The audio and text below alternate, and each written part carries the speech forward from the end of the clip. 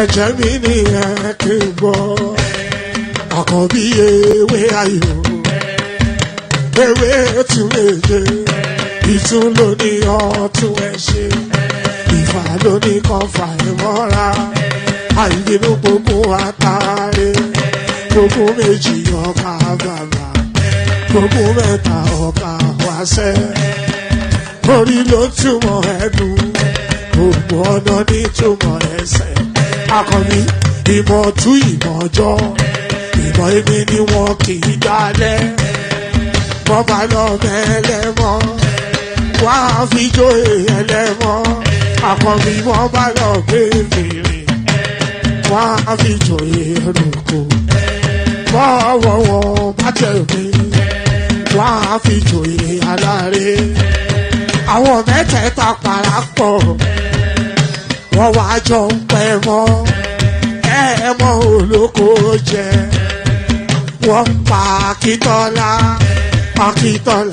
ọmọ Ògún wọ́n pàdé Ìyọ̀dà ọmọ Àtàràbọ̀bà Àkànbí wọ́n pàdé Ṣàtàdàdẹ ọmọ ọba Ìjẹ̀bú Mèrè Aṣíwájú Odògbólùkẹrẹ Ajagun lólòdì ọ̀run tó bá ṣe pé tìyẹ tó bá ṣe pé tìyẹ lọ bá ń darí jọ wí àgbèrò ní kún gbọ́wọ́ ọgbọ́n ti ṣìgìdì bá gbé àbẹ́tì ló máa ń gbé àyàn tí ìlàyàn ewúrẹ́ Ọlọ́run dákun má padà lẹ́yìn ẹ kó má gbàgbé ọ̀rọ̀ tẹ́ Aṣíwájú Ọlọ́run dákun má padà lẹ́yìn ẹ Àkànbí Ọlọ́run dákun má padà lẹ́yìn ẹ ọkọ̀ olúrẹ̀lẹ̀ Ọlọ́run dákun. Ayandaba, ayandaba, ayandaba, ayandaba. Ayandaba, ayandaba, ayandaba, ayandaba. Atima ayandaba, ayandaba, ayandaba, ayandaba. Wanama ayandaba, ayandaba, ayandaba, ayandaba. Susu, baby, subramia. Baby, subramia. Suku sunu baby, subramia. Suku sunu baby, subramia. Suku sunu baby, subramia. Ejemo, anamana. Ejemeje, anamana. Wana mejemo, anamu. Karatuba jodiri chukuma duku tuba jodiri ndemawo. Egumawego. Karatuba jodiri chukuma duku tuba jodiri ndemawo. Obodo jisike n'ụbọchị erona. Oyibo. It is everyone. Be free. Ayandaba, ayandaba, ayandaba, ayandaba. Ayandaba, ayandaba, ayandaba, ayandaba. Atima ayandaba, ayandaba, ayandaba, ayandaba. Wanama ayandaba, ayandaba, ayandaba, ayandaba. Susu baby subramia. Suku sunu baby subramia. Suku sunu baby subramia. Suku sunu baby subramia. Ladies and gentlemen, sometimes you just have to act like you are drunk, like you are crazy. Confuse your enemies. Confuse them. Obodo say yeah we mo. Yeah we mo. Obodo say yeah we mo. No basa ni ga ponto mo. Iye die gugeme. Okwitara kara mi nguru ma mi ga kwuru mu gwo ya baby mo. Abe Maria. Why feeling? Ayandaba, ayandaba, ayandaba, ayandaba. Ayandaba, ayandaba, ayandaba, ayandaba. Atima ayandaba, ayandaba, ayandaba, ayandaba. Wanama ayandaba, ayandaba, ayandaba, ayandaba. Susu baby subramia. baby, Subaramia. Soko sunu, baby, Subaramia. Soko sunu, baby, Subaramia. Ase kwa nefo jabanye si akuna nyego bamkambasi ozo.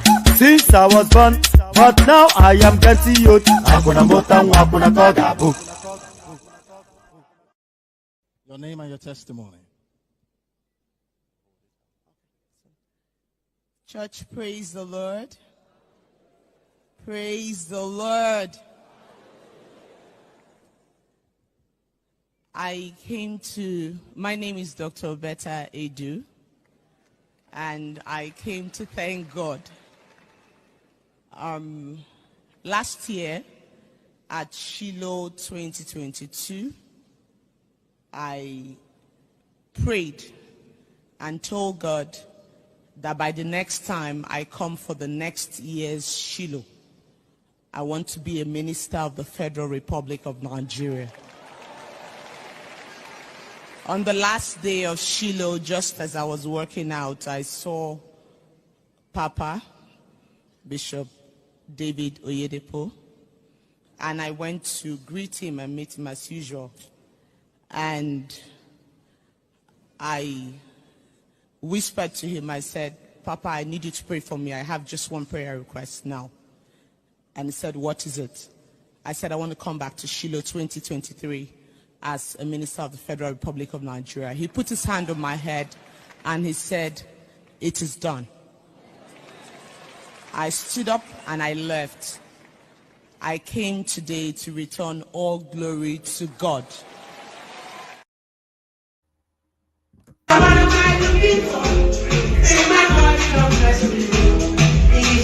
And after a suspension as Minister of Humanitarian Affairs and Poverty Alleviation, Betta Edu was denied access to President Tinubu at the presidential villa. This vehicle ferried her out of the villa as she was unable to meet with the president. Presidential spokesperson Ajurin Gelale joins me for more on updates on this development. Thank you for joining. So there it is right there. So there it is right there.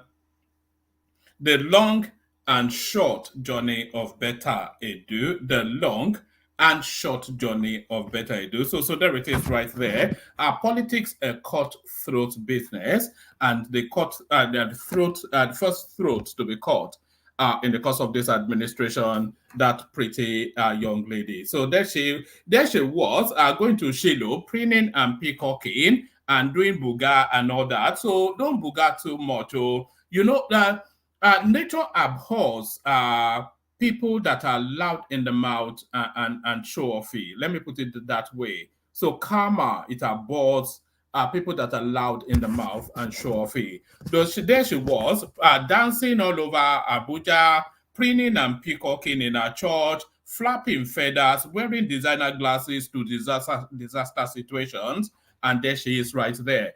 Denied access to Aso Rock. So that's Betta Edu. So we kick it off with that. So good day to you. Good to have your company. And how are you? So how are you? So how are you to Choma, who always starts us off with a greeting? So good to see you, Choma, and good to see everyone else. So we don't often do this. If you want us to know where you are joining us from, so type your location in the comment section. If you're inclined in that direction, type your location in the comment section. Just so we're up to date. So just so we have just a general feel of how widespread the audience is. So type your location. I'm watching you from XYZ, from Oyo. Oh, would that not be a treat if somebody is actually watching us from Oyo or your town now? That would then be the full circle completed. So there it is. So the rise and fall of Betta Edu essentially is where we still are. So just as early as even as early as yesterday's session, we were saying that this lady had to be removed from situation, put on gardening leave of some sort, but it looks as though they've gone the whole hog. and they've chosen to suspend her. So there it is right there. 37 years old, and she has done the full cycle of the Nigerian political experience. Alleged 585 million fraud. President Tinubu suspends Minister of Humanitarian Affairs and Poverty Alleviation, Betta Edu. She makes sure to tell us that she's a doctor, but doctor or nurse, but doctor or not, she's certainly been suspended. President Bola Tinubu has suspended the Minister of Humanitarian. Let's do that again. President Bola Tinubu has suspended the Minister of Humanitarian Affairs and Disaster Alleviation, Dr. Betta Edu, from office with immediate effect. A statement released by presidential spokesperson Ajuri Inga Lali says the president further directs the executive chairman of the Economic and Financial Crimes Commission, EFCC, to conduct a thorough investigation into all aspects of the financial transactions involving the Federal Ministry of Humanitarian Affairs and Poverty Alleviation, as well as one or more agencies thereunder.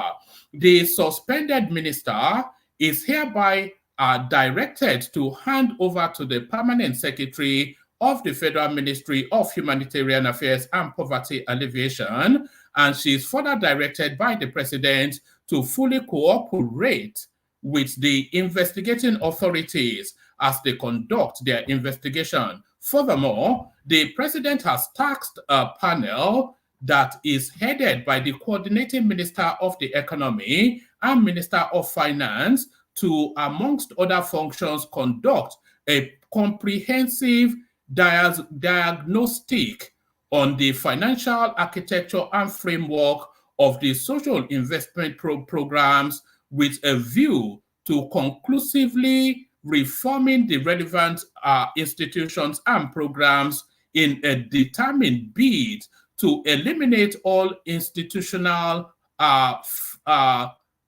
frailties for the exclusive benefit of disadvantaged households and win back lost public confidence in the initiative.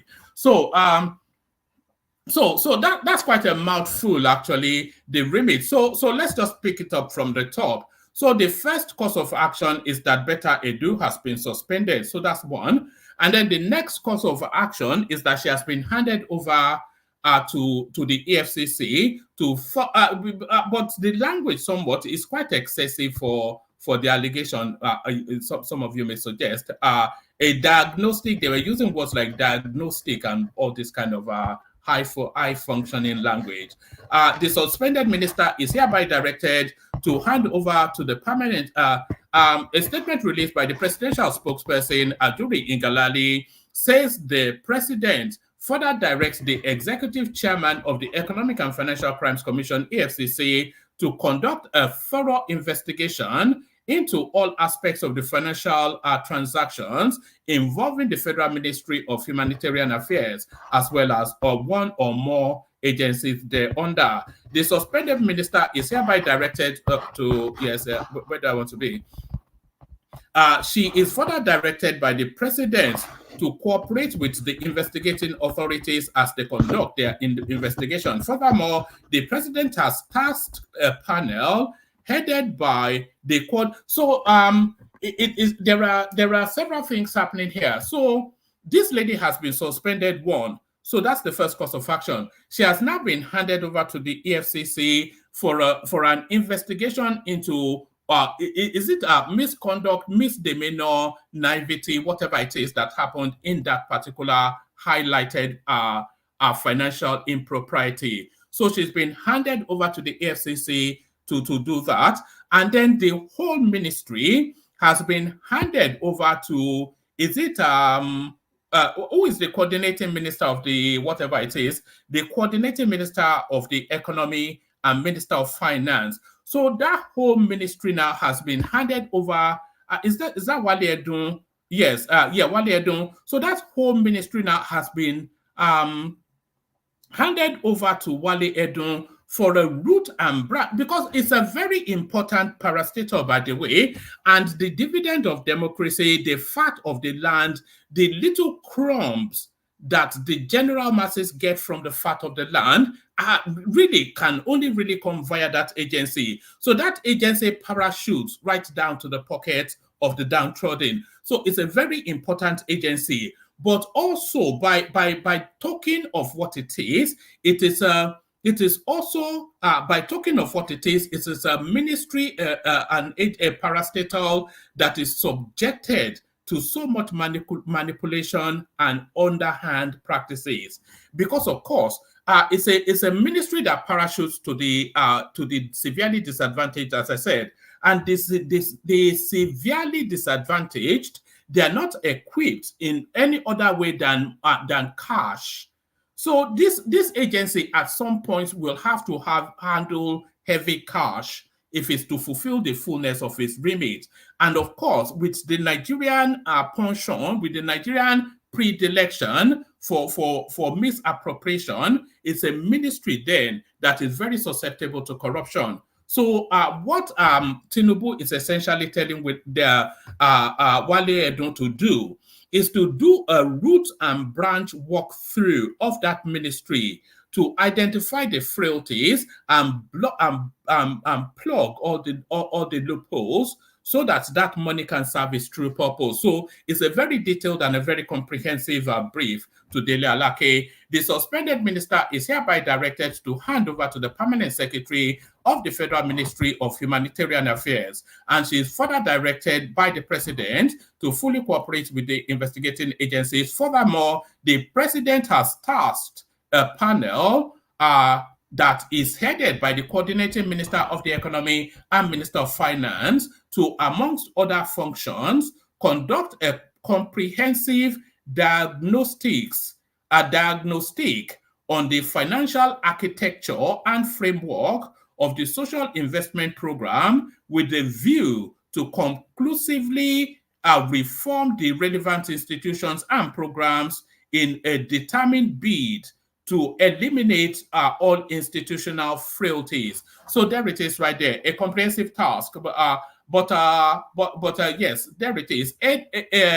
Edu 37, the youngest minister in the president's cabinet, subsequently said there were plans to tarnish her image and stressed that she will never be involved in the embezzlement of public funds. So there it is right there. I think she will be involved in the embezzlement. I think everybody that is a minister within Nigeria has the propensity, has the,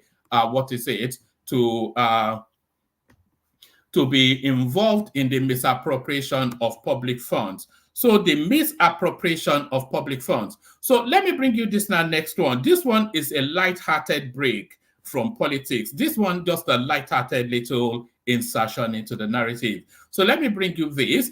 This is, as you know, the AFCON, I think is on now or about to start, and all African footballers assembled to wherever it is that competition is taking place.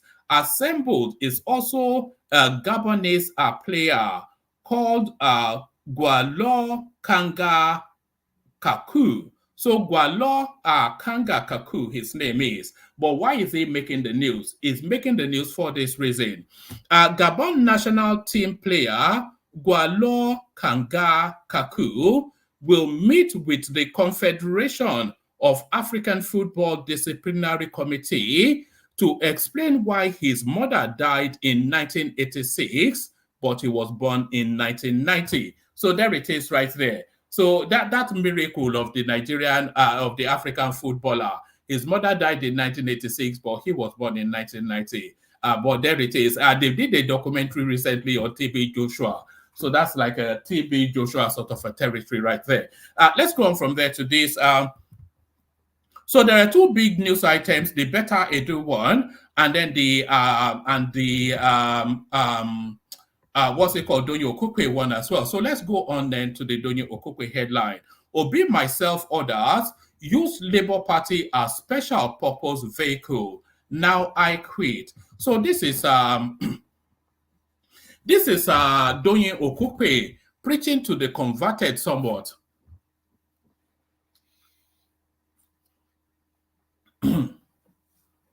Right, so this is Donye Okokwe preaching to the converted somewhat. Any and everybody knows that Labour Party was essentially used and done for the OB space. So I'm not quite sure if this is any breaking news. This is more an admission than a breaking news. OB, myself, others use Labour Party as special purpose vehicle. Now I quit. This is Okokwe. The former Director General of the Obi Dati campaign, Donye Okokwe, has dumped the Labour Party, saying he and the party's presidential candidate Peter Obi only used it as a special purpose vehicle to contest the 2023 general election. Mr. Okokwe, who was at the forefront of Mr. Obi's presidential campaign, disclosed this in his resignation letter addressed to the Labour Party on Monday. I submit herewith my letter of resignation from the Labour Party with effect from today, Mr. Okokwe said. You will recall that our flag bearer, Mr. Peter Obi, myself and others left the PDP abruptly and had to look for a special purpose vehicle in which to contest the 2023 presidential election. Mr. Okokwe said he was dumping the party based on ideological differences, describing himself as a rightist. So that is right to the center. So a rightist, R-I-G-H-A-T-I-S-T. So a rightist. So Mr. Okokwe said he was dumping the party based on ideological differences, describing himself as a rightist and a liberal Democrat, and the party a leftist. So this is quite an admission actually, and it's a disingenuity and a dishonesty. If you because it's not just happened upon the ideological differences in between him and the party. So it's not just happened upon that those ideological differences, and those ideological differences are even chasms, not just negotiable differences. There's a chasm between the ideological thrust of Donye Okokwe's politics and the ideological leanings of the Labour Party, and he describes it. Mr. Okokwe said he was dumping the party based on ideological differences, describing himself as a rightist and a liberal Democrat. So just for the benefit of there is an ideological there's something called the ideological divide in politics. So there's something called the ideological divide, and in that divide you have a right and then you have a left. You know how I will still check a mole on my right hand to tell my right from left. So there's something called the ideological divide in politics, and to that divide you have the right and then you have the left. And then, of course, it converges to the center. So to the left, to the extreme of the left, you have communism, socialism, etc. And then to the extreme of the right, you have far-right extremism, etc., etc. But the right really is essentially conservative values and privileges. And the left is more egalitarian thoughts, leaning towards a people-centric sort of a space. So both are extreme of the divide. So those are what are extremist views, but politics is played in the center. So politics at the center of politics are libertarian views. So at the center of politics are libertarian views, and then from that libertarian views, you skid either to the right, to the left rather, or you skid to the right, or you lurch to the right. So, but politics is really played at the center. So, because politics is centrist. So if you're a left-wing politics, you have to bring your left-wing views to a centrist space. So you lean towards all of those left-leaning, people-centric, socialist sort of mindset, but you take in capitalism and you take in free market enterprise, and that is left of center. And then if you are right of center, you take in all those extreme privileges and business over everything sort of views, and then you bring them towards libertarian sort of people sort of mindset, and that is right of center. So Tonyo Okupe is a right of center sort of, and when you have people that come from privilege are often right of center politicians, and people that struggle through to make it in life, they are often left of center sort of politicians. But Donyo Okupe is a right of center sort of politician. Now, the Labour Party is not even left of center, it's an extreme left wing party. So it's not an ideological difference, it's an ideological chasm. They're completely polar opposites in terms of political ideological stances. Or stance, rather, there's no such word as stances. So they are complete polar opposites in terms of political ideological stance. So now for Peter, Peter Obi, of course, but Donyo Okupe in this instance, for Donyo Okupe to go and park his political ambition in a right of center privileged politician, to go and park his political ambition in a left or in a far left sort of a political party, that shows a level of disingenuity and a level of dishonesty that forms the backdrop of that whole Obidati narrative. So I hope all of that is understood. It sounds convoluted, but I'm sure there's sense in it if you can pick through it. Mr. Okupe said he was dumping the party based on ideological differences, describing himself as a rightist and a liberal Democrat, and the party a leftist. We did contest the election on the platform of the Labour Party and lost. This makes it exceedingly difficult for me to continue to stay in the Labour Party, which is ideologically rooted in the left of the center. I have been a rightist and a liberal Democrat all my entire life. It is therefore this ideological conflict that makes me seek an exit, so I may continue my political activities with liberalism, sincerity, and freedom. So that is to say, all of those were missing over the last 2 years or so. And he campaigned quite vigorously off the back of now what he's now admitting was a lie.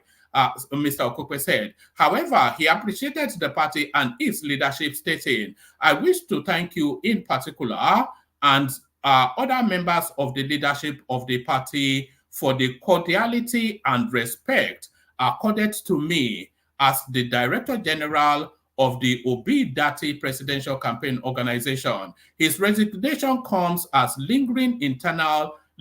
who was this letter addressed to, by the way? Was it addressed to a jury, or was it addressed to a papa? His resignation comes as lingering internal leadership tussle rocking the Labour Party has split the party into two factions. Almost a year after it lost the 2023 presidential race to Bola Tinubu of the APC. In 2022, Mr. Okupe, 70, announced his withdrawal from Mr. Obi's campaign following his conviction for money laundering. His conviction by the Abuja Division of the Federal High Court followed his prosecution by the Economic and Financial Crimes Commission, EFCC, for money laundering to the tune of 700 million naira. So he even stole more than our fine babe. He stole more than our fine babe. And this is the resignation letter right here. I think I've pretty much read the content of it, but this is from his desk. The national chairman, Labour Party, and then, he's addressed it to Julius Abure. I submit here with my letter of resignation to the Labour Party with effect from today. You will recall that, so I think all of that, I wish to, so it's pretty much all we've just read, but that is from his desk, Omoba Dr. Donyo Okupe. So they always love that Omoba sort of noise-making sort of a thing. So there it is right there, Omoba Okupe. Okupe resigns from Labour Party, cites ideological differences. So there's that. So now let's take reactions. And by the way, there's plenty of room in the people popping in now. So there's still room in the studio for whoever wants to join, hop on. So whoever wants to join, hop on. Shehu Sani reacts to Betta Edu sack, reveals what Buhari would have done. So I was reminiscing the thought on what Buhari would have done with Betta Edu. So he wouldn't even acknowledge it. Once Buhari, remember the service chiefs that were looting all the treasury, and people were being slaughtered all over the place and refused to sign to sack them. So never mind somebody that just stole 500 million naira. Shehu Sani reacts to Betta Edu's sack. And she wasn't sacked, by the way, she was suspended. Shehu Sani reacts to Betta Edu's sack, reveals what Buhari would have done. Former Kaduna Central lawmaker Senator Shehu Sani has reacted to the immediate suspension of Betta Edu, the Minister of Humanitarian Affairs. Let's just take his reaction. I think we already know. It says, this president has listened to the public and acted against his minister. If it is the former president, he will just assure you, ASHU, whatever that means. I think that might well be some house or something. So there's that. So there is that. So yes, let's move on from there. Tinubu suspends humanitarian, so we've done all that. Let's go on. Have we got anything else? Yes. Apparently, a court is asking the government to pay Emefiele compensation on lawful detention. Court orders federal government to pay 100 million naira to ex-CBN Governor Emefiele. So, High Court of the Federal Capital Territory, FCT, seated in Maitama, has ordered the federal government to pay the sum of 100 million to the embattled former governor of the Central Bank of Nigeria, CBN, Mr. Godwin Emefiele, for violating his fundamental rights. So there it is. So it's a gift that just keeps on giving. So we're talking about accountability still, and people are now. I'm bringing you now this next story. Firstly, for the content of it, and then secondly, from where it is emanating from where it is coming out of. So from where it is coming out of, 10 months after elections, Labour Party presidential candidate Peter Obi yet to publicly account for multi-billion naira campaign donations. So I'll give you a couple of paragraphs and then Nigerian opposition party Labour Party and its presidential candidate Peter Obi are yet to publicly detail how they spent the 2023 campaign donations running to billions of naira. The Nigerian presidential election was held on the 25th of February 2023. Labour Party had in October 2023 launched a website for Nigerians at home and abroad to donate funds to the Obi campaign organization. Obi also, in a series of tweets in December 2023, released bank details for Nigerians to donate towards making the new Nigeria dream a reality.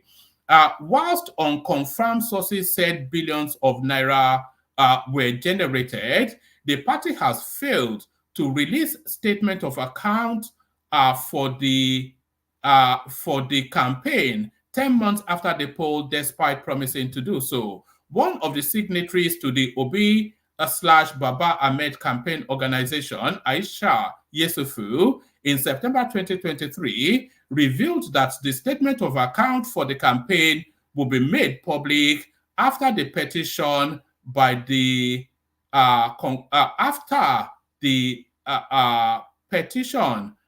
conclusion of essentially after the Supreme Court. They wrote it badly. Next is the Supreme Court ruling, and then election will be duly rounded up, and the statement of account of Obi / Baba Ahmed campaign account can be made public by the presidential candidate. There are many who have concluded their election.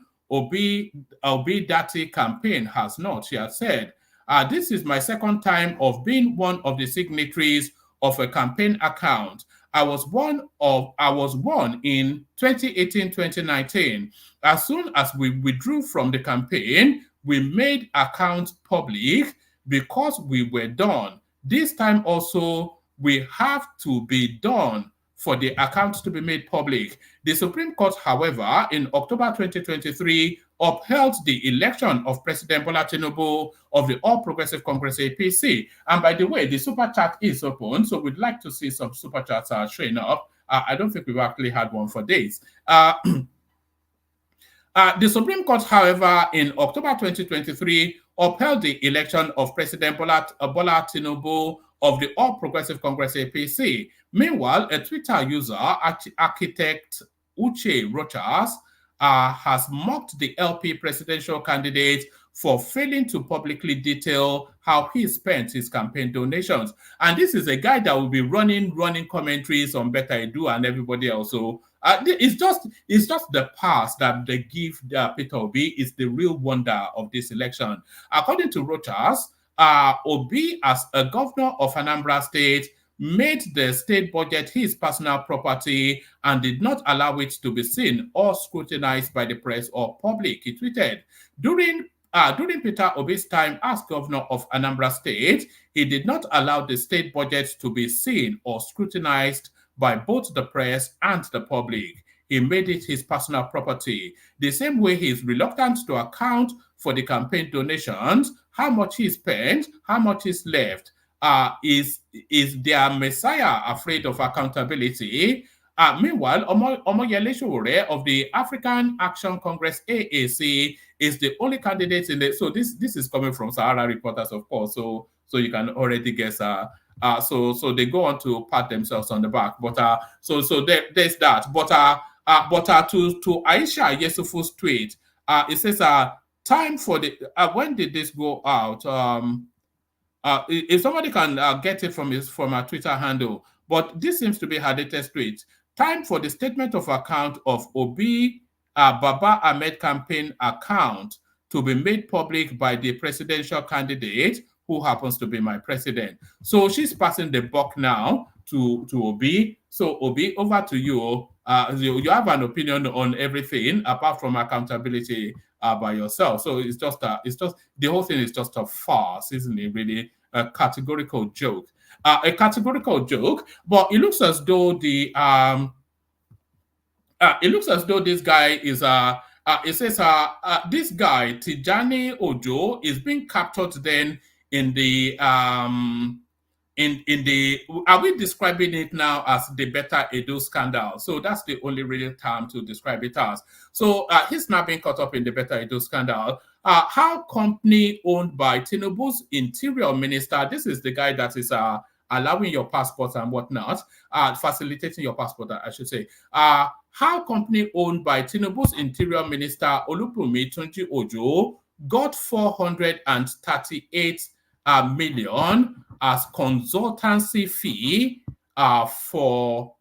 from suspended counterpart Betta Edu. So there's a lot built into this, and a lot of it has been fact checked. Let me just see if I'm able to get the. Let me see. This has been fact checked, so I may have something on that space. Let's see.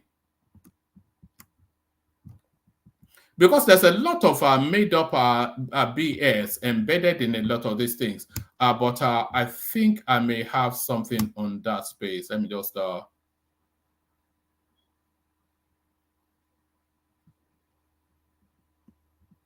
let me check it on Instagram. Yes, there's because it looks as though that guy has actually is resigned from that post one. Oh yes, I've got it. So yes, let me make it wider. So yes, let me go to that space first. Because there's already a counter narrative to this. How company owned by Tinubu's interior minister Olubunmi Ojo got 438 million naira as consultancy fee from suspended counterpart Betta loves $1 Edu. A company owned by the Minister of Interior Olubunmi Tunji Ojo was paid a total amount of 431.1 million naira by the Ministry of Humanitarian Affairs under Betta Edu for consultancy services, correspondents gathered. The company, New Planet Project Limited, was one of the numerous consultants awarded contracts from the 3 billion given out by the suspended Minister for National Social Register contract. The Social Register was created for cash transfer. In a document posted by the editor of a media platform, Point Blank News, Jackson Uday. So this Jackson Uday is a notorious purveyor of fake news, by the way. So keep hold of that name so that when it recurs. Tunji Ojo's New Planet Project Limited was initially paid 279 million naira for verification of the list, and another 159 million naira for the same purpose. An independent check by our correspondent reveals that the firm has the Interior Minister and his wife, Abimbola, as directors. One Badamoshi Clement is also listed as the secretary of the company, which was registered in 2009. The action is, however, against the Nigerian Constitution and Code of Conduct. The Code of Conduct law in section 5 and 6 bars public office holders from putting themselves in positions of conflict of interest and prevents them from partaking in any business other than farming. So that's FARMING. So farming, Oko, you know. So there's that. So there is that. But let me just give you a bit of fact check on that, because I think that's I think from the suspension of Betta Edu now, the obedience space may feel that they have now sensed blood, so they are going to go after every member of that administration with whatever it is that they can use to tarnish their name. But let's go on to fact check that. So this is a fact check of that storyline. Honorable Tunji Ojo owns New Planet Limited. The company, one of the contracts was awarded to. The organization has been working with different federal MDAs. So these are the facts being checked. Honorable Tunji Ojo resigned as the MD since 2019 when he became a member of the House of Representatives. So was the contract awarded illegally? No. Was the contract executed? Yes. Was the money paid into an individual account or Tunji Ojo's account? No. It was paid into the organization's account. Did any fraudulent transaction occur? No. So there is no fraudulent transaction. It's a smear campaign. They call it a smear campaign. But then this is because now that they feel they've gotten Betta Edu, they're going to go after the rest of them, of course. So they've gotten Betta Edu and they're going to go after the rest of them. Let's go to the K guys, see who we have on board, and then we kick off the conversation. You know where we're going, of course. Yes, let me look for the K guys. You know where we're going, and it is to the... I don't know if Thomas has been moving my stuff around. You know where we're going, and it is to the... Where's my K Guide song? And it's to the K Guides. Only water, where they see my water.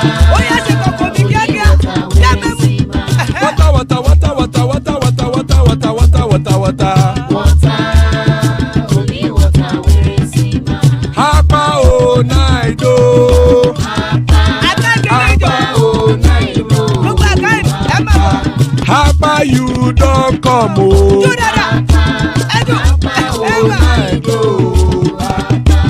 Hapa oh night oh.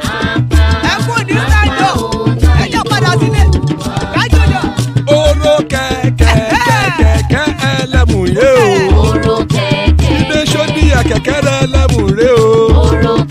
Bobby master keke elemu re o. Chief Wela ti keke elemu re o. Erukulele elemude. Erukulele. jàre o. Eruku lẹ̀lẹ̀ Ghana ti dé ẹgbẹ́ bọ́dì o. Ọmọ ẹlẹ́yẹ ẹyẹ o ó dìlé o. Odúyẹ̀lá ẹyẹ o ó dìlé o. Petrosonama ẹyẹ o ó dìlé o. Petrosodúnkẹ́ ẹyẹ rẹ̀ ó dìlé o. Ẹlẹ́kọ̀ọ́ ọ̀run mú ìní o.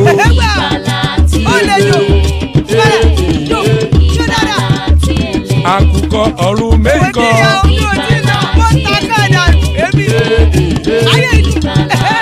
Ikú kò ní ríwà gbéṣe o.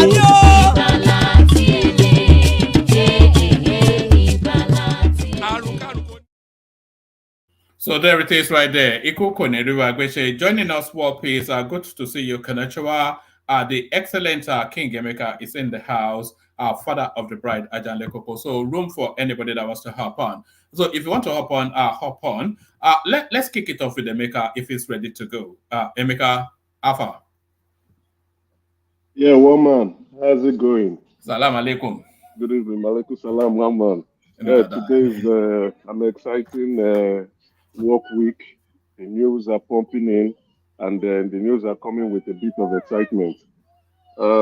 Anyway, greetings to you and fellow panelists, as well as those in the comment section and viewers at home. I am back from enemy territory. I went and I slapped them with evidence. You're a brave man. No? My goodness me.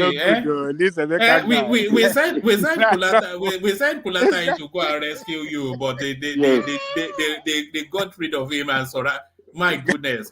That's the experience there, though. They don't want contrary views, and no, they don't. You got off lightly, actually. If some of their other characters were there, they will insult. No. I didn't. You know why? I came prepared with evidences. So I said, I'm coming into this place. So what happened was, it's getting out of hand when you're hearing so many bigotry statements and comments, and people are just getting away with it, blaming an entire ethnic group. So the one that got me, like someone said, exterminate them, let them get away. I was like, what is going on here? Do these people have proper context of what is going on? So I came prepared, and I came in. You know, when you come in and you are sitting down quietly and you are gisting with them, they are going to they won't give you the ground to speak. And before you know it, they'll just tell you to get out and get rid of you. So I came with the heat, and I was slapping them, not just slapping them left, right, and center. I called the names of the bigots so that they can be apprehensive and say what is going on here. And I was slapping them with the evidence. So at the end of the day, I told them, yes, I have achieved my objective. Now that nobody came out to call Fulani yesterday. Nobody did that. It was on the issues and with the evidence. Know, it's a very dangerous thing. I'm no fan of the Fulanis, and the Fulanis, they are one of the big problems we are contending with in Nigeria. But if we continue to just color them bad, one, it's very dangerous in terms of ethnic baiting, and also the people behind these atrocities, which a lot of people are saying they are foreign, that are asking them to sack communities where there are resources. These people will continue to get. I mean, exactly. That was just. But you were brave to go in there, though, because enemy territory. Somebody told me to go and watch it, but then I just, as always, I always just skip through to where you are talking because I don't really like to. Some of them they give me a headache. Just the banality. The banality and the stupidity. Honestly, one man, it wasn't an easy feat. It wasn't an easy task going into enemy territory, you understand, and taking them on, each and every one of them.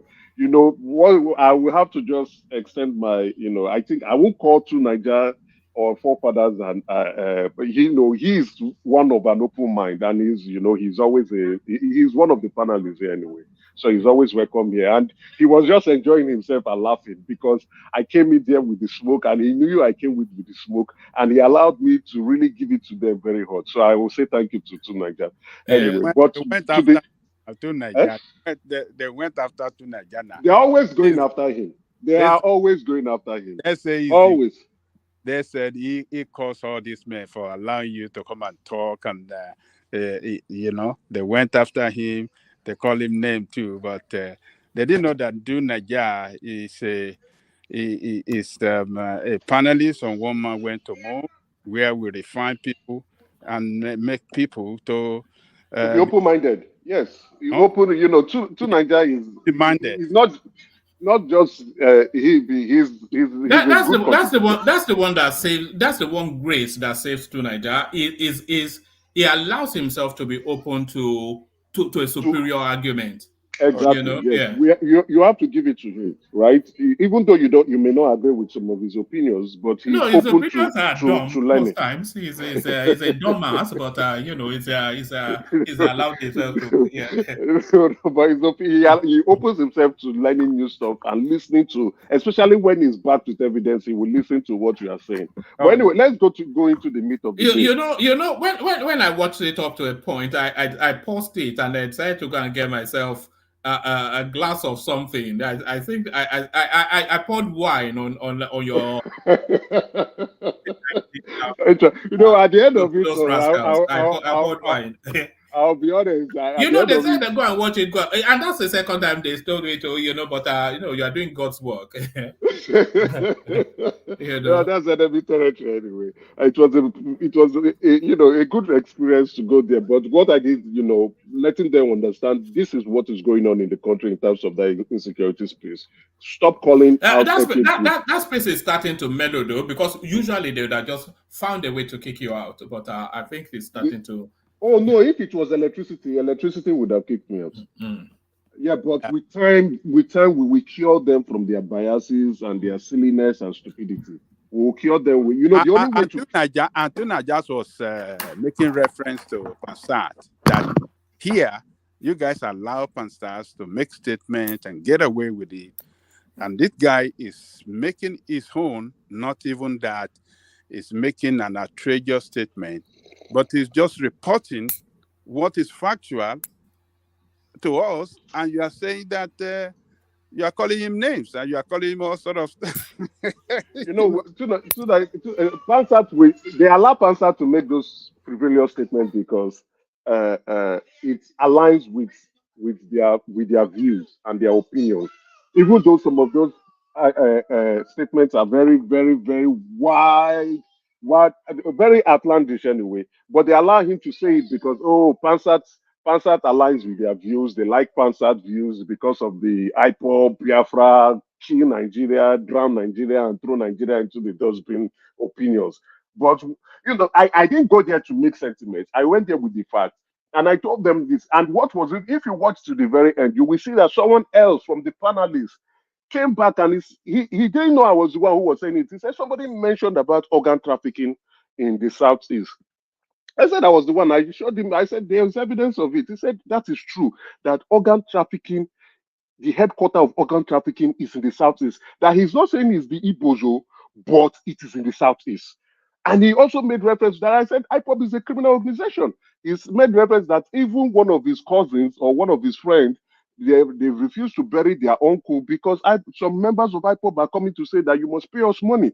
The other, they will come with some bias statement. Oh, it's not all IPOB, it's some hoodlums. I now said, how do you distinguish the hoodlums from the IPOB? If IPOB is not a criminal organization or if some of them are perpetrating crime, then they are rubbishing the organization. So the main intent of that organization is done. Is not a criminal organization. Just accept it and say that, okay, yes, you may sympathize with the original view, but now is the time to call IPOB out. They are not a criminal organization. Period. Hello? All right, brilliant. I delighted in watching it. So now let's get to more serious matters.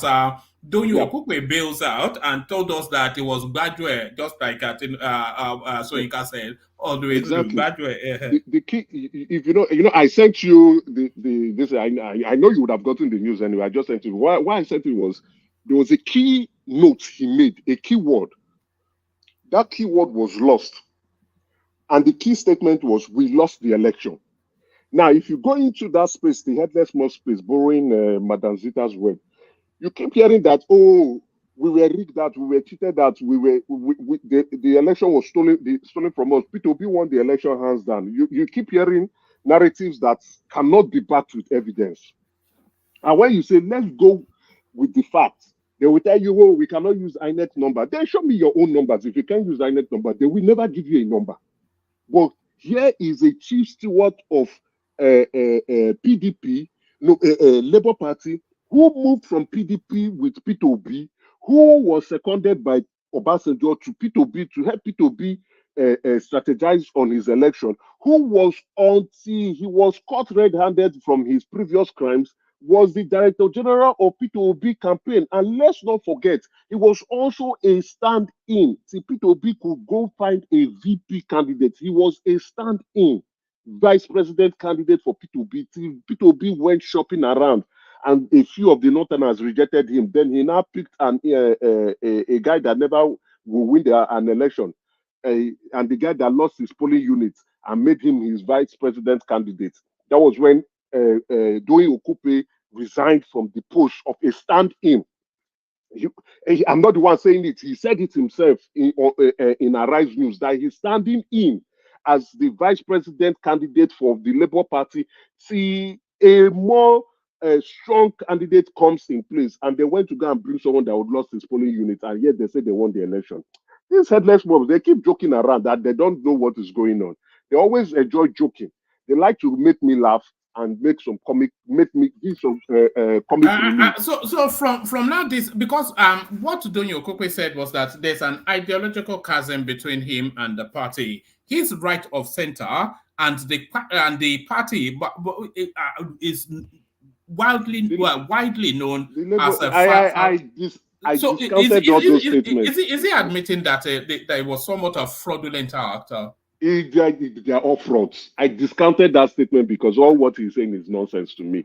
You know, if you truly know, number one, we do not even play ideological politics in the country. Let's be very realistic in that point. So him bringing up party ideology that is different from his, yes, he may subscribe to specific ideologies, but if you know that, why did you not resign since? Why didn't you leave the party? You left a political party, which was the PDP, to move into that. Not only did you move with P2B as a group into the Labour Party, and now after losing the election, you are now coming up to saying you are resigning because you want to return back home where you are coming from, and explaining your reason for resignation. Fair game, but it is good that he has said. Now, sorry, I also missed another key word.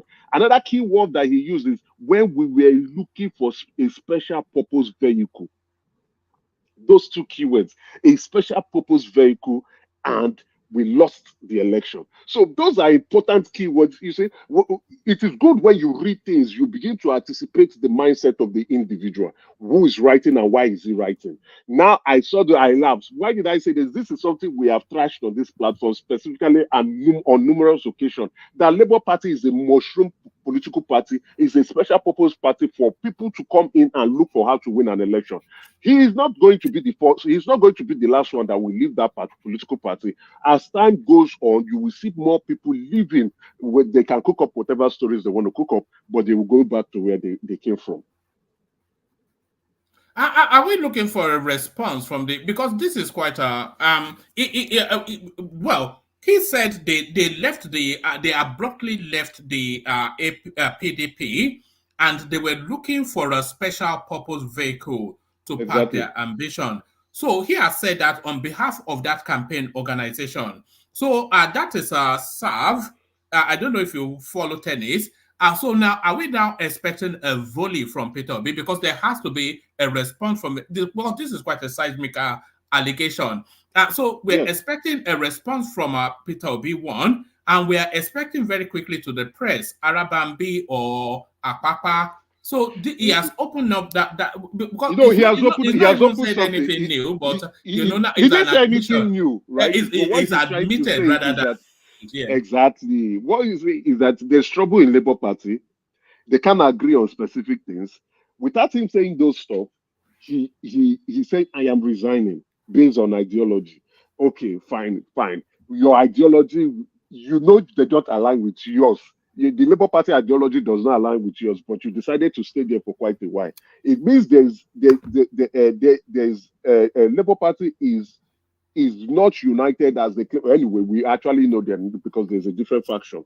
But the Julius Abure faction within the Julius Abure faction, there's still disagreement in that faction.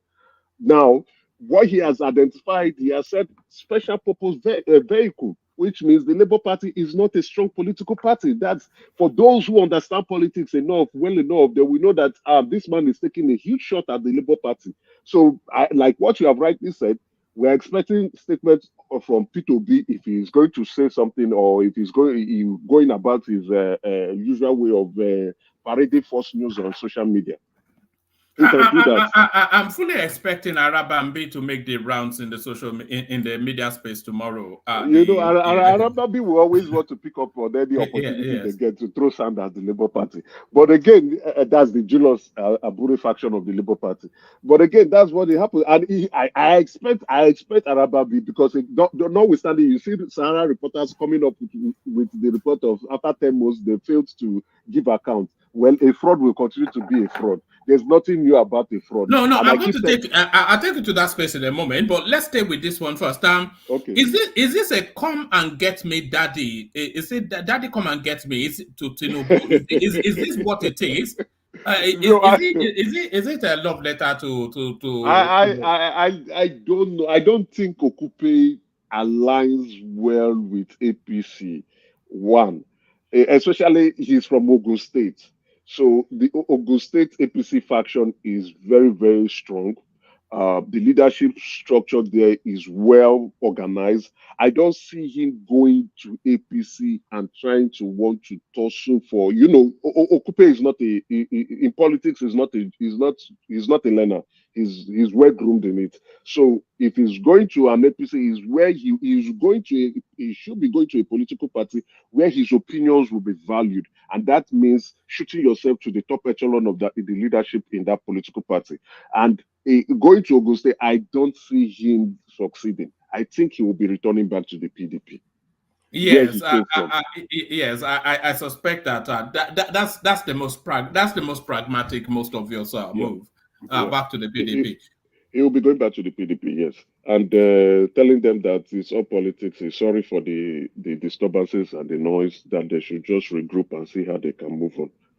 All right, you were about to segue into this. 10 months after elections, Labour Party presidential candidate Peter Obi yet to publicly account for multi-billion naira campaign donations. So we are banishing him from making any commentaries about Betta Edu until he gives us an account report of those 70 billion that he got. Even before the Betta Edu issue, right? I keep reminding Obedient and especially Aisha Yusufu, the dancing queen of the Obedient movement. Each time she speaks, I keep reminding her on Twitter, you have yet to account for the donation and the campaign funds that you yourself and your party said would do, right? It's not like we are holding them to tax. They said they will give accounts, they will reconcile the accounts, they will provide statements. Aisha Yusufu, the dancing queen of the Obedient movement, said it not only publicly, verbally, she said it, she wrote it down herself, but they have failed after 10 months. The last she said was that, after the court issues, after the Supreme Court issue, they are going to reconcile their account. But that is not the best practice, right? What they are trying to do, when she made that statement, I said, you guys are just looking for excuses. The next thing you are going to say is that there is no money remaining again, that the balance you used it to fund the legal payments for Obi's masquerading petitions and frivolous petitions, as well as going to the court to go and be taking pictures of yourself and posting it on social media. That's what you guys just want to do. And guess what? That's what is going to happen. Now that the Sahara reporters is reporting on this now, I see probably Premium Times picking it up, or a few mainstream newspaper picking it up to remind them that you guys are still a bunch of frauds. You are pointing fingers at others, but you have not removed the log from your eyes. You are yet to do what you claimed you said you were going to do. Provide statements. But guess what? They will provide that statement, and guess what the balance of that money will be? Zero. Also, you will see frivolous and fictitious claims on the reconciliation of the account. You'll be once they do that, we'll dissect it on the platform and I will point out where the money went. These guys just went, they embezzled money from people like Pansata and Co, who love donating to stupid cause, and they started eating and having a good time. You saw her dancing. You thought she was just dancing for dancing sake. No, she was dancing because her account has grown fat and she's getting a good time, including P2B and the rest who were there Is she trying to distance herself from that space though? Because she's put out the tweet and she's somewhat, if you pay close attention to the language, it says time for the statement of account of the Obi/Baba Ahmed campaign account to be made public by the presidential candidate. So by saying by the presidential candidate, she has removed herself from that accountability and placed it squarely at the doorsteps of P2B. So it's over to you, guys, is what you said. You cannot tell, you see now, they are not running away from accountability and responsibility. You understand what's going on. Now she's like, okay, I don't want people to come here. I don't want people to associate me with this because I have made a statement. Now you are throwing the buck at P2B. Anyway, it's good. Whatever, let them go and reconcile the account and provide statements. They claim a new Nigeria is possible, but we know that these people are just fraudulent. They are masquerade. They just changed their clothes and wore a new clothes and decided to deceive a couple of Nigerians. Yeah, Aisha is right. It's not a campaign. It's Obi's campaign. Obi is the one that should have done the accountability and come out with. But she's a signatory to the account, is she not? Yeah, it appears so because the way she spoke. Baba Jani Kokosa, you are right. I'm not saying you are wrong. You are not wrong. You are right. You are spot on this because one, she is a member of the campaign group. She probably is not the accountant or the financial controller or the treasurer or the finance director or whoever might be distributing the funds. And she's not the leader of the campaign group or even the leader of the party too. So she's passing the buck to them. But again, she was a huge voice in that campaign. She was part of those who directed the campaign. So she has the right to speak. And when she did, she spoke about the account and reconciliation. Now that she's trying to pass the buck, no problem. We can give her the excuse. We can excuse her for that. But again, let P2B, Julius Abure, and Co. do what they say they are going to do. Emeka. I can hear you. Morning. What, please? I can hear you. Yeah, good evening or good morning. Yeah, did APC publish their campaign expenditure expenses? No, let's not do what about it. Wait now. Before we go to that round, let me cut you short. Let me just say, APC didn't come out. APC didn't come out and say they will reconcile, and APC did not take public funds. I'm not hearing. What did sorry, Emeka. What did Emeka just say? What I said that this issue, this topic is not about APC. It's about number one.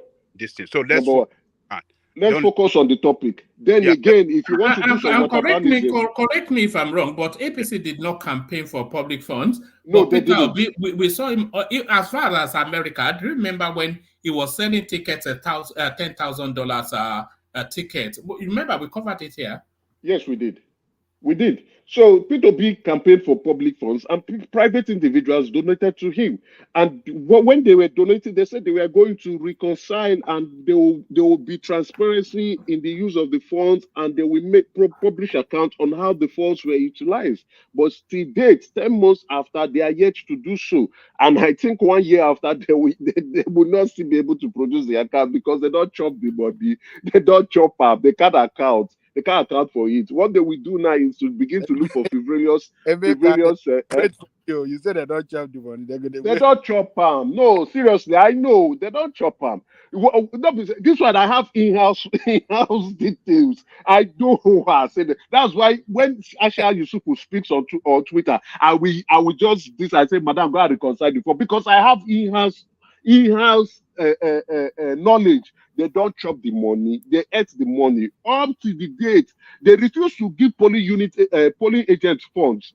As at 2 a.m., we were still monitoring. What are these people up to? They didn't give them. That's why some polling agent didn't turn up. They chop the money, no be say this one take it to the bank from in-house they take this money to the bank. So what they are going to do is they are going to look for frivolous activities to justify the money that they've already eaten. You know, if they don't present a squeaky clean account, people will eat them raw. And they can't hide numbers because everybody is an accountant in Nigeria. So they can't hide numbers. They can't gloss over facts. They have to present a detailed, itemized, or auditable account. And they have to, you know, we don't even know how much they raised, but we know it's in the billions. And people are speculating close to 50, 70. Yeah. So that's the reason why they are unable to provide the account or produce the account or publish the account to date is because they cannot account for the funds that they've eaten. If they can account for it, they would have done it. So, you know, P2P is trying to deceive Nigerians that he's a fresh kid from the block, while he's a typical regular politician, and even worse off because he's a deceitful human being. So he's trying to do. So if they could account for that fund, they would have done it long time ago. But they can't account for it. So they will now that the pressure and the heat is now on them, and now that Nigerians are watching them, not only Nigerians, newspapers are writing on it. They will go and look for. They will publish an account. I know they will, but the account they are going to publish is not the true state of fact. You will see frivolous and fictitious numbers, not numbers, fictitious items be included on how they ate that money. They chop the money. I'm so nobody said, don't take my word for it. Don't give me, Joe. I'm so no. You see, because somebody in-house told me koro, and I was laughing. I said, when I come here to say certain things, some people, you know, even in the comment section and enemy territories would start calling me names and say this is confirmed this, and I keep telling them that they support masquerade. This guy is a fraud. When I say P2P is a fraud, what the question I was expecting is, how do you know he's a fraud? And I will tell you how he's a fraud. But the people, I know some people like my brother Ekene, I think he's still in the village enjoying himself. Ekene, when he hear me call P2P a fraud, he will be so angry. Or is it Boris? Boris now, I know he's listening in the background. Boris will probably not join later, or he will join tomorrow to come and fight me. P2P is a fraud. You see, and I said it on this platform. If you want to the credit, if they want to give credit to anybody within the obedient or movement or within P2P campaign, you give it to the guys who laundered Obi's image, took a typical fraudulent politician, a crook, a thief, and washed him clean and presented him to young Nigerians to be a saint. That is the people you need to credit. And as a matter of fact, if I'm running for office, I will look for those people. Come and launder me, put me out in the public, because they did an absolute great job. Those of us who know P2P know him for the fraud he is. We know him for the typical politician. So what he's doing is not new. We know he don't chop the money, so that's just it. Before they will produce the account, it probably will take a year. We'll give them 2 months extra so that they can now begin to think of what they will include, and then we will dissect that account properly and show you where the fraud happened. All right, let me take you away from politics for a moment. One man. Yeah, I have a job for both of you. I mean, both you and... do you want us to start a hashtag? Hashtag Obi publish the account. We have to launch a hashtag Obi publish your campaign account. Hashtag. So that's the hashtag for the platform, by the way. Any and everybody listening, any social media space that you go to, the hashtag being launched on this platform, just in the comment section, hashtag. So wherever it is that you go to, especially in an Obi-dominated space, hashtag Obi publish your campaign account. You know, so that's the hashtag. Ajale Koko, what's the task? In addition to that, one man, you and Emeka must call on a friend in the media. Say people they ask for the account too, because he too they work out with Obi that time. They enter helicopter together. They go Britain. They're chopping the money. All of them. They were chopping that money. Feeding fat. Their voice is not thick. They can't speak again after eating Nigerian money. Emeka and one man. Yes. Make effort. Call on our friends in the media. People are asking for about their campaign account. Make them render it. You know, it is only that Peter Obi's campaign that I saw that people's skin were looking fresher as the campaign was progressing. Usually, when the campaign is progressing, people start to look rugged. But their skin was glowing. As the campaign got harder, their skin was glowing. And now we know why. Oh my God. Look at that. They were cashing out. Somebody on the comment section, they say nobody told me anything. I just laughed. They were cashing out. These guys were cashing out. You know that Abure guy, he likes a wristwatch. Yes. And I was monitoring his wristwatch all through that campaign, and it was getting more and more expensive. See, Abure say, Obi, you cannot leave me. We are here together. Inside this boot, we go chop. We get fat. We go chop this body. They chop the body well. Let's wait for them with their statement, and let's see. Let's so that we can laugh at them more. Let's wait for them with what they want to publish to Nigerians and continue deceiving Nigerians. Somebody, let's go to the next thing. No, you know, Abure has the police has confirmed Abure to be a forger now. But yeah, in short, let's just move on. You see. That's why I keep saying, if you are Emeka is almost like a parallel, and like you said, whoever is behind the image rebranding of Obi, he needs a gold star. It's like a parallel universe now. This guy he's been in the public glare for 34 or 35 years now, so his record is as a matter of public record now who he is. And you only need a computer to find out who Peter Obi is, and people are telling you, and they are telling you to the contrary that he walks on water and all does this. Do you know he was amazing? Actually, I wanted to leave the Obi space, but let me show you one thing. Do you know he was in Ghana making noise again? I'm tired of. I saw he was. He took his roadshow to Ghana, and then the Ghanaian authorities are now fighting him. What is it? I hear they chased him away. Peter Obi on a flyer. I will spend the last penny to be here. I stand here as the General Secretary of the over 12.5 million Ghanaian students of this country. To my knowledge, almost all student leaders in this country were invited to this convention. Why? They know this is a convention that will ignite their... So that was in Ghana, or the noise making has now gone to that. Maybe they can keep it in Ghana, but there it is. Let me take you to this space. It's a more light-hearted one. Maybe you can explain this, since you are the clever one, Emeka. Gabon national player Kanga Kaku will meet with CAF disciplinary committee to explain why his mother died in 1986. But he was born in 1990. So read that one, Emeka. The AFCON is about to start.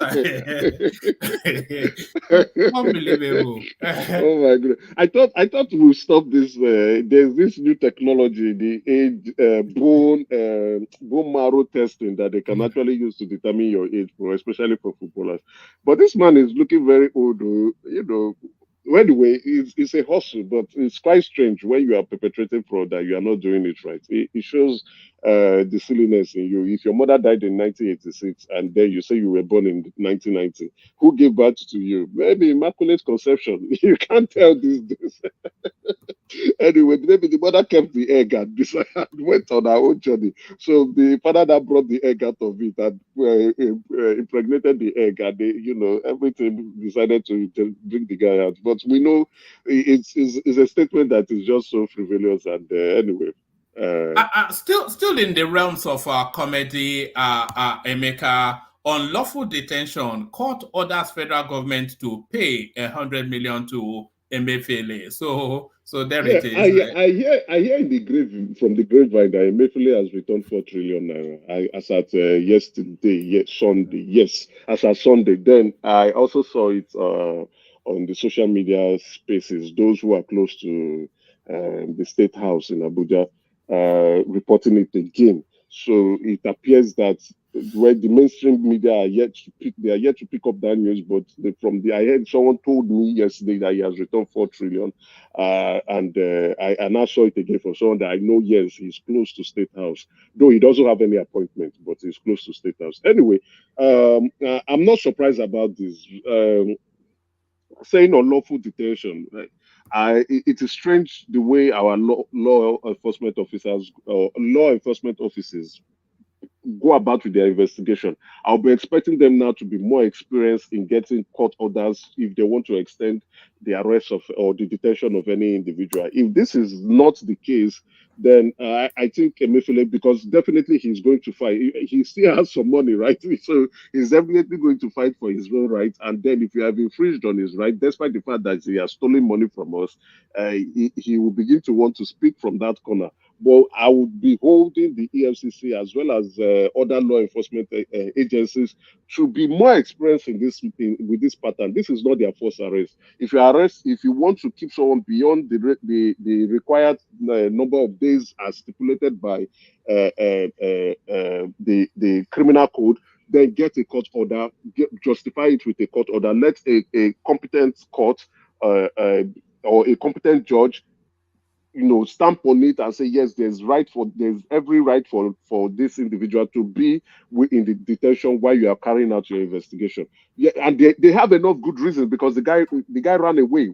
He ran away after the election, so they have good reason that he's a flight risk. So it was carried widely by mainstream newspapers as well as television houses, so they can justify their reason to want to keep him so that he doesn't run away till they conclude their investigation and have forward charges to the court. So, but if they didn't do the right thing, then definitely I think Emefiele and his lawyers they have every reason to take EFCC and including the DSS to court for infringement of his human rights.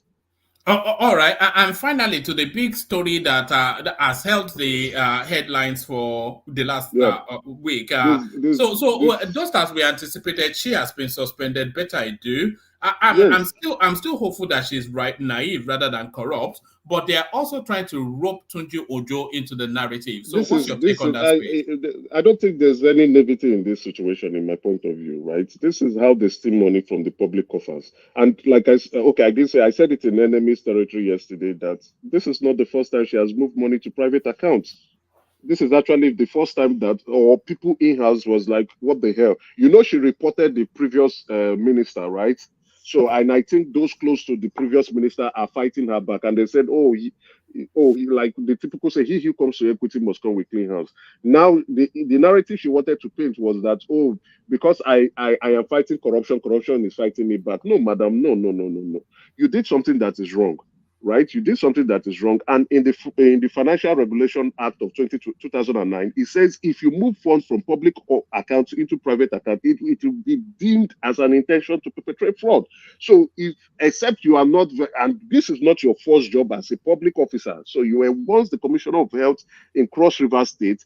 You have been elevated after you went to dance in church and said Bishop Oyedepo laid hands on you, and now that you are now that you wanted to be a minister, he laid hands on you and you became a minister. Even though we know how you got there. You said they lay hands on you and you became a minister. Okay, that's the story you want to tell the public. Now go there and do your job. I'm not saying she wasn't trying to do the best she could give, but again, you do not get your hands dirty in situations like this. Now, my concern, which I am happy about, was these are the pitfalls that they used to test the administration of the Bola Ahmed Tinubu presidency. I wanted to see what the president was going to do, and lo and behold, he didn't fail us. We should not allow our enemies to laugh at us. So the president did not allow his enemies and our enemies to laugh at us and say, "Come, this man claims to be this. Look at what he's doing." Instantly, the news went out to the public, and he did the right thing. Said, okay, please, let's carry out an investigation, leave the office, leave your position, and go and stay at home. When we are done, we would know what we'll do to you. Guess what? Once the news leaked, she ran to the president, to State House, to go and see the president. While she was waiting at the presidential wait room to see the president, and Channels was reporting on the issue, it was actually Channels that she was watching that she saw her suspension. Immediately, they took all the security personnel that were deployed to her were called by their respective authorities. The police were called, the DSS were called up. Even the vehicle she was riding. They took it away completely from her. She didn't see the president that day, and then it was Uber back home. Uber back yes, home. she was no, yeah, she was Ubered back home. she was actually Ubered back home. That's the right word. Thank you for borrowing me that one. She was Ubered back home with somebody who empathized with her from the state house and took her home to Abuja while she's waiting for the next line of action. This is actually a huge disgrace on her own part, right? And again, now we should be mindful of ministers with a different opinion going to and a different agenda going into power or going into agencies or going into commissions or their various ministries to enrich themselves and their friends. If you are caught, now you know how the president is going to deal with you. Guess what? That is why do you think this is an important signal? And we were advocating for this. Do you think this is an important signal? Because we were saying that how he handles this will set the tone for his administration. So do you think this is an important signal? This is a serious signal. This is a keynote signal. This is a signal that is telling every one of them, regardless of who you are, regardless of whoever is your political godfather, regardless of who recommended you to be minister, if you mess up the agenda, you are going to go in the books. So it's a powerful signal, and that is why Bumi Ojo ran to channels today to go and explain himself. After explaining himself, he was busy telling Nigerians what he's going to do with the passport. Again, I know you said something. Ojo, he's someone I am close to. I have his number, so I will chat him up later on to tell him. Okay, I have to bring him. What do you mean you have his number? You have to. Anyway, we talk offline. Anybody that has number, I can give you the number. He has 3 numbers. I have 2 of them. So we are going to. We have to bring him on then. See, before he joined politics, I knew him before he joined politics, right? So he was into IT. Now you are saying this, that, oh, you have resigned. Yes, quite all right, you resigned when you became a federal representative. That is fine. But again, you are still the major shareholder of that company. You are still the major shareholder of that company. So your interest as a minister will definitely influence the growth of that company.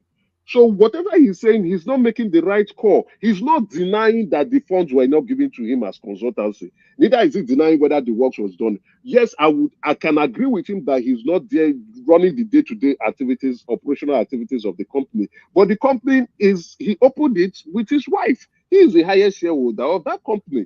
Now, the next thing, I think the reporting of that news was done by a shoddy journalist. The thing I'll be expecting a journalist to do is, what is the article of, what is the nature of business for that company?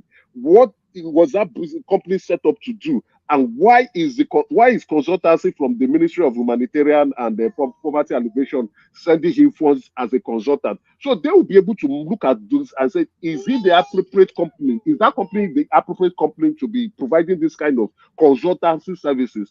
Then we can now move to the first step, the next step of, okay, you are a minister, and typically as a minister, the best practice is to either put your shareholders in trust, never engage your company in any business activities with the government till you are done serving. Then you can come back and continue from where you stop. But we can see that there is no way he can say that he did not influence Emeka, you are wrong. I think you are wrong. Look, as long as it's not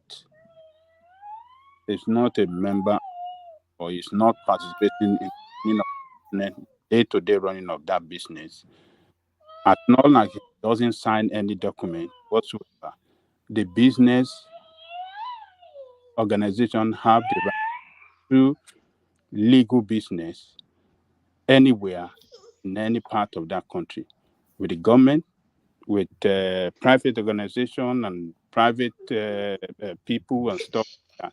So if the process that his former company, if the process they got that job is legal and not illegal, I think they're in good standing. So they cannot excuse themselves from. Mecca, please let me comment. Mecca, let me comment. Ajalokoko, you are wrong, sir. Please, we don't say this.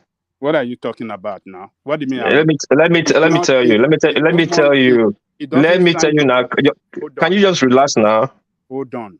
It doesn't listen before you go after me or go after what I said.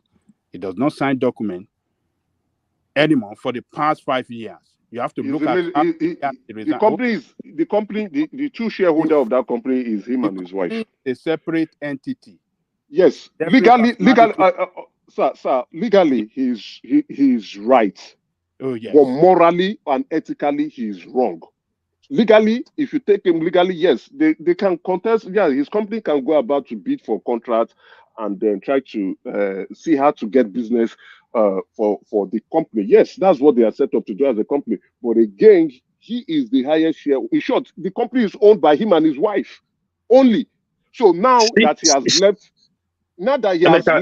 yes. Let me add this. Like what I just don't understand. If this company is bidding for a contract in Julius Berger, there's no problem, even though Tinubu just did the signature to your account. The company is being designed to advise government, the way they put it, government parastatal like ministry. And Tinubu resigned from the company, like he said, and became a minister and his company is getting a contract in the same ministry. You know why that's called inside trading. Not from his own ministry. No, I'm not saying from his own ministry. He's getting contract from ministry. Ministry straight. The company is still advising ministry, be it Federal Ministry of Works or Federal Ministry of Education. That is called inside trading. That would become, like your maker said, it became conflict of interest. No. It's been written in every standard procedure. You have a cousin that wants even in America, you guys there, when you fill a bank account, do you have a cousin that wants a Navy or a police officer? Just once before they want to know. If you open federal, if you open in federal Navy, this company, this bank for Navy people, military personnel. Once you have it, hold on now. Had conducted a consultancy with his own ministry. That is when conflict. No. See, Ajalikoko, as far as affect Nigerian ministry that the company be consulting for before. That company, what would have been good for Ojo is that he has removed himself from the shareholder and his wife is no longer there, is not the owner of the company, he has relinquished that company. Not that he's still the owner of the company. You step aside, you're still the owner of the company, and the company is getting contracts from federal ministry. For the optics, you are influencing contracts with the company. That's inside trading. It's wrong. No, hold on. If the company register with the federal government to do business with the federal government, and they pay their monthly subscription, they can't get contract from anywhere. No, it's not so. Ajalikoko, it's not so. Okay. Actually, listen, it happened to me here.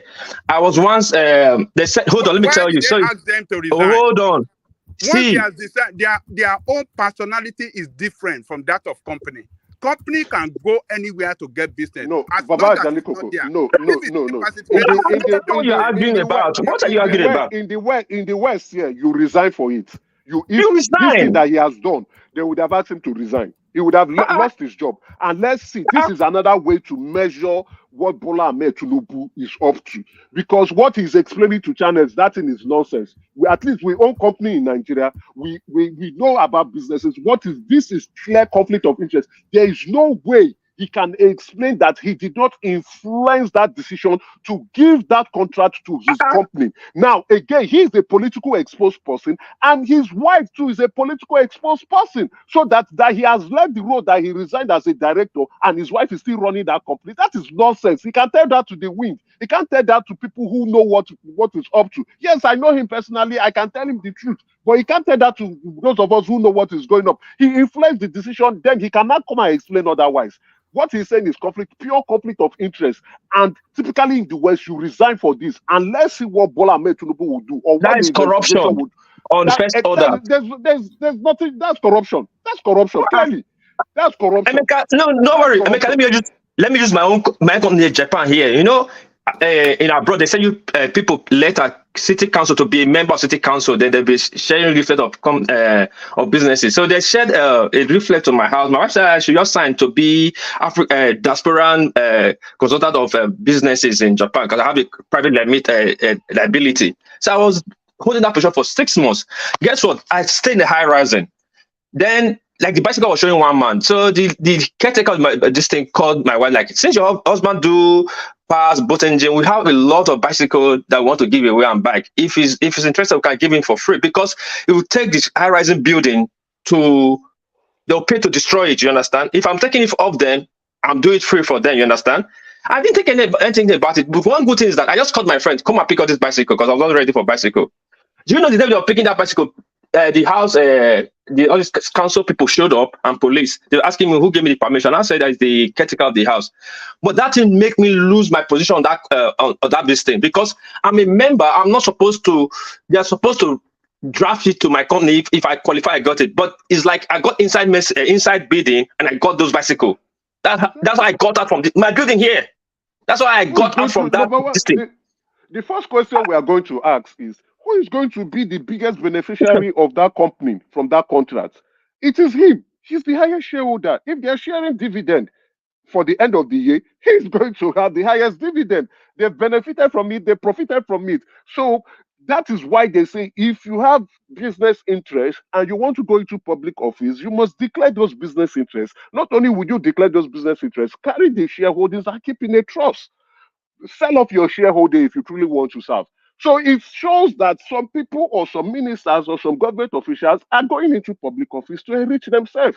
He cannot explain this. That's all what he's saying. I was just laughing what he was telling Sheyi in channels. I know well meaningful and educated Nigerians know that, oh God, what you're explaining is nonsense. That you say, oh, did they do the work?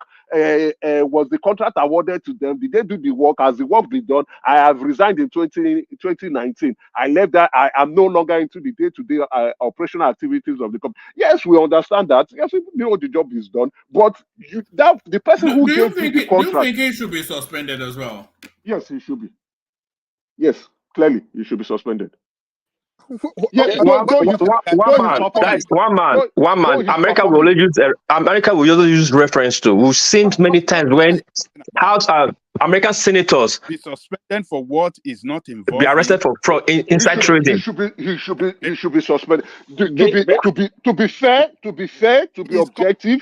Hold on, Baba. Hold on, sir. Let me explain. To be fair and objective, we know that this platform is a platform of objectivity.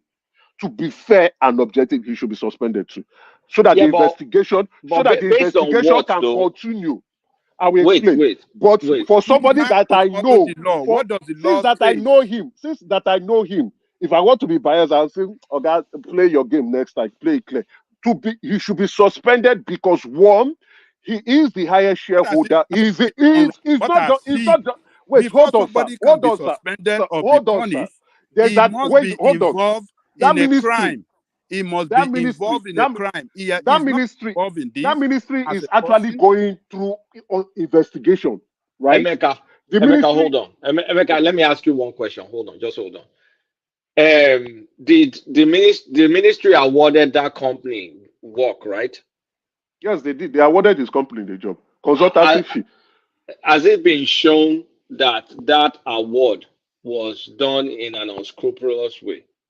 No. If there's investigation going on, we don't know if it was done. We don't know if it was done. So far, you can't suspend him because number one, on the books, he's not actively participating. He may have shares, but it's not. If he claims he's not actively participating in decision making. Let me now explain. I just want to land to a point, meaning by the book. He's done everything that will not jeopardize him.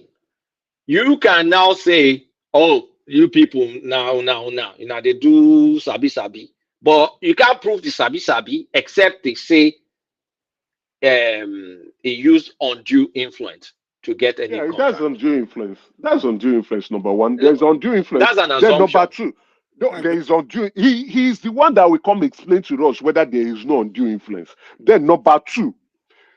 His company is not a public limited company, so it is not shareholdings that is widely held by the public. That company is the two shareholders is him and his wife. The wife now runs the company.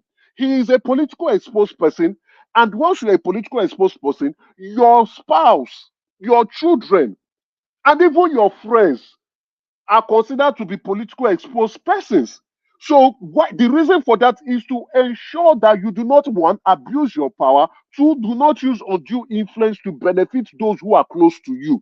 And it happens here in the West. Then again, there's also a threshold test that if you even have 25% shares or more in a company and you are in a public office, you have to either choose.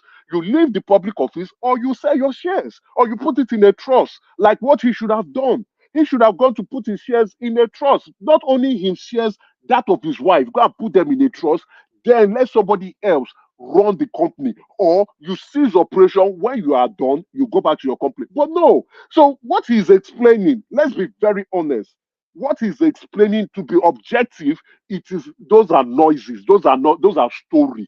There's an alleged undue influence as a result of him being a minister of the federation, as well as him possibly knowing the other minister, which is Betta Edu. And then we are now also talking about a ministry that is under investigation for other frivolous and unscrupulous situations, both the past and the current. So now that it's called this, the investigation will now increase, the scope of the investigation will increase and also include him. And if there's an investigation on you as a minister, the president should look at you and say, hey, I don't want this kind of stuff pointing itself to me. Please excuse yourself from the office. Once the investigation clears you out there, you can return back. That's why I said he should be suspended. If I'm the president, I'll suspend him too. So it will send another signal again to others that come. You cannot be doing this in my administration. Other vendors that got awarded contracts, whether they are minister or not, what should be done to them? Other vendors that got, that is what the investigation called. If there's a frivolous or fraudulent award of contracts to vendors, then those vendors will pay for it. You're jumping the gun, Emeka. You're already calling it frivolous. If there is frivolous or fraudulent award of contracts to other vendors, if there's an investigation going on, for him now, he's the only person that the report has shown. So his own situation is not an if. He also came to challenge. His company got awarded. Let's look at the facts. Let's just stick to the facts. His company got awarded. That company, according to him, which I don't know and I cannot prove, is no longer a director. We don't have proof that the job that they awarded them was a fraud or did not execute it. Because if it was not a fraud, then they gave them a contract. If they executed the contract, they're in the clear. Does it smell like shit? Yes, of course, it smells like shit because we know influence peddling. But influence peddling in itself is not a crime. You get what you're talking. I understand you. That's why I said legally he didn't commit a crime. Morally and ethically, yes, there's questionable behavior in that situation. Now, but again, if the investigation is currently going on and that investigation has not drawn another minister into it, and the minister is explaining himself, the first test is who benefits from this. You can't tell me that you have led the directorship. Okay, that's fine. But that company, you are the founder of the company. You found the company.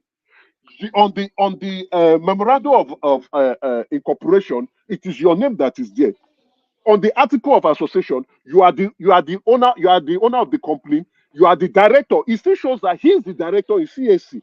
But he's explaining to channels now to say that I resigned from the directorship in 2019. Okay, that is fair. You can do that. That is fair. I will not want to accuse you whether you backdate or you didn't backdate. It is quite right here. You resigned in 2019. What is your why have you not taken your shares and sold it? Your wife is still running the company. Your wife is running the company, and your wife is a political exposed person. Just like we say, we have this popular saying to say, your wife now you be your wife. So there's no difference between you and your wife. Now they sleep on the same bed together.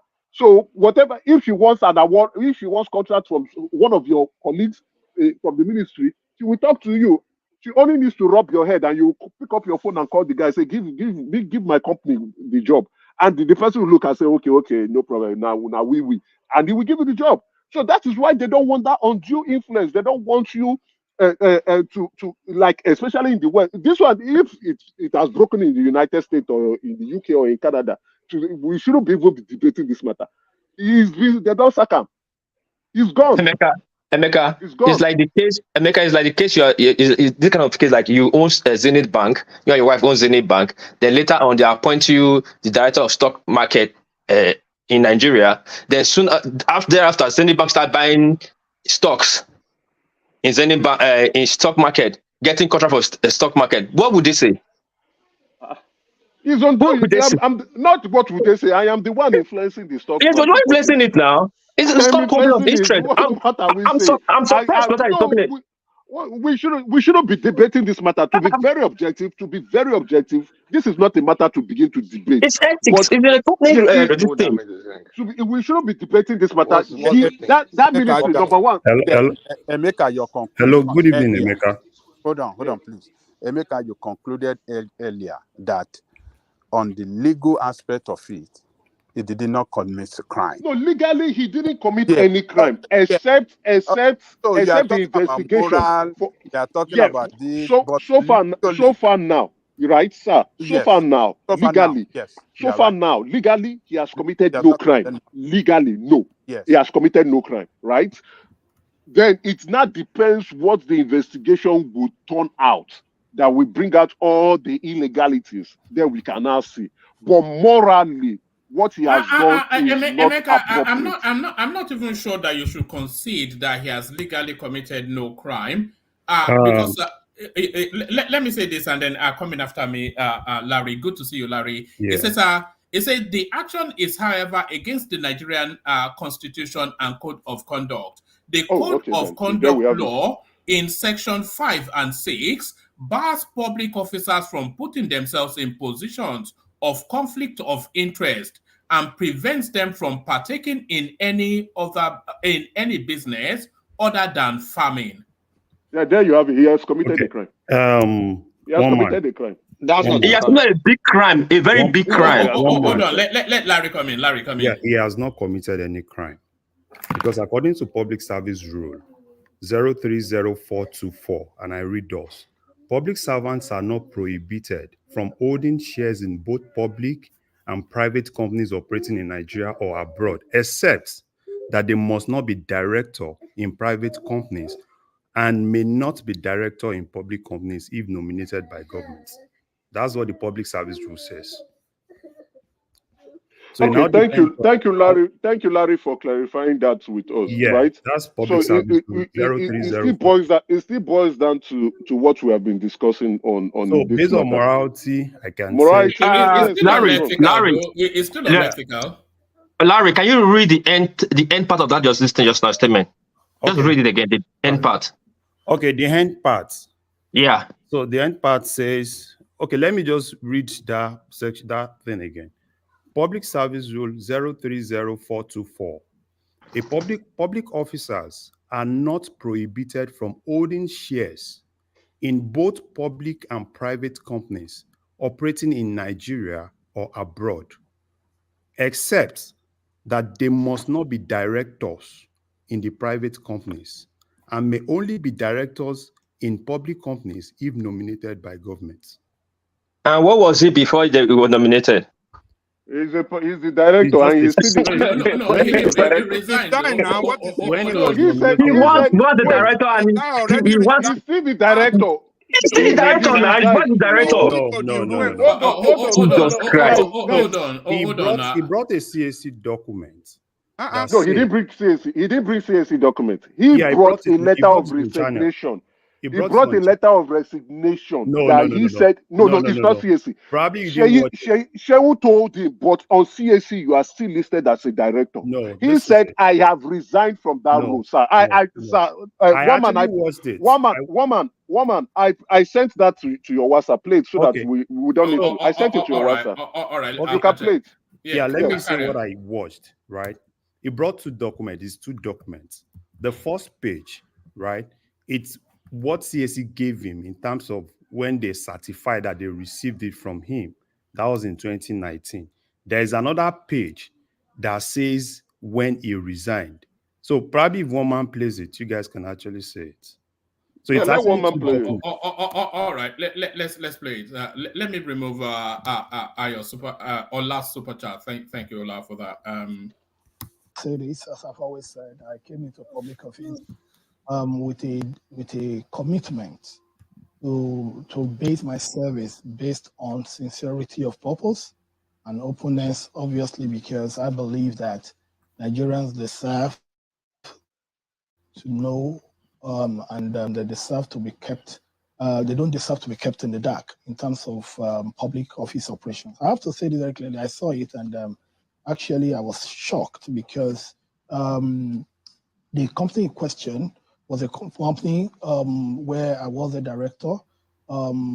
And about 5 years ago, I had resigned my directorship over 5 years ago. You own the company?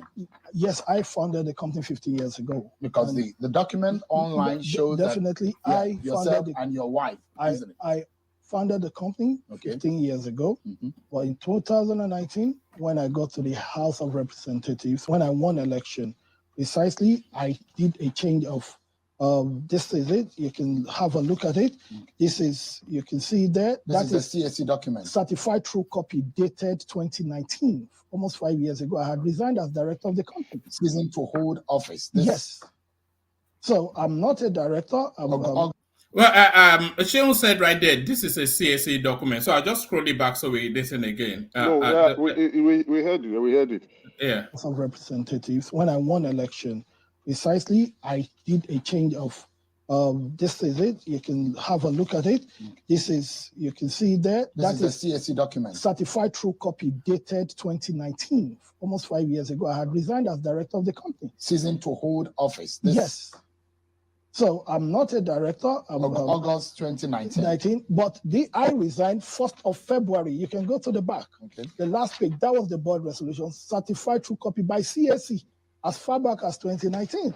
So this is what it looks like. Yeah, that is the certified true copy. Please show the, you can show the CSC document of this. You can show the CSC document. That's what's it called? That's certified true copy from CSC.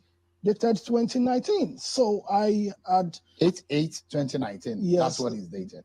So I'd left. I resigned my directorship 1st of February to the board, and CSC certified it. That certified true copy. Have we established?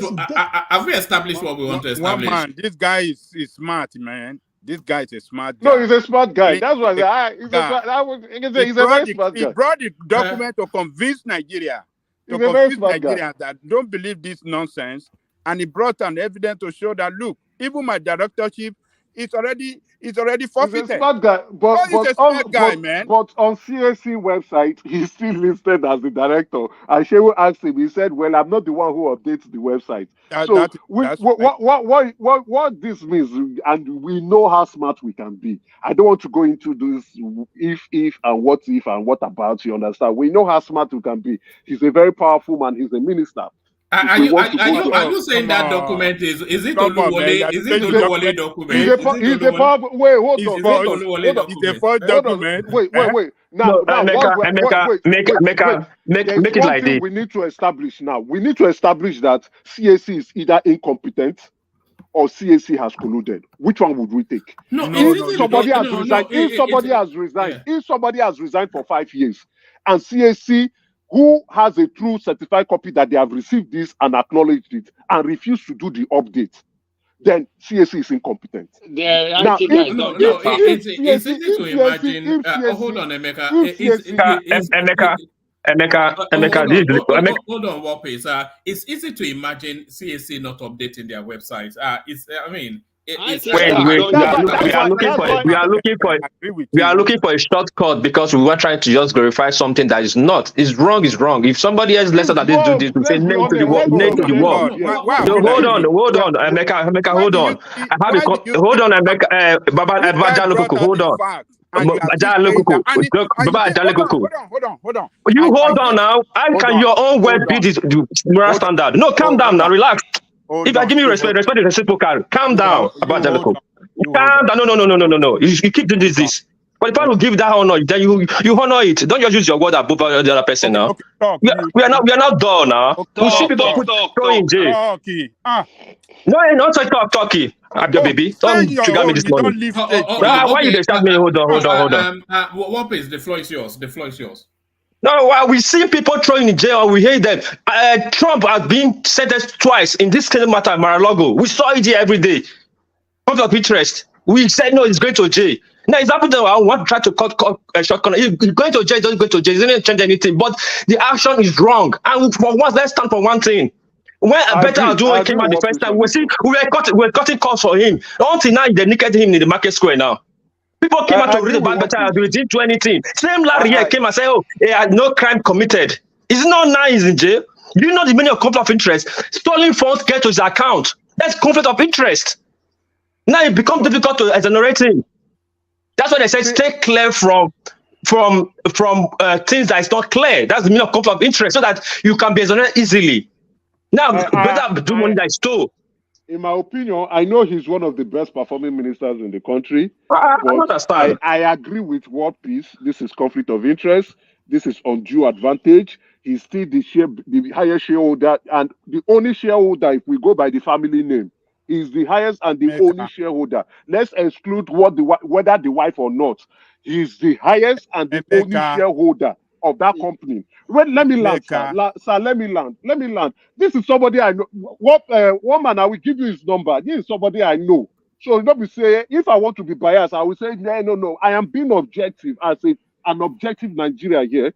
This is conflict of interest. This is undue advantage. Whoever stands to benefit the most from this contract or whatever contract he's going to get in the future through that company or from government agency, he is the one that will benefit.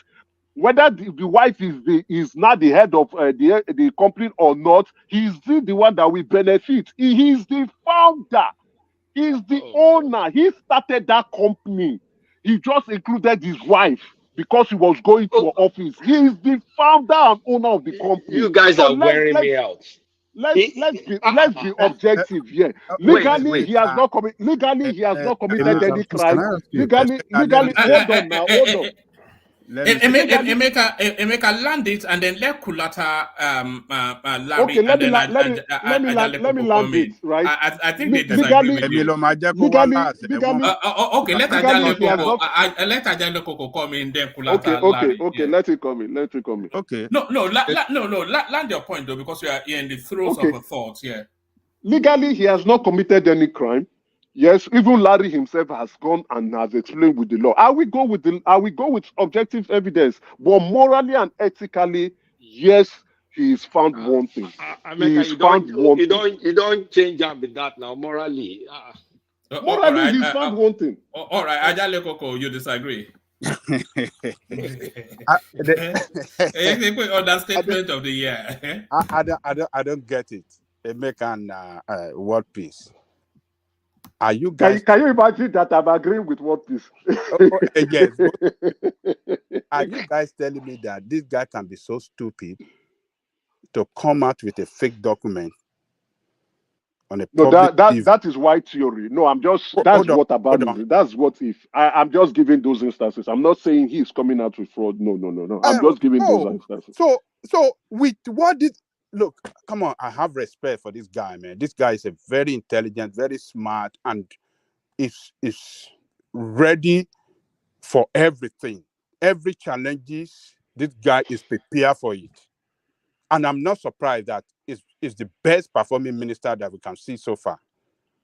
This guy even brought documents that these people certify that he has done away. He has, how do I describe it? He has wished away his directorship from the company, acknowledged by CAC, or what do they call them? That document is an acknowledgement document by CAC that he has done away with his directorship in that company. Everything, he doesn't own nothing anymore there. So, and he will be doing it on the TV, and people still want to doubt that, maybe because it's Nigeria, he connive with this thing, he connive with that. I mean, we should be able to be objective. When we are presented with fact, let us accept it and move on, and not just be how do I describe it? Be antagonist of fact. Let me leave it there, one man. Kulata can go. Well, my own is pretty simple. The guy, like, his ducks are in a row. He covered his tracks. Because, I mean, he's shown you documentation that he's no longer director. So the best you can say is to call his wife that his wife is peddling influence. And before you even land on that, there's still no facts to show that, okay, this was illegal contract that was awarded. Yes, they're investigating that ministry, but at the same time, is it every single thing that happened in that ministry that's a crime? I can't answer that. Nobody can answer that. Nobody knows that.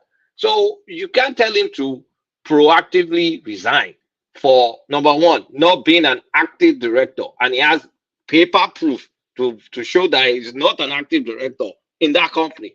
So he can't simply do that. That's self-immolation.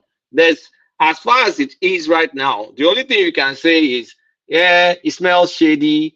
That's the best you can do, because you cannot say with concrete evidence that this guy committed any crime. Now, if tomorrow comes and someone brings out evidence of a phone call and this, or they see that, okay, this is a no bid contract against the laws, that maybe it should be a bid contract, maybe it's a no bid contract that they just awarded something out of thin air.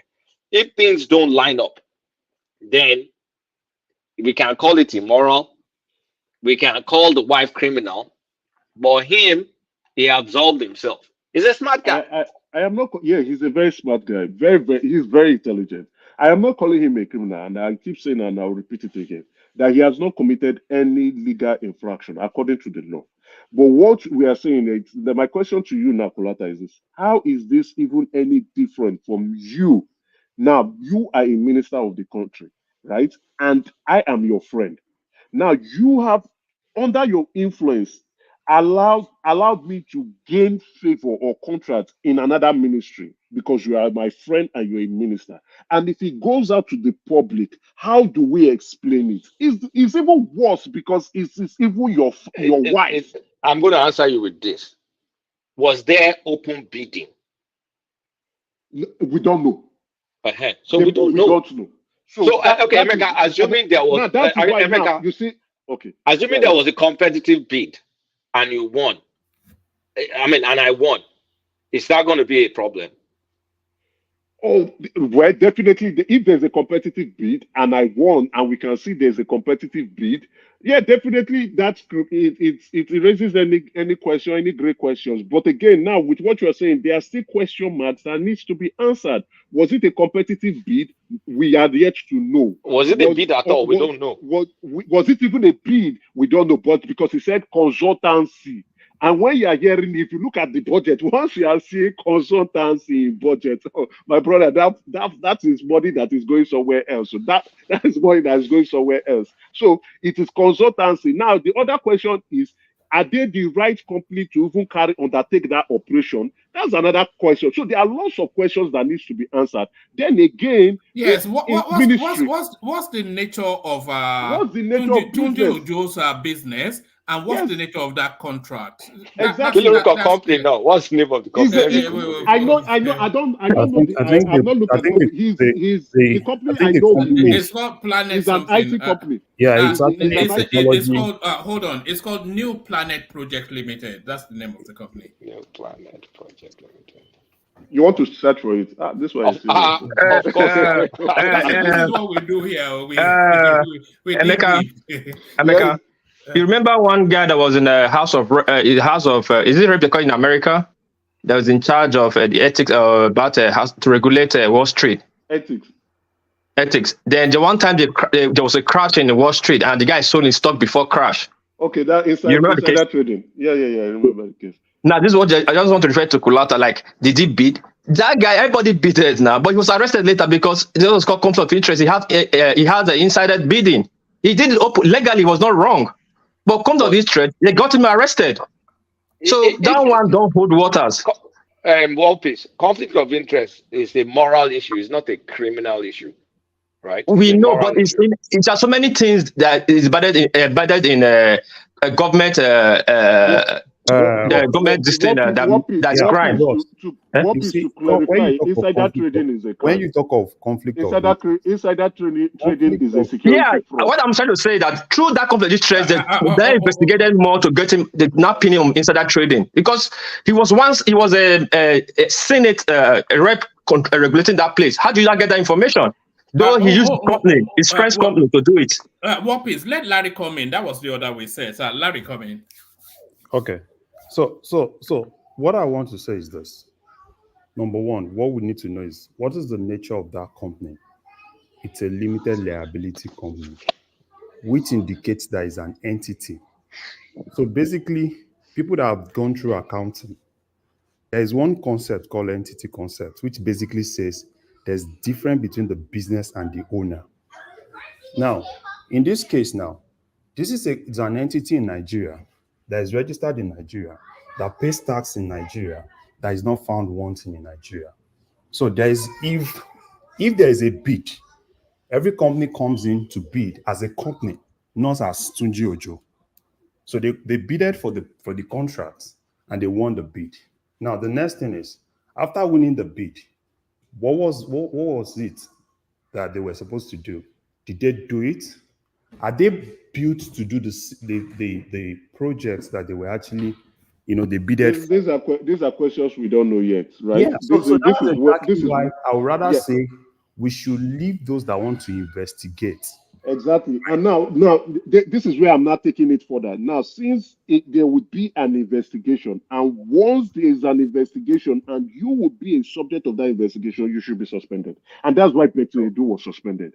No. Now that you are, hold on, sir, let's be fair.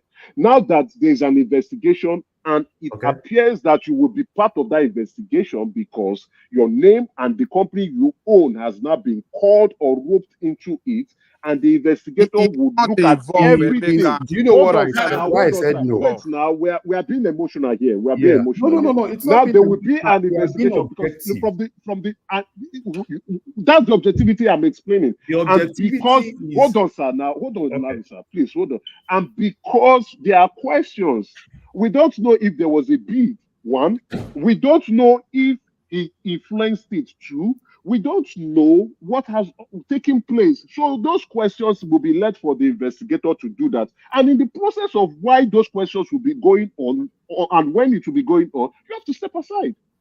Because you can still influence. Emeka, I add this as well. Sorry, Larry, let me add this paragraph and then you come in off the back and then Emeka can pick it up after. It says, in a document posted by the editor of a media platform, Point Blank News, Jackson Ude, Tunji Ojo's New Planet Project Limited was initially paid 279 million naira for verification of the list and another 159 million naira for the same purpose. So he was double paid for the same piece of work, essentially what they've been saying.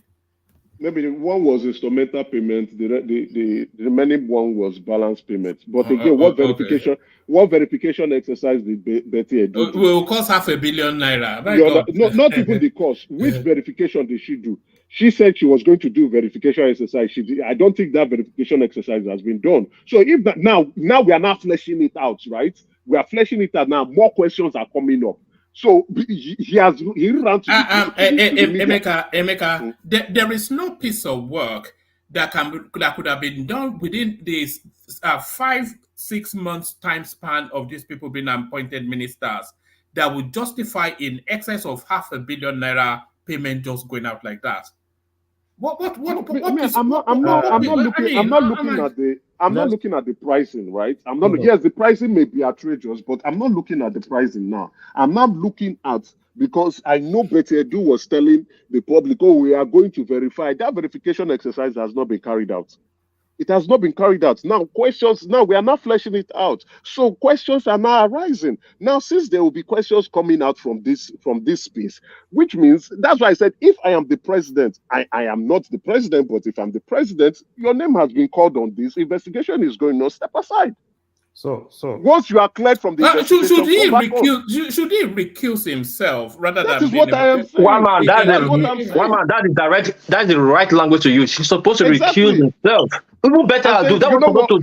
You know what? My company has been called. I've been called to show that I'm clean. Let me step aside. Once the investigation is over, then I'll come in. But if I'm the president, I'm suspending him. Now I'm suspending him straight. Because what we are justifying here, I don't know what we are trying to justify here. Other ministers, what we are now doing is we want to empower other ministers to go and set up companies for themselves and say there are no more directors and their wives or their children will be running it and be collecting federal government contracts and be enjoying and enriching themselves. Is that what we want to come and be telling ourselves here on this platform? Why are we saying this nonsense now? How can he recuse? Why are we saying this nonsense Can I ask you one question? What it does not have direct link. It doesn't have direct link. What we are saying here now, what we are saying, what we are trying to say, what we are trying to say is that, wait, let me land this point. Let me land this point on morality properly, so that I don't know what we are debating here. What we are saying is now we want to empower ministers of Nigeria to create company or to use previous companies that they own, and either they will not tell themselves, oh, I have resigned from these companies. Maybe they've resigned 29 years ago, but their children are not the ones running it, and their children are going about to be getting contracts from other ministries because their father is now a minister, or their husband is now a minister, or their mother is now a minister, and they are enriching themselves and their family as well as their father. And their father can run to channels or run to Arise newspaper and go and meet Abati and Co. and explain to them and show the newspaper that I am no more part of it. My children are the one running it. I have resigned from directorship. Guys, we should be honest now. Come on, let's call it speed. All right, let Larry come in. Larry doesn't have the high voice like the rest of us, but I think it was Larry. Yes. Okay, so I just want to pose a question. You have some shares in First Bank in Nigeria, kind of like substantial shares, and you work for the government. First Bank had a business to do with the government, and First Bank has an issue. Do you think because I have a shares in First Bank, I should be made to face whatever First Bank is actually? Now, the mistake you made is First Bank is a public company. That's the first mistake you have made. Hold on, you have made that first mistake. First Bank is a company that is listed on the Nigerian Stock Exchange. This is also an entity, is a limited liability. This is an entity that is private. This is an entity that is founded. All right, Emeka, let him flesh out a position. Let him. I don't know what he's fleshing out here. Hold on. Let's do it this way. Well, at one point we are calling ministers to Emeka, hold on. Let Larry flesh out a position. You round off that space, and then I move the conversation on to Ajale Koko. So flesh out that position, Emeka address it, and then we go on to Ajale Koko. So basically, for me, right, looking at the nature of the business, in as much as a limited liability company, and like I said earlier, it's an entity. So basically, if there's anything that the company has actually done, I think EFCC should invite the board. And if you look at the nature of the company, he said even when he resigned, right, he sent his resignation letter to the board of the company. So basically, I think they should invite the board and let them talk. And looking at the cost of the contract, I don't know the nature of the job they did, right? I don't think the cost is too expensive because I was looking at the scope of the job. I think it's the 6th geopolitical zone. So I don't know. So probably that cost might not really be too expensive for government, but still they should just look into that contract. But recusing himself, for me, I don't think he should do that. And when we talk about conflict of interest, so to prove conflict of interest, to me, it will have been so easy to prove if it were to be a contract in Ministry of Interior. Now, you can say probably he has an influence on the other minister, but we still need to prove the level of influence. Because the other minister is also a minister, right? And it's not like you can just say, okay, fine, he has an influence on the other minister until we're able to establish that level of influence. But if it's just the company goes to another ministry which they have the right to do that because it's actually a federal government and they're actually part of an entity in that nation. So they can actually do that. In as much as it's not his own ministry, which is easier to prove. But in this context, I can tell you to prove this needs a lot of things. Morally, we can say, oh, probably we assume, right, that he has an influence on the other minister. Now, you now need to look at something. When you talk about influence, are you talking about influence when you are talking about two people that are at par, right?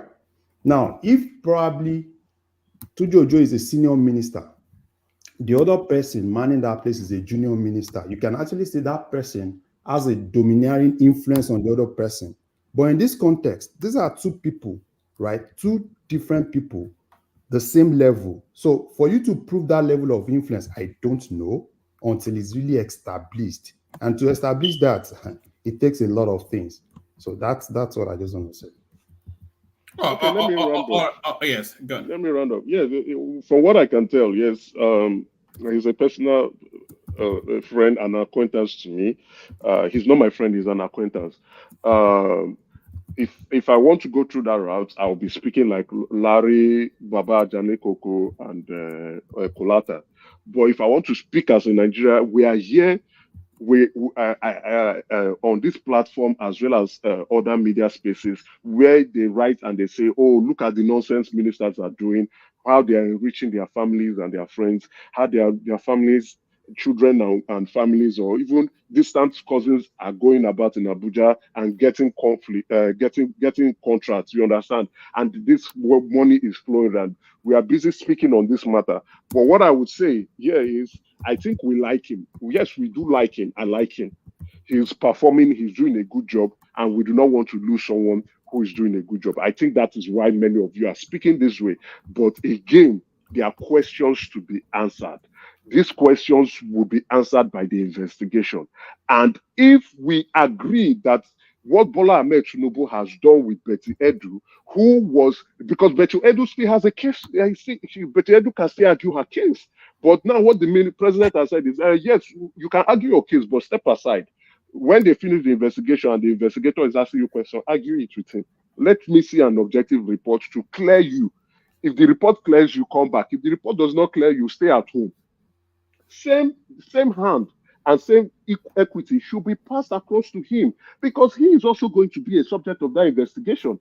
There's reports now, even though we do not probably like Jackson today, who goes on a media spiral and begin to conjure things. But there's a report, and other newspapers are explaining. Not that only other newspapers are explaining or other media houses are explaining. He has gone to channels to explain himself, which means there's veracity in the claims. Since there are questions being asked, there's veracity in that claim, then he needs to step aside. The president too should suspend him so that the investigation can cover around. And why am I saying this?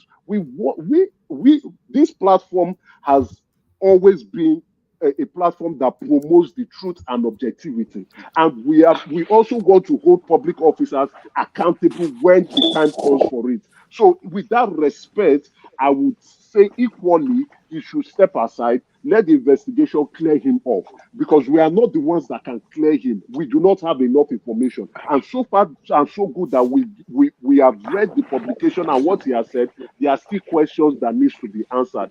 And he is not the one that will answer the question for us. It is an investigator, maybe the EFCC or whoever, the competent investigator, that will come in and do an objective job and look at all circumstances and say, okay, Ojo, you are cleared. You are good to go. Go back to the office. Nothing is wrong here. And that person will be the one to tell Nigerians, not him himself coming, because he cannot be the one that will explain to us on his own case. It is an independent individual that will tell us if he has a clean hand or if he doesn't have a clean hand, if there's undue influence or there's no undue influence, if there is bidding or there's no bidding, if there's conflict of interest or there's no conflict of interest. Thank you very much. All right, brilliant. So that's the excellent Emeka, of course.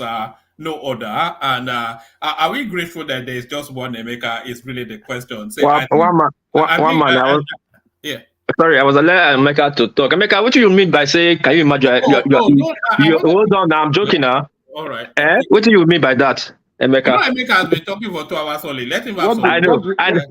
what did I say? You say, can you imagine you agree with War Peace? What does that mean? No, I You mean was that just they shoot off target all the time? Eh? no, yeah, no, your God they kill everybody. Just don't mention Edo and your friends. And your Ah, friends. no. Your bullets don't know place. They shoot everywhere. All right, it's okay. That's a nice one. Thank you. All right, brilliant. Well done, Emeka. So, of course, that's the majestic Emeka. So, on to Ajande Koko. So, Ajande Koko, check your phone at some point. I sent you a message. But I picked this up from the headline. Donu Okupe resigns from Labour Party.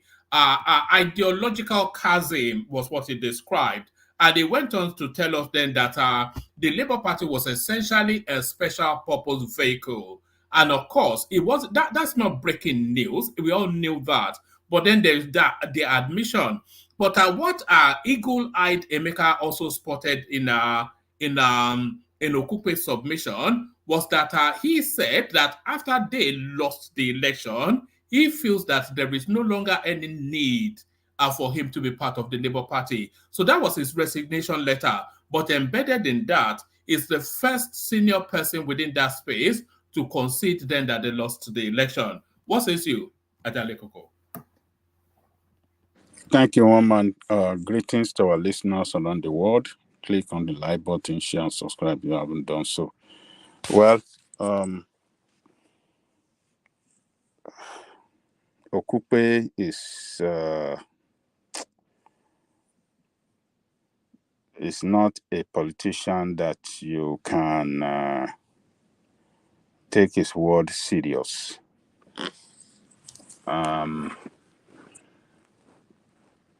Because this is a man that championed a candidate very hard for that party and was recommending that party, he marketed that party rather to Nigeria as the party that can save Nigeria. And now for him to now turn around against the party that for reason of ideological difference with them, he want to leave. I think this should have he should have advised, because he was the campaign manager. He should have advised his boss, his principal back then, to go to a party that that align in the political ideology with them. Remember, one man we were saying here when we and him, went to that Labour Party, that this is Workers' Party. This is party that carries socialist ideology. This is not a party with that ideology like PDP that is, pro-business and stuff like that. This is Workers' Party, and the ideology is very clear. And that was what was responsible for Obi for several months to come out with a manifesto of the party. The party originally had their manifesto, but how would he jump on the manifesto of Labour Party, when everything is campaigning for was totally anti-Labour ideology? So it was it's clear what this guy has done now. I've truly confirmed what Professor Shoyinka was telling us, that these people are Gbajue people. So it's an element of Gbajue. This guy, Okupe, it's an element of Gbajue, and they try to deceive people to grab power, but it couldn't work out for them. And is finally bowing out. So, but his personality to me is not a dependable personality. It's not reliable. It's not a straightforward politician. We saw the way he was disgraced out of the position he held in that party due to embezzlement of funds. Was he not even accused of stealing money at the He was accused of stealing money now. Yes. When he was presidential spokesperson during the Jonathan, he stole money. You knew he went through trial for that prosecution, and he would have been jailed, but he was fine. He was actually sentenced to some terms of imprisonment with the option of fine. So he paid that fine on that very day. Otherwise, he would have gone to jail. They give him a limited time to pay. I think within 24 hours, if my memory serves me well, one man, we treated it here, and was able to raise that millions of naira. That would be an item on the when they're giving account of their campaign fund. That should be an item. We have to look out for that, though. We have to bail Okupe out of jail. Emeka, you are hearing now. You are the one. I'm hearing you. Baba Jali Koko, sir, you said he's not a straightforward politician. Sir, you will see Jesus first before you say a straightforward politician, including P2B. Including P2B, you will see Jesus first. I better not give me Emeka. Make leave me alone, Joe. So, this guy is look. I am suspecting that this guy want to go and join APC, because this guy, do you think that window exists for him in the APC? Oh, look, one man, it exists plenty. It exists. Because his catchment area is that sort of Femi Fani-Kayode, Festus Keyamo, and there's already big. You think he belongs? You think he? No, he might not get job at the top level, but he want to be around the people that are in power, and have himself around the corridor of power. That is what he has always been doing. He's never been in party that is outside the power. It's just unfortunate for them that 215, they didn't play their game well. The graduate commander, what do you call it? Atiku Abubakar, he took the step that he took a wrong step that forced that eventually, forced Jonathan out of power. He went to support Buhari with some other leaders. They miscalculated. So, and the element in APC who are hyena themselves, they didn't give them chance, and they were forced out of the party to go back to their PDP. So, since the Second Republic, this guy has been in party that wins election. He never, been in opposition party. He loved to be in a winning party, either party that will win the crooked or any means. It's been always there. So he cannot enjoy his political career being outside power. So this guy wants to go to APC, and very soon we will see him declaring support for President Tinubu, and he will move to APC. So he will join at the state level, partly with the governor of the state. Do you, Ajale Koko, do you think he should have just announced his retirement from politics in that letter? He's a 70-year-old man. So I mean, it's not as though there's any position. It's never going to be a governor of anything. Nobody's going to appoint a minister. So let him just Look, let me be tell an you. elder statesman. Oh no! Look, this guy. Look, they are like soldiers. You know what we that physiology for they say once a soldier is a soldier forever. The same with Also, they never die. soldier never die. So politician doesn't quit politics until God say, "Hey, leave," and you know what that means. As long as they leave it, even though that they don't contest for election, they still play politics. They still meet politicians. They still sponsor people. They do all of that because that is their career. It's a career, one man. It's a career that gives people a lot of money in Nigeria. So you can't quit job that give you a lot of money, that connection and everything. You can't quit it. It's not easy.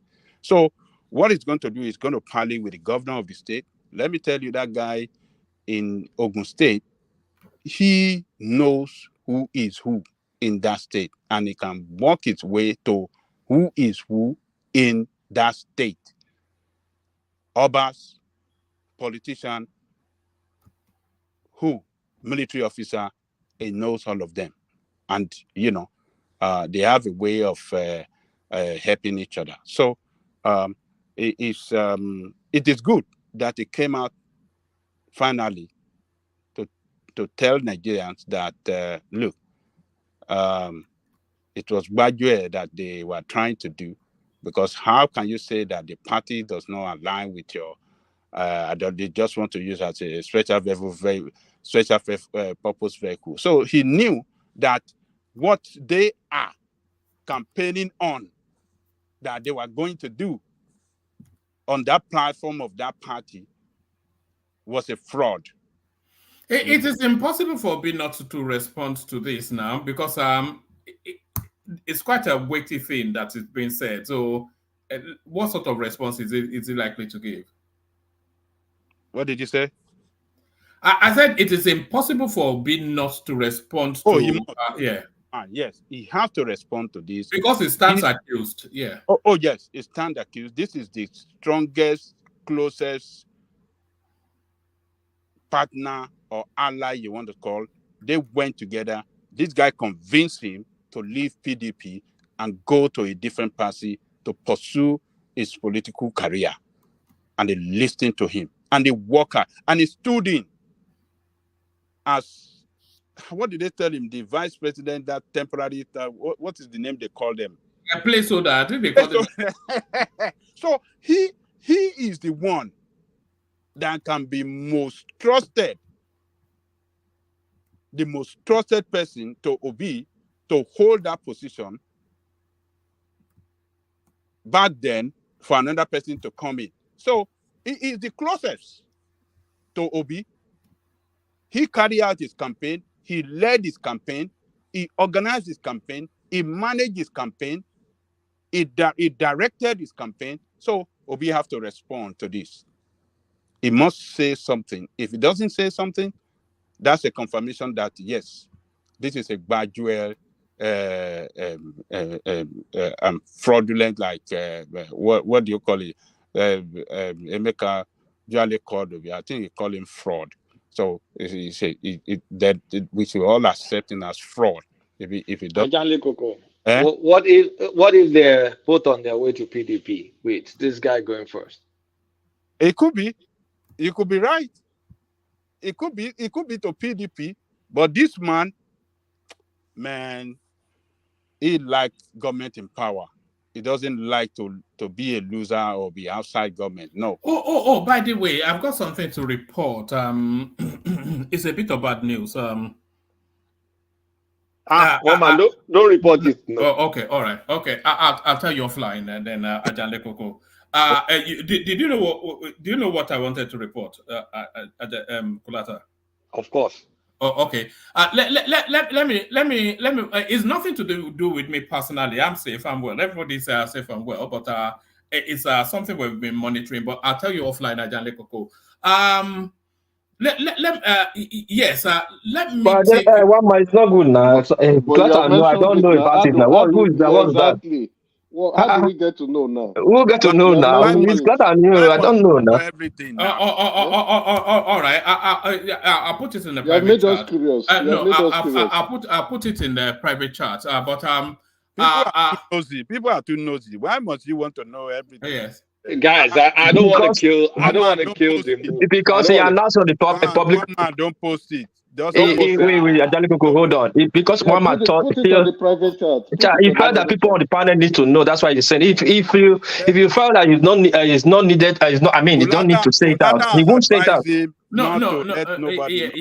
Yeah. So let So him tell you. let's carry on. Yes. Let's take it to this space. So just as early as yesterday, even we've been suggesting, and we couldn't see a way that woman would hold on to her job, and we were looking for soft landings, and we were talking about gardening leave and all of that. But it looks as though the full suspension now, they've not even told us if it is with full pay, but unsurprisingly, but refreshingly, a change of direction, because often instances you don't see this in Nigeria. Betta Edu suspended, but it looks as though she's taking casualties with her. So the Betta Edu suspension, and her wanting to collect Tunji Ojo's head with her. All of that, Ajale Koko. Look, let me tell you, my position on this Tunji Ojo is clear. It showed us evidence that to show that he doesn't hold the directorship position in that organization anymore. He wrote to CAC, or what did they call them, and they acknowledged that. So a person that is not a director doesn't hold directorship position. It doesn't hold no share in that organization anymore. No share can be traced directly to him anymore. Yet you can say his wife's still there. He, as a person, carries no directorship. I've done away with that organization for the past 5 years, and they want to rope him up to what is that organization he left 5 years ago with the business they did with the government. I think that is wrong. It's illegal. It's not right by law to punish somebody for an offense he did not commit. So he did not commit he did not contravene any law, and as such cannot be punished for anything. So the organization is a different personality on its own. The organization and the people that are managing that organization can be investigated by the government if that organization is found wanting in that corrupt in the corruption that is going on in what do you call with Edu, or what do they call the name of that lady? So I think he's a smart guy. He is well prepared, and he followed the law in the conduct of his business with what the law required for him to do to be a public servant. He followed it. He resigned, and his directorship, he abandoned his directorship. He didn't hold no directorship position. He didn't hold no chair again. And I think he has done well as far as I'm concerned, and it cannot be punished for offenses he did not commit. So, and unlike Obi that was lying to us that he was awarding contract to the organization, that is family owned, his own government awarding contract to the organization that is family owned. So there are two different things now. This guy did not commit conflict of interest. It is not his own ministry that awarded contract to that organization. I mean, to that to his own company. Obi did that when he was the governor of Anambra State. The government that he led invested money in the organization that his company is family owned, and that is conflict of interest right there. So, but this guy, he did not commit any conflict of interest. He did his job very well, and for now, that is what we have seen. If the investigation,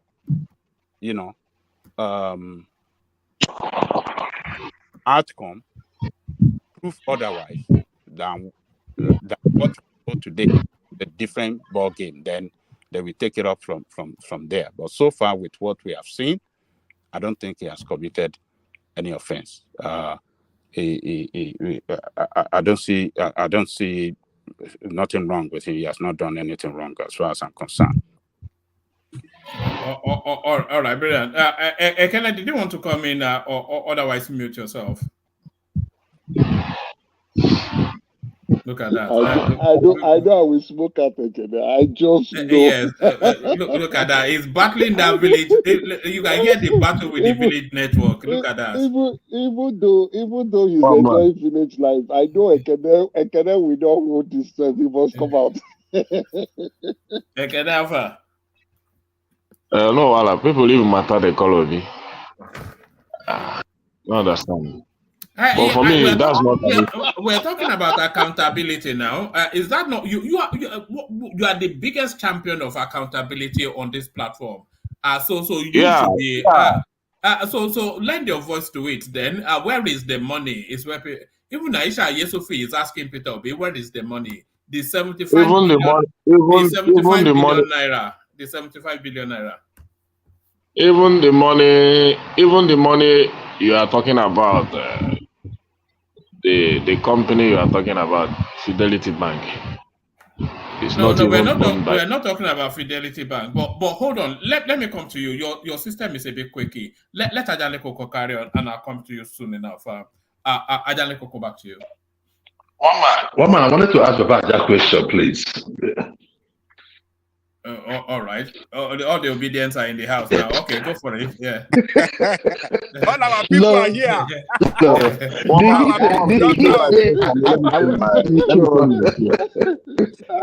I wanted to be sure, Babaja. I wanted to be sure, right? Nigerians don't come. Hold on now. You see them coming out. Just call the Nigerians don't come. I'm waiting for Boris. Boris will come tomorrow. I just forget. Boris will come tomorrow. Once is in front, they can't just hold it. They can't hold it cannot fly. It cannot fly. It will not fly. This will not fly. But Babaja, I wanted to know the guy, the interior minister, right? I just want to be clear because I overheard you say something. You said that he was no more a part of the company, but the wife is still part of the company. Did I hear you right? Yeah, that is. Did I hear right? That is what some people said. They make that. So yeah. Okay, so the wife still owns the company, and he is no more part of the company, but the wife received the company is said to have received millions, right, from Betta Edu. Babaja, make it make sense. Yes. The same thing on this show. Many of you, I remember when they said Peter B said his wife's business is different from his own business and that of the kids, right?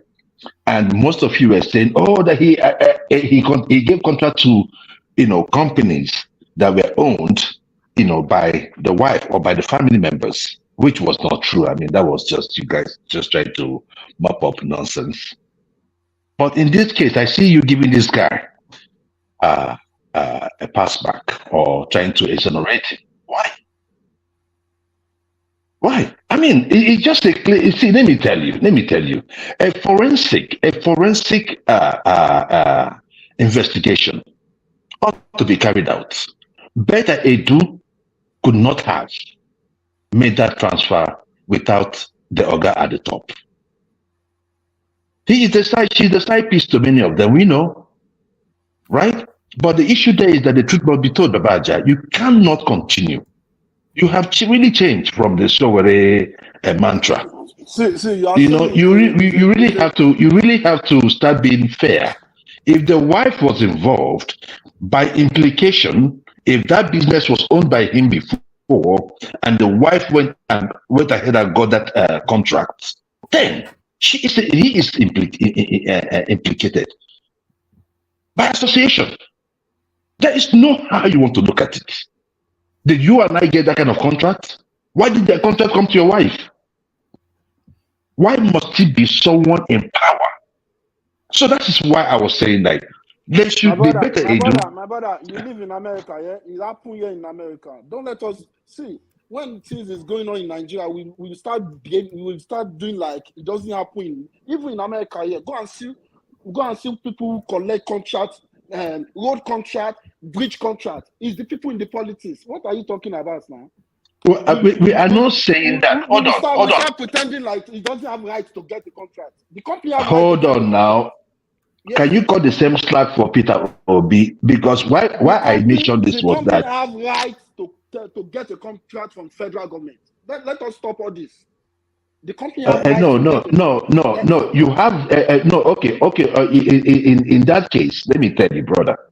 Yeah. You don't have that right to get that contract from the government. You have right. No. Let me tell you, it's a conflict of interest. You cannot do that. Even in America, you're talking about. Hold on now. This allegation hold on. Joel, did you have a question for Ajane Koko? Because he has the floor, but yeah. No, that's the question. I wanted to ask him that why the double standard before this other guy came in, right? I was trying to ask Babaja why the double standard. If you accuse Obi of that, why aren't you accusing this guy? Why are you trying to exonerate this guy? That's the point. That's my question to Babaja. Okay. And that is hypocritical. So go ahead. I'm not hypocritical. Let me answer the question. You see, Obi was the head of government that approved money to be invested in his family's own business. This guy is the head of Internal Affairs Ministry. His ministry did not approve no money to his wife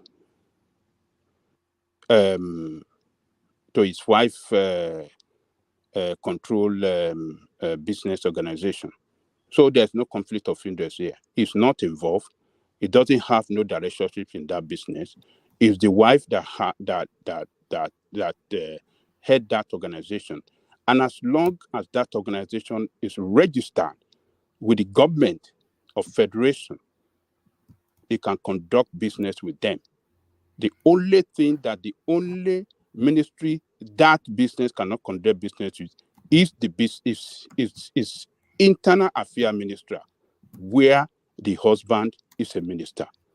So, I mean, Internal Affairs Ministry, where the husband is a minister. So, a legitimate a legit organization conducting legitimate business with the government is nothing wrong in what the government, the business, they bid for the business, except if they got that contract through the back door, through illegal means. That is when the wife will be held accountable. If they are holding the company accountable with the wife, he cannot be part of whatever punishment that will come under that. So they should go ahead and if the company, if it was a shady business, they should go ahead and arrest the wife. Is that what you're saying? if it's a shady deal, the wife have question to answer. You understand what I'm saying? Because he's the head of the organization, but not him, because he doesn't participate in the day-to-day running of that business. So if his wife is being arrested for fraud, does that scandal affect? Yes, Baba. Hold Baba, on. you are right. Hold on. Why is the wife being arrested for fraud? What No, fraud? hold on, Owama. It's just a if. We didn't say it. Just if now, let's say this scandal involves his wife, and his wife is found want to better do, and she's arrested. Would that same scandal affect the Minister of Interior? Why will it affect him? He doesn't have Okay, nothing. thank you. Yeah. He has nothing. He's not running that. He's not participating in the running of that business anymore for the past Baba 5 Jale years. Koko. He cannot. Babaja, you're trying to twist this thing, but it's okay. Because I just verified something, so I just want to say it. Yes. Yeah. So while you were talking, I went back to CAC because I'm not really interested in director or no director. I'm really interested in shareholding. So yes, when I got there, what is listed on CAC is that he has 5% shares in that company. I thought it was a mistake, right? Because I also have a company too. So I went to CAC, checked my own company, and I saw my own shareholding, and I checked his own. So presently, based on what he has, let me quickly say it. So based on what he has, they said in terms of directly, he has 5%, and indirectly 0%. So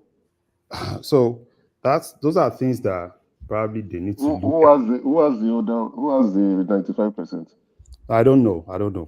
His own. How did you see his own? Emeka, can you imagine? No. He can know. He can know 5%, but you But you don't don't know the know best people. which part of Can CSC you did you imagine? look? Which person did you look? Hold That on will show now. you only one person. Hold on. let him land now.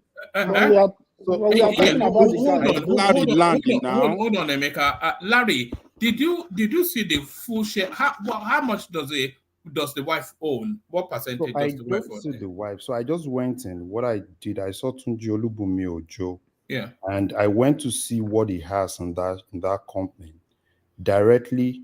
Does it not give you the list of shareholders? No, it won't give you the list. It doesn't give the list of shareholders. Okay, are you able to check how much of the shareholding his wife owns? So let me see if I'm able to see the wife. Because nobody that one of Cafe Ronsen no Kawati is that's like no, you know abracadabra. That's no, you know the thing is, abracadabra. Yeah, the guy, like someone said, the guy is a smart guy, right? He's a smart guy. So the only thing, I'm not able to see the wife. I'm only able to see him. And yeah, I could only see 5%. That 5% means nothing unless we have a full breakdown of the shareholding. Woman. If the website, wait, hold on, Larry. 5% is nothing. Larry. Yeah. Wait, hold on. Joel, sorry, please hold on. So from a layman's perspective, we are not experts in technology or anything. Okay. For example, now we are going to that website to find out who is the owner and shareholder, and only today Ojo name came out and 5%. Who are you going to say owns the company? Yeah, so another thing No, you can't say somebody. No. Why you always want? When I make my point, you say, why much? I don't like this. I'm tired. No, don't be tired. No, what? You're accusing somebody of stealing and you're telling me 5%. Who's the owner? Do you want a conversation, or you asked if they find that somebody has 5%, who are you going to say owns the company? And I was going to say that you cannot say somebody that has 5% owns anything because you just took one part. I said, why you just took one part? Oh, all right. I said it was somebody that owned the company and shareholder, and the only thing that can come up is Tunde Ojo and his 5%. Who are you going to say that owns the company? That was my question. Yes, wherever the 95% is where I'm not talking about percentage only. Owner and percentage. That's two things I'm saying. The owner of the company and the percentage, and his name came out. Only his name came out. Nobody else's name. No, hold on. The name came out as owning 5% of the company. So there's still an outstanding 95%.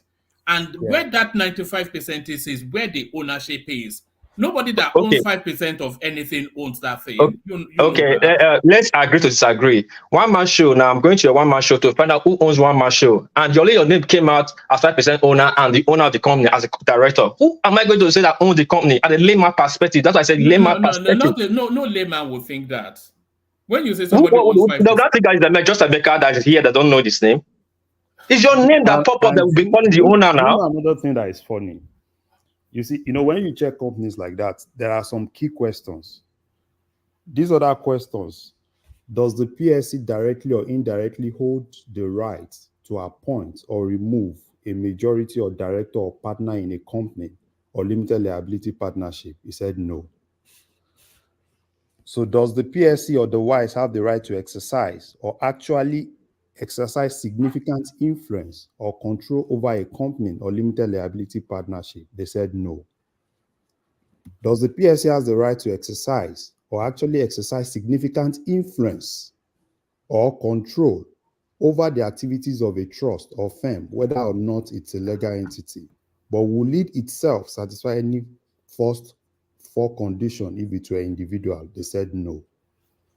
So I like I said, he's a smart guy. It's a smart guy. I think he has people who are trying to cover tracks here. He said it on Challenge, right? He founded the company. Him and his wife, they are the director. They are the shareholders of that company. If his shares has not, because now he's the possibility of him or people questioning the percentage of his shareholding is not that is now probably now going to 5%. He didn't speak about the shares. He said it's a company that he founded, right? When you are the founder of a company, you own the shares completely. And probably maybe, I don't know, in the course of things when he decided to move things to Gambia, but that company, he owns that company. It's an IT company. He owns it. It's his company. Whether if he's showing like what Peace is saying, what Peace has slight, I think he's slightly right. Because if we can't see the breakdown of your shareholders and we're only seeing your name and we see that the shareholding you have is just 5%, then at some point, and you're a private company, at some point, then where's the 95% going to? So there's something that is called beneficial owner or ultimate beneficial owner. Whether you have 5%, if you directly or indirectly control and influence a company, you are the owner of that company. So you might have 1%. Like what I said, right? Emeka and directly or indirectly. Sorry, Larry. Emeka and Ajande Koko, check your phones. Sorry, carry on, Larry. So directly or indirectly, based on CAC website, is no. Right? So now, I don't know, probably until they need to go into CAC to see how the other 95% is shared. Is it shared among his family? Did he share it with his friends? Larry, sorry to interject you. I understand he's smart, but he's not that smart. He's just being clever by half. If he's really smart, we will not be finding any dust at all. It will just be a smooth ride. The work will be speaking for himself. There's a saying in Japan, any common man can know this in Japan. If Japan police arrest you, the first thing they'll tell you, say, Nihio Kisatu, Ichiba. It means Japanese police are number one. But you will not understand the meaning of that. They will allow you to play yourself out. There's a law, there's a belief in Japan. Only a criminal will try to defend himself. And if it's a Japanese police that watched this guy interview today, they'll convict him as a criminal. Because you have not even been called by any authority. You are running to channels to defend yourself. Defend yourself about what? If you're not a criminal, you did anything wrong, you do your office, do what you are doing. Until after general sent for you. And your what? Hold on. Name is already out there. I know. Hey, hold on. Let me land now. Why you guys always jumping very fast? Let me land. Hold on, please. I interjected. His name came out there by some journalists or some people that they're not credible, like Udei. If journalists do that, do you know how many things come out on the news every day that people don't bother to listen to the next day? People don't even investigate much further. It's just journalists, not the Attorney General. That hold on, my guy. You know my point. Let me learn. You know my point. It's not EFCC that summoned him, and EFCC have summoned him. It would have been bridge of law, because you have someone to come and defend yourself. You are going to TV. Did you say, man, in any angle, he's making a big mistake? It's not even yet for him to have a public speech yet. But you are ready to have a public speech and you are defending yourself. Let me remind everybody on this platform. This is the same way Nigeria we did to Kemi Adeosun. Do you know? See, this is the pattern we do. You know, now we will use our hand to shake this guy. Kemi did not go for NYC now. Why? You don't go for NYC now. A forger now. What are you talking about come on, now? guys. Let's stop this nonsense now. I don't like this Emeka, you see all these things. I don't like this kind of discussion. No. Emeka, we see. I don't like this kind of discussion. No. Truly, we don't want Nigeria to move forward. We don't want Nigeria to move forward. That's all you'll be saying. We don't want Nigeria to move forward. We can't this guy away now. Yes, if he's found wanting, let him go. He's not the only competent Nigerian in the country. How many competent do you have? He's not the only competent Nigerian. We have people who can do the job better than him too. How many people are doing the job like the way this guy is doing since 1999? Yes. Since 1999. How many guys? You see, that's why I'm happy that right now you are seeing these people for who they are. We are not seeing anything. The same way you no, it's not the matter. Joel Nashville, the way they are putting it, you start making other people feeling tribalism. You don't do things like this. I mean, you don't do things like this. War peace. Like this. Now you guys, war peace. Now you guys know who you're dealing with. Then you are going to do this. For the fact, can I say something? Let me just say something, okay? Wait. You have to have one voice at a time, especially people who don't have very good connections, because we're already battling your connection to listen to your voice, and then when you have 2-3 bad connections coming in, who are you referring to? Who are you referring to? No, your connection is quirky. One place's connection is quirky, but we can handle it if it's one person. But if it's two or three, it's an assault to the senses. So one at a time. Joel. Okay. Let me just say this.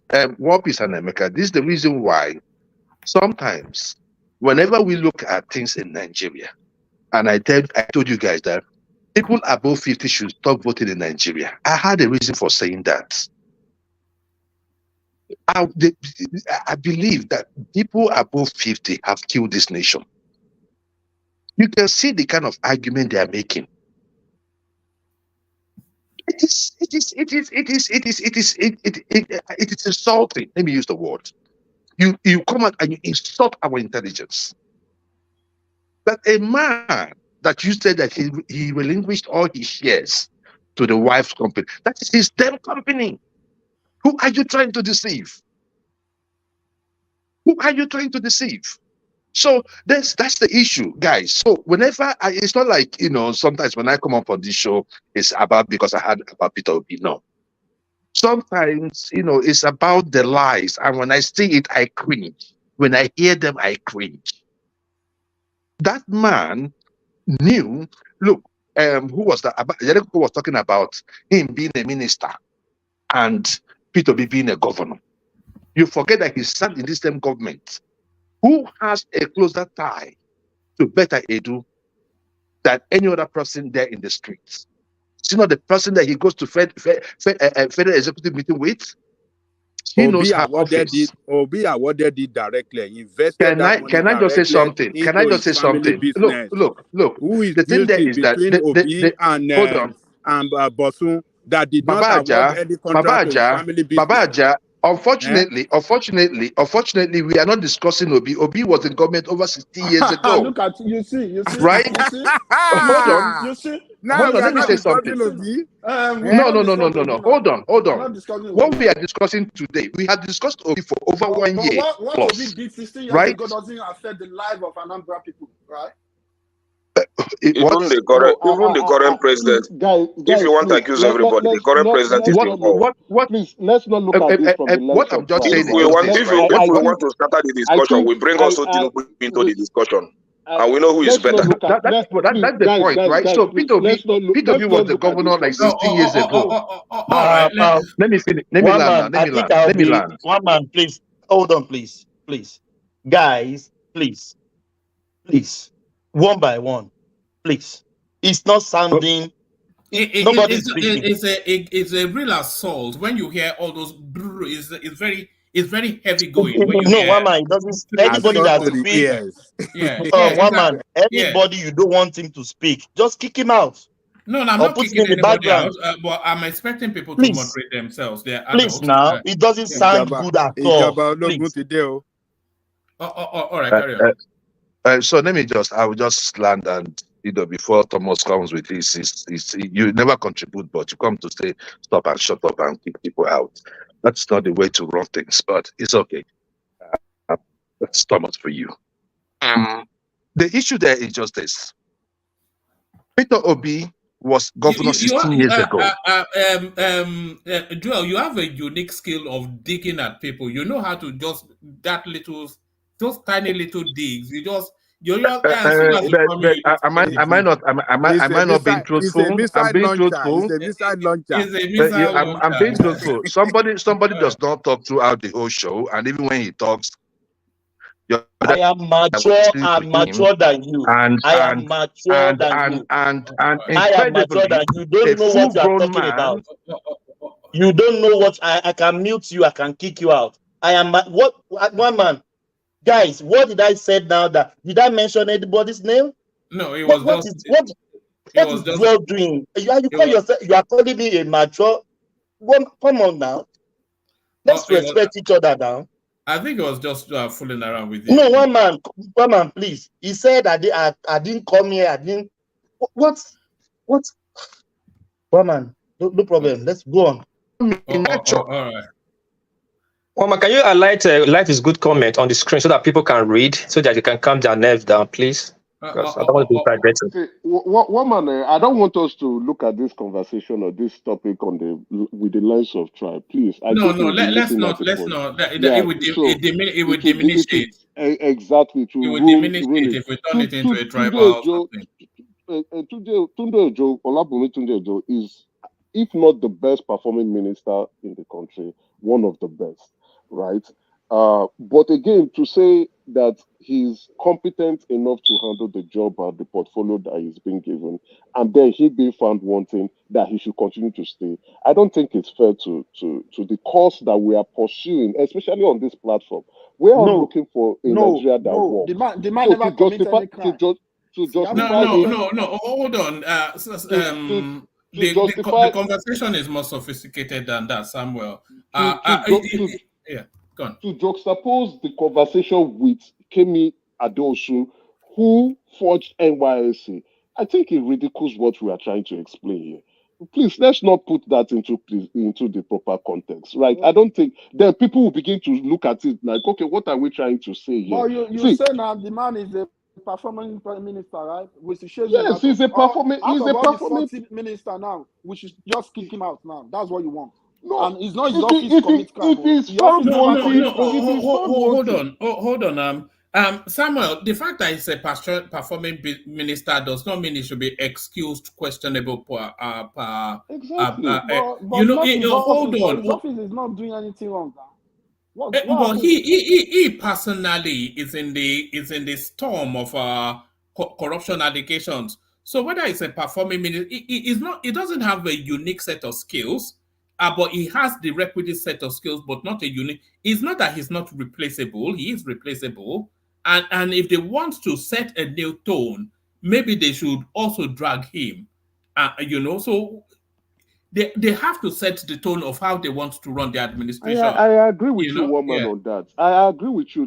That's why I said if I'm the president, I will suspend him too. But I don't know what the president will do, because even if you go to China's TV on Twitter, when he was explaining, he said, go and read the comments and what people are saying. Look at what educated Nigerians are also saying about it. Yes, we can look at it and say, oh, wow, why did you get yourself involved in this? We consider you to be a very high-flying minister. Even Betta Edu was one of the high-flying ministers. But again, look at the mess she got herself into. Excuse yourself.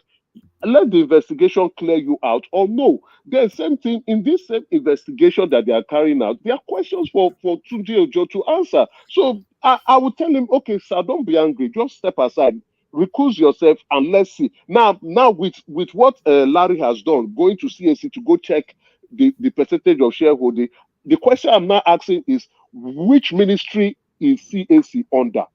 That's the next question I'm asking, because if a CAC is that not part of his portfolio? That is what I am. No, it's not part of his portfolio. I think it's under the Attorney General's office. CAC is not under him. It's under the Attorney General's office. I will check. But Larry, sir, please, can you tell us? You checked yours. I have checked mine. You checked yours. It showed you the breakdown of shareholders that you have in your company. What was your percentage of shareholding? Tell us. 50.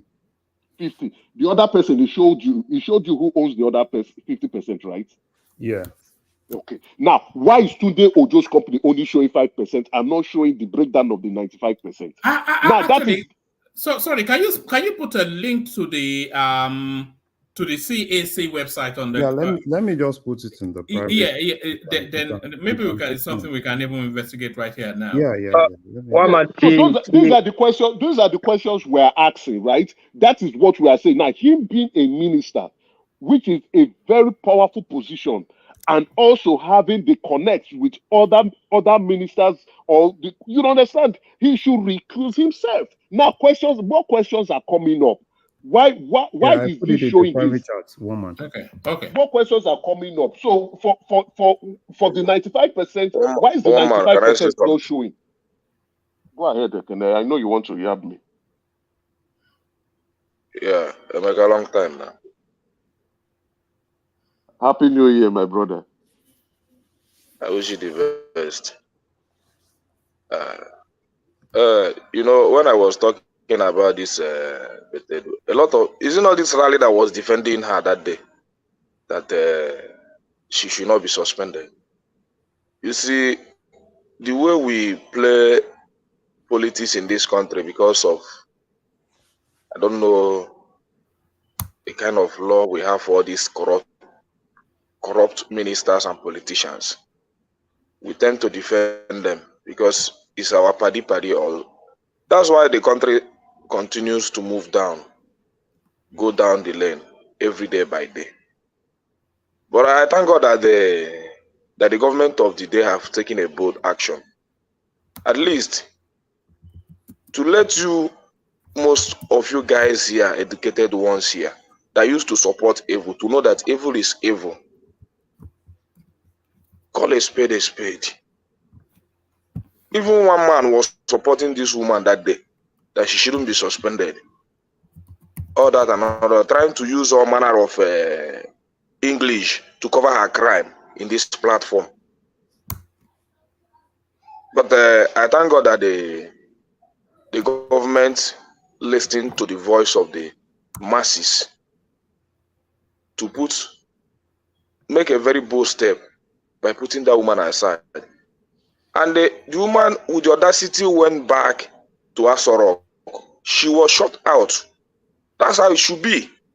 So even this minister, whether performing or not performing, they must find every reason to investigate him also. There must be a thorough cleansing so that other people will learn. Without that, you cannot build a free, corrupt society. These guys are messing up with our national treasuries. And a lot of guys here, we put up a lot of effort to defend them. I'm very ashamed of a lot of people in Nigeria, especially the ones that carry big certificates. I'm very ashamed of them. And when I say it, people say I don't like education. It's not because I don't like education. It's because we're educated to the highest of being a hypocrite in our own dear country. Because we know how to use English to defend evil. It's very unfortunate. And I'll continue to say that whenever I come here, so that you guys that feel that you are more educated will begin to feel ashamed of yourself and begin to do the right thing with your qualifications. I'll continue to say it, whether you like me or not. I will continue to say it. Don't defend it. You don't come up to defend evil. That woman, she under how many months? Look at the kind of corruption she met herself into. And the people come here and say she should not be suspended. So I thank God that the government has done the right thing, and I wish it continues that in that trajectories. I'll continue to give them support in that area whenever they try to fight corruption. So if this whether Tunji Oji is doing the best performing minister or not the best performing minister, if he's fined into that crime, let him be suspended also. He has now run to Channels TV to defend himself. Who told him to? Has the EFCC invited him? Why would he run to that Channels TV to defend himself? He should wait first to be invited by the EFCC. He wants to tell us he's smarter than every other person in this country by running there to defend himself. And the people are still defending him here. Let us continue to cover their evil by. We use our hand to cover our problem, defend our problem. And the problem is coming upon us day by day. And that is what we do here. Hold on, can I just hold on one moment? Are you saying we should damn somebody the moment they are accused? Is that when there is a concrete evidence that this person committed this crime, we should speak against it. Yes, well, where is the concrete evidence? You saw it on Betta Edu now. Do you know what this guy stands accused of? It stands accused of his company getting a contract. That contract was executed. So it wasn't as though he was given money that he didn't work for. That contract was executed. It was carried out. What was contracted for was carried out. The only space that he stands accused of is that did he use undue influence? Did he use the capacity of his position to get that contract for his company? And they do it everywhere. They do it everywhere. They did it in America. Kiloman say now, Samuel, this rule now. Okay, carry on, Samuel. You carry on. Yeah, they did it everywhere. Yeah, most of the contract, is from the politician, Senate, Rep, House of Rep member. They do it here. They award contract with the company. Go and check. Put it on Google. You will see a lot of construction building in America. From the politician. In South Africa or America or where? In America, yeah. Well, how do you know? How do you know that? I know because I know. If you do it in America, you spend 15 years in prison. Why is Joe Biden's son? Why is Joe Biden's son in trouble?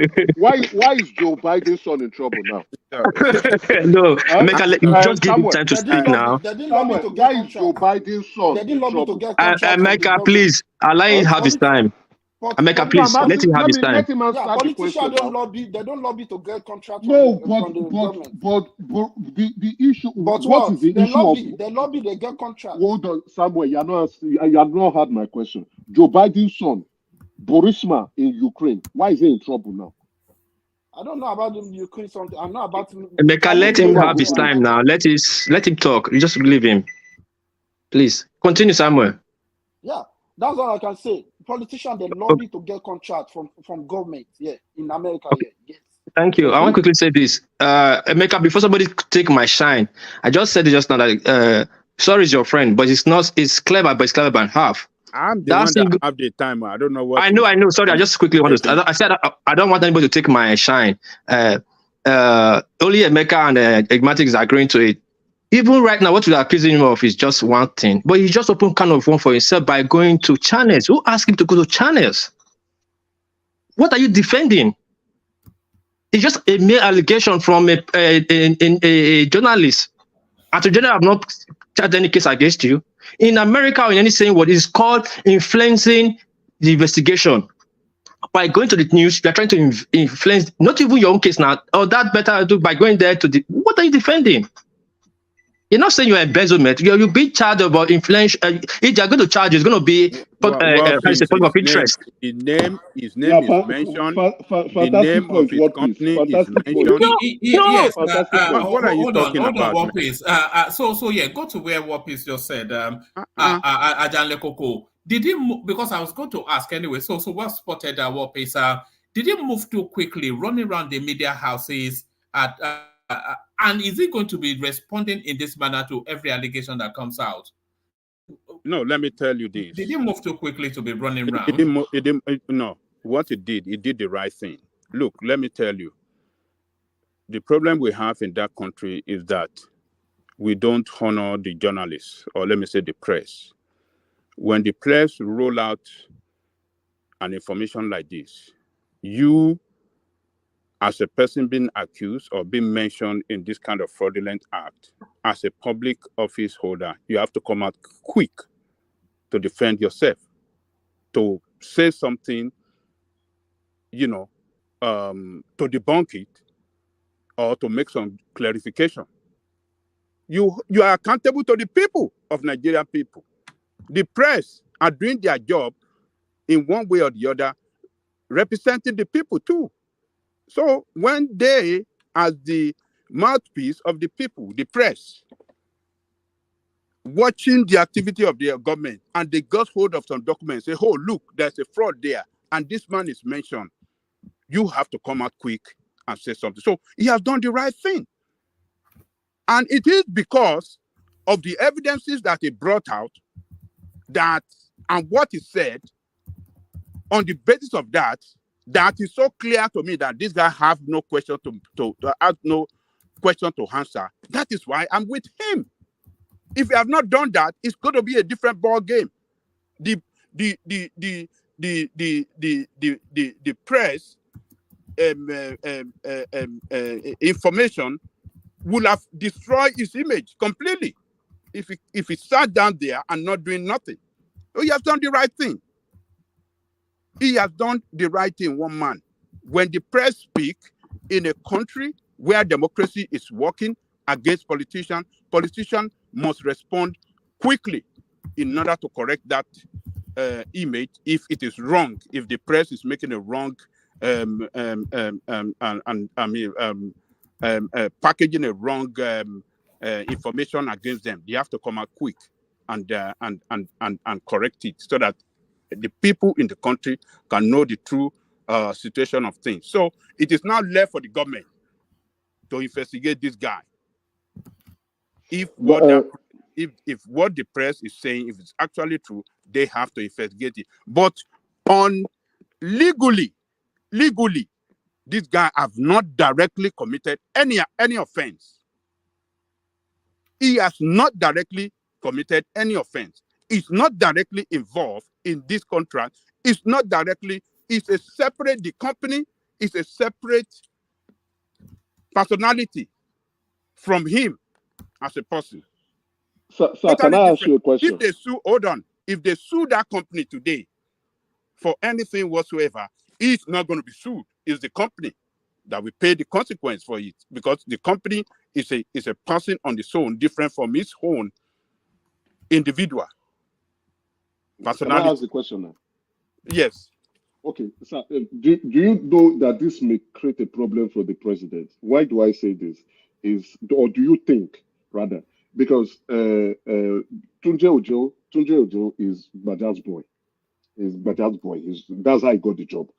And Betta Edu is former Cross River, Cross River, the governor of Cross River. Ayede was, I hope I pronounce his name. That's his girl. Now, Ayede. Betta Edu. You said? I said now you did it. I mean, it's lot. To not be saying, hey, they jump out my bed, bro. You can interpret that word in so many ways. The way you want to interpret it. So now they've suspended her.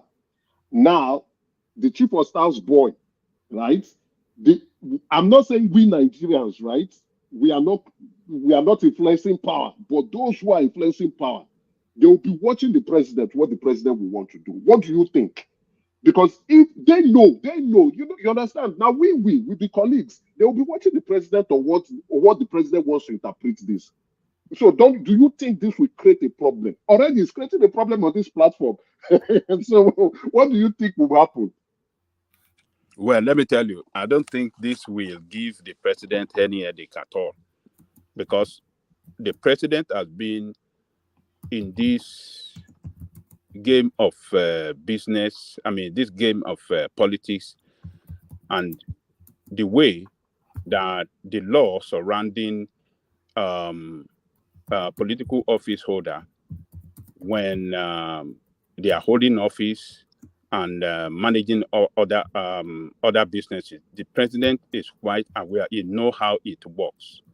So, and I believe this guy will have gone to the presidency via his boss, as you said now, to make his clarification. Look, this is a lie.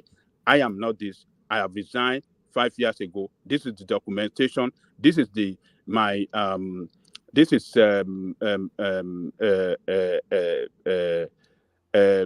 document from CAC acknowledging that, look, I have no holding in that company anymore. So I think he will have proved himself quite well to the president. But now the investigation that is going on Betta, if that investigation now reveal that he has hand or connection or influence in this money that they paid as consultancy to his former business, his former company, then that is going to be a different ballgame. But as at the moment, with the information that we have at hand now, that is clear to everybody, I don't think that the president is going to act to say he should be investigated or he should step down. He has not done anything, contrary to the law directly, or he has not done anything contrary to the law at all. It played no influence. It did nothing that we know right now. So he cannot be punished for what he did not, if an offense he did not have no hand in. It can't be punished. That is Babaja, but he can be investigated now. Yes, hold on. Hold on. Yeah, investigation is going on. That is what I said. They are carrying out investigation on Betta and the businesses that he did, how he releases funds to several companies, including his own former company. So if that reveal that this guy have hand, influence, or have any connection in that money that was given out by Betta to his own former company, then an investigation will now start on him. But now there's nothing, according to what we have seen, rather, there's nothing that show anything that is directly involved. It's not his own company. It's not his own ministry that awarded contract to his own former company, not his own ministry. How do you want to accuse him of conflict interest? People that are talking of conflict interest, maybe they don't know the meaning of conflict. How do I say? Conflict of interest. Conflict of interest. Maybe they don't know the meaning of it. Conflict of interest is what you are directly involved. You must be directly involved. You must have a direct involvement in what happened, which I said earlier that Obi did. Obi had conflict of interest when he invested Anambra State Fund in his whole family company. That's a fact. We have it here. Even Dr. Damages played that, had this thing that he played, the video to that effect. He have it. One man even the current president, Babaja, also has his own bad record on that. We also discussed it here. He even carried bullion van to his house. Let me leave that. Let me make. Yes. But we want to talk about. Can I just say talk something? about Tinubu also? Yes. Hold on for Larry. Ekene, but Larry, also hold on for me. Let me bail out, gentlemen. I have an early start, so I'm going to bail out. Hand over to Mike. Thomas is around in the studio somewhere, but I'm not sure if he's fully ready or not. But I'll hand over to Mike, and Thomas will back him up as and when. So Mike takes the reign of it. The super chatters, of course, we only ever get super chat when Ayo turns up. So Ayo turns up today, so we get a super chat. So that's Ayo, and then Ola backs him up with a series of it. So thank you to Ola and Ayo. So thank you to those two spaces. Acknowledge you're there, Mike, so I can build. Mike. Yeah. All right. I sent you a message, Mike. Have a look at it. Thank you, gentlemen. See you soon. Okay, thank you, one man. As I was saying, let me make comment on Tinubu action on this lady today. I think Tinubu did the right thing to suspend her and, order the EFCC to carry out a thorough investigation on her activities as the chairman of that ministry, or the Minister of Humanitarian Services. So I think it was yesterday that one man was asking question here that must she be suspended? He was asking from one person, I can't remember, maybe it was Kulata or something like that. Must she be suspended? And today, the president carried out a very good action to suspend her. But that suspension, to me, I believe that is the gunner. She's not coming back. That ministry is a corruption, it's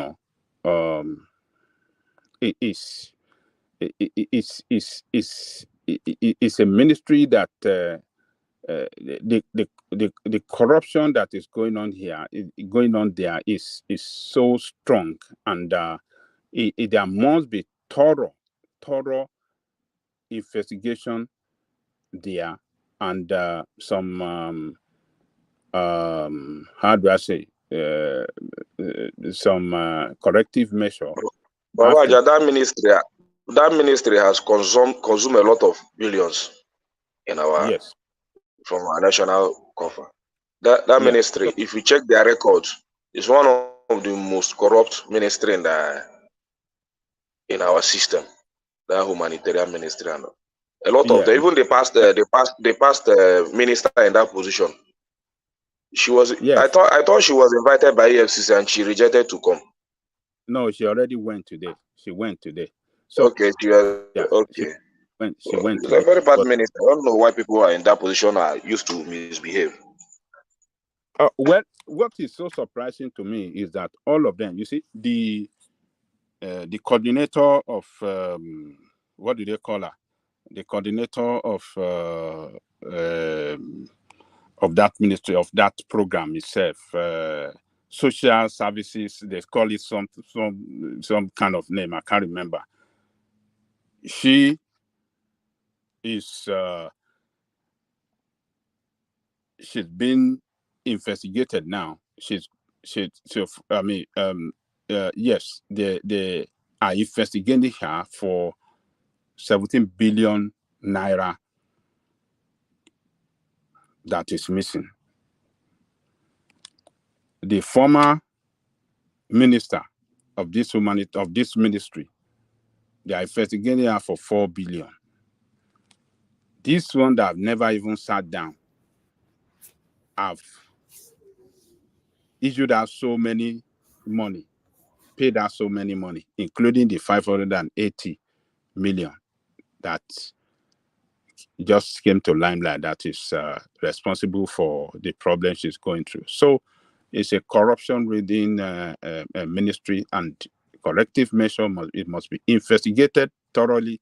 Corrective measure have to be put in place so that that kind of money that should be going to the poorest of the poor cannot be going into the pocket of politicians. So the president did well, and I hope that once investigation is carried out and the investigation found this lady guilty of corrupt practices, it should be sent to jail. It should not be given an optional fine. The money should be recovered and they should be sent to jail. And it's so shameful that they are all ladies, young ladies. However, I will not agree with some people that have been carrying some nonsense to tarnish the image of the youth that, oh, look at the youth, Nigerian youth, they give them position. Look at what they did. You guys should just go and sit down. Nigerian youth are not the problem of Nigerians. You have your politicians that are the problem, and we know them, not Nigerian youth. So if these people happen to fall in the bracket of youth, that is not enough to now generalize it that Nigerian youth cannot manage anything. Nigerian youth are great youth. They are resilient. They are smart. They are intelligent. They are brilliant.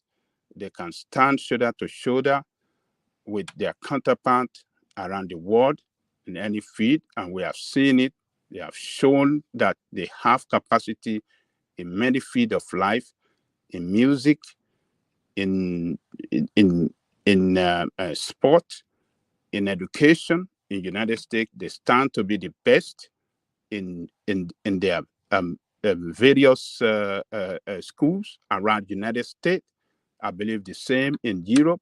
So don't rubbish Nigerian youth. Those of you that want to say, oh, they are youth, no. Don't call they are youth, yes, but don't generalize to condemn Nigerian youth.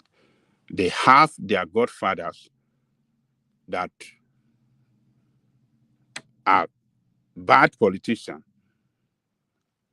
And when you are in the midst of bad people, you'll be bad too. And that is why we, the AAC, have been telling you people that these parties that we have, old politicians, cannot run that country well. They are the ones that destroyed this country to where we have the country today. The AAC, Babaja, please save us with this your AAC palaver. Save us that stuff. The APC, the PDP, including that one that run to Labour Party, Peter Obi, they cannot do anything well for you in that country. Obi himself have not rendered the account of his campaign since when the campaign ended in February. We are in 2024. When is he going to render the account of his campaign of the donor? Those that donated money. Babaja, has did his own account? Has APC did his own? Has PDP did their own? But what do you mean by Showore has always been the one that always rendered the account of his campaign. Go and look. Go and check the record. Look where. When did he do it? When did he do it? When did he do it? Did APC do their own? You people. Were you among the people that contributed money for that campaign? Why are you drinking Panadol in another person's headache?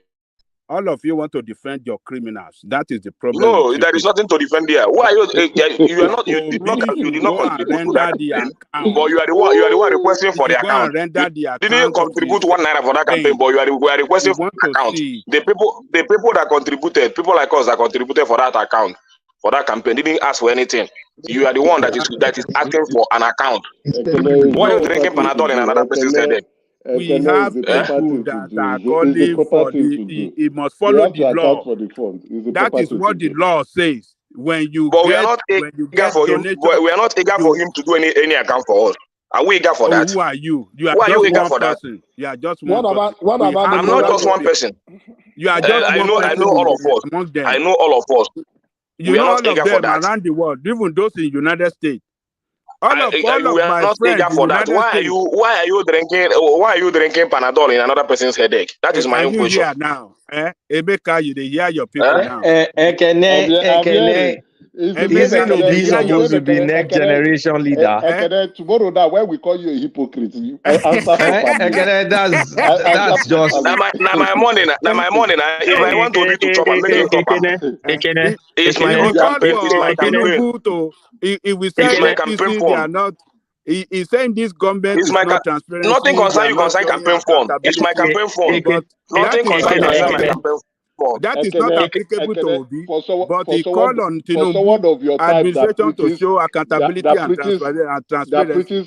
There is nothing there is nothing to talk about there. It's my campaign fund. It's not your campaign fund. If I decide to dash it to, I will dash it to him. You don't drink Panadol in another person's head. I'm not expecting. Yes, you can hear it, but I don't I can listen. That's the normal procedure. Even money donated to charity, they must declare. They will send you a paper how they will use the money. You declare. You don't even know the company. You just enter online. Go to. Hold on. That is personal money being donated to somebody for his own campaign. When I was giving it, I was not expecting it to people any account to me. Can hold on. Let me explain myself. Hold on now. What is all you didn't ask APC to.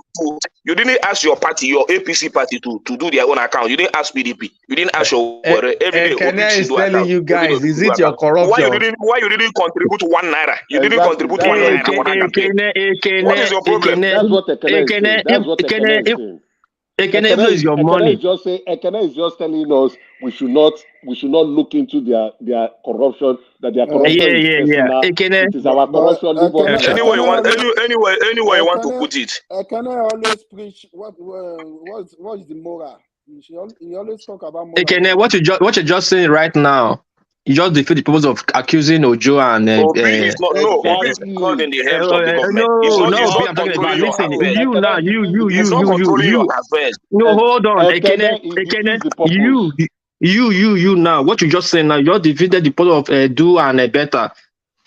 There is nothing to defeat. Hold on. No, I don't agree with you. Let's move Obi. LP as a party. Because you are talking about hold on now.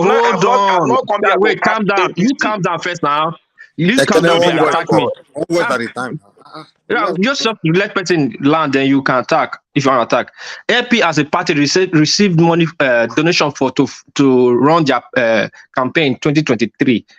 Is a normal ethic law in Nigeria Constitution. You go and declare how you spend the money. You will send people, even to the last person, you can say, that 5 naira you donated, we just to buy tom for them when they were campaigning. You have to, it's called the position. You have to tell people what you use the money for. It's not about your free money. It's no longer your money anymore. It's out of your pocket. The government has the right to know what they're spending on. So don't be angry about it. That's how I can explain it. Thank you. It's not like that. It's my money. I decided to give it to Obi. So if you want to chop, I'm making chop. It's not controlling your affairs. You understand? It's not, if Obi decide to come out tomorrow to give account of it, that is left for him. For me, I don't care, and a lot of us don't care. If we want making chop, I'm making chop. You know, concern you. He's not controlling your affairs, and it's my biggest worry. Let me finish. My biggest worry is that you didn't contribute a dime to that campaign, but you are the one championing for an account. What's your problem, Nigerians? What's your problem? Why should you talk about it if you have not contributed for it? Why should you talk about it? Did you vote for him? Did you vote for him? Why should you talk about it? Did you vote for him? Why wouldn't it matter? Why wouldn't it matter? You didn't vote for him. You didn't want him to be your president. You didn't want him to be your president. You didn't contribute anything. You didn't vote for him. Tinubu practice corruption now. We'll tell you not to talk because your APC campaign fund. You didn't ask for it. You are asking for. Is that hypocrisy? It's hypocrisy in the highest order. If you don't know, it's hypocrisy in the highest order. You didn't ask for APC campaign fund. You are asking for Labour Party. It's hypocrisy. It means you are hypocritical. You don't know where you don't know the direction you are going to. You are missing direction. Oh, yeah, welcome to ask for you go heading to. You heading to another direction. You don't know what you are doing. You miss focus. Can I angry because of money? We can check on other people when we can ask people to give account of their stewardship, but that of Obi does not matter to him. But that of others, yes, let them give account of their stewardship. Let us check them thoroughly. Let them show. It's nothing like others, Babaja. Tinubu is in the hands of in the hands of the government. He's not championing the affairs of Nigeria. Obi is not championing your affairs. Obi is not championing your affairs. I have every right to demand for accountability. Do you know what public fund? Hold on. Do you know that campaign? Hold on. Hold on. Do you know that? Leave this public fund matter. I have every right to demand anything I want to demand from Tinubu. You don't have any right to demand anything from Obi because it's not in the hands of your government. You don't have any right for that. We come here to. If someone steals today, you compare it to Obi. Someone has something to do with the president. That's hypocrisy now. Anything that happens, you don't need to Obi. Anything that happens, you don't need to Obi. You leave the government of the day. You're talking about Obi. I do public donation. Hypocrisy in the highest order. Public donation. This 10%. It's not your money. You didn't. As far as you didn't contribute, you don't have the right to talk about it. You didn't contribute to it, so don't talk about it. That's my opinion. Who told about the chairman and the presidential candidate of his own party? Ajele Koko never came here one day to condemn him. That was against the law. He was the chairman. He was the presidential candidate, and I'm sure he's also the treasurer. He just puts somebody just to as a corporate. You don't it's the right thing to do.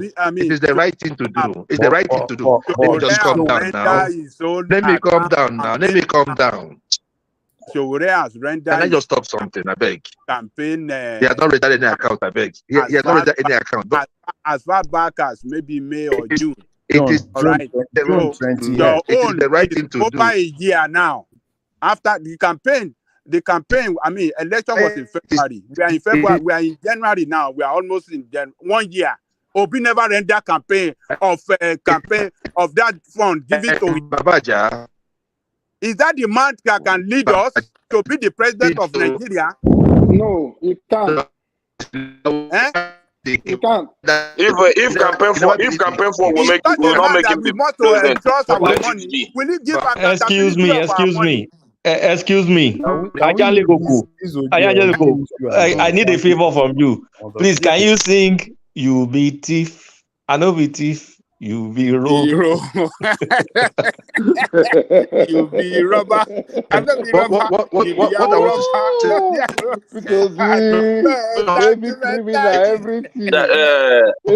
there is nothing being a thief there or anything. Babaja, let me say this. There is nothing like being a thief. Ekene, today you just confirmed yourself to be a very top, high-ranking hypocrite. Hypocrite. Take your time to address. No, there is nothing like being. Whether you want to call it.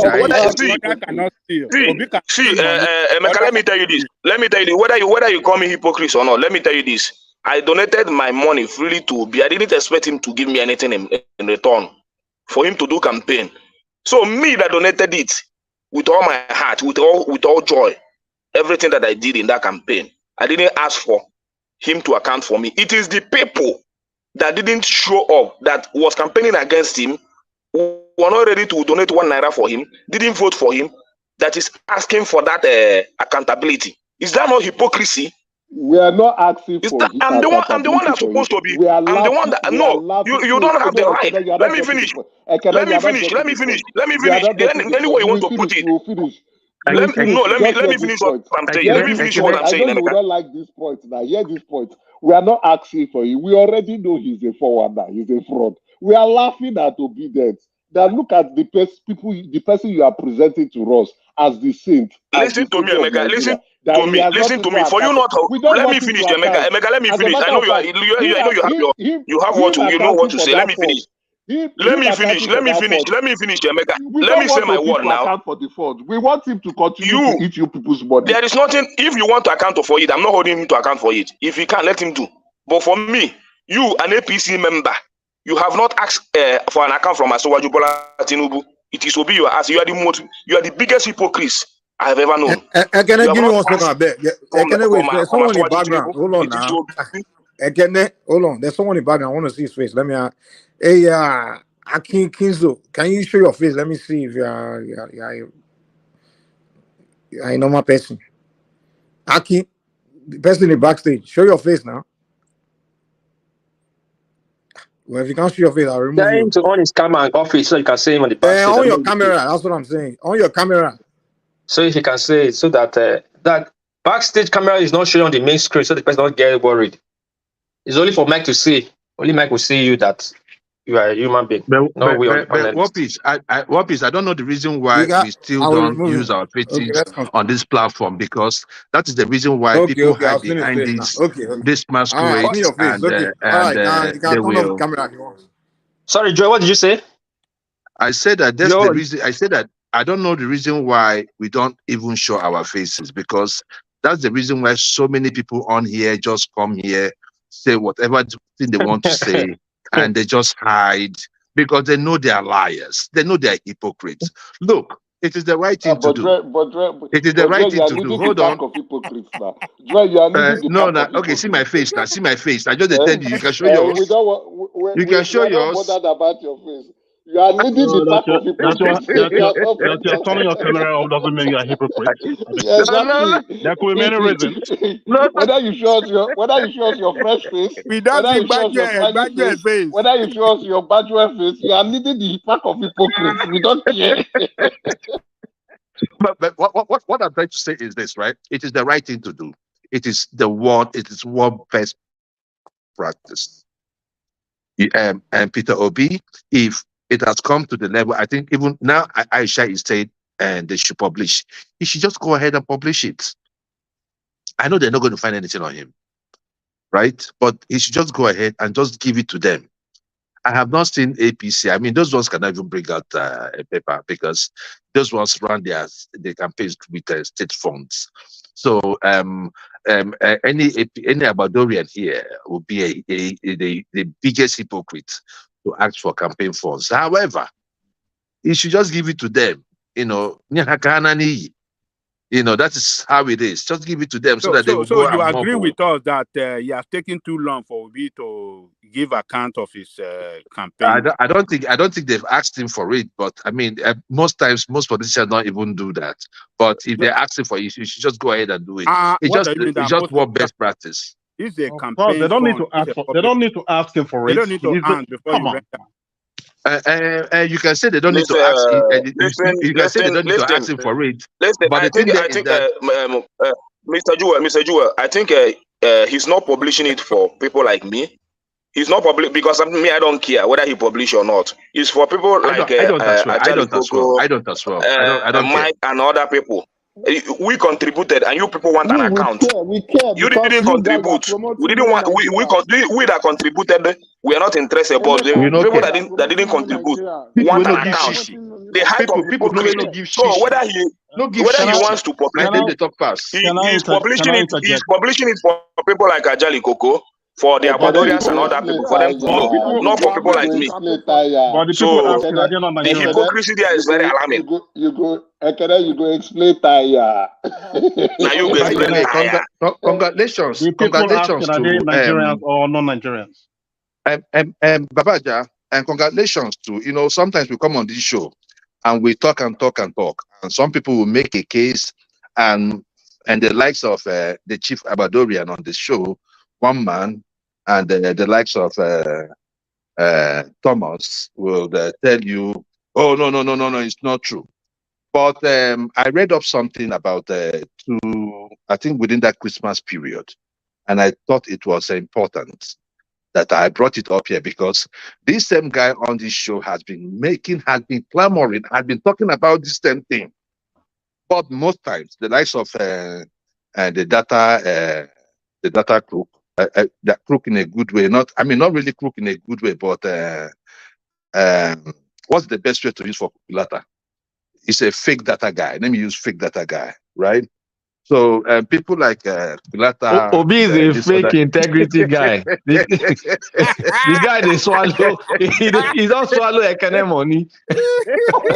You don't bag you. You don't bag you. I can bag you all of them. Nobody swallow my money. Oh my God! The account. He must render the account. He must render the account. We don't care. He must render the account. In 2024, I will rather believe people like War Peace, who comes on this show to tell us that there's a modular refinery being built by the governor of Baseki, a futuristic leader, one man that I respect so much, because in Igbo land we say Abacha Sagoma. I remember when this guy was hammering. They bribe him. Hold on now. I remember when this guy was hammering. On ways and means. Today we have seen whether ways and means. I like people like that. People that that have vision. Before that guy started building a modular refinery, I don't think they've given us the I think that modular refinery was built not under Tinubu. But I was so impressed that they have 2 modular refineries already completed.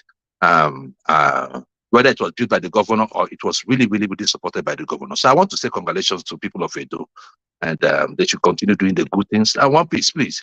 If you see those good things, just give us, because we are tired of data. All this data they bring here is data of lies. If you know the one that people are doing that is strong, that is out there that we can see and feel, like what OT is doing. At least some people say it is now a water fountain, and let us even see the water fountain and feel it.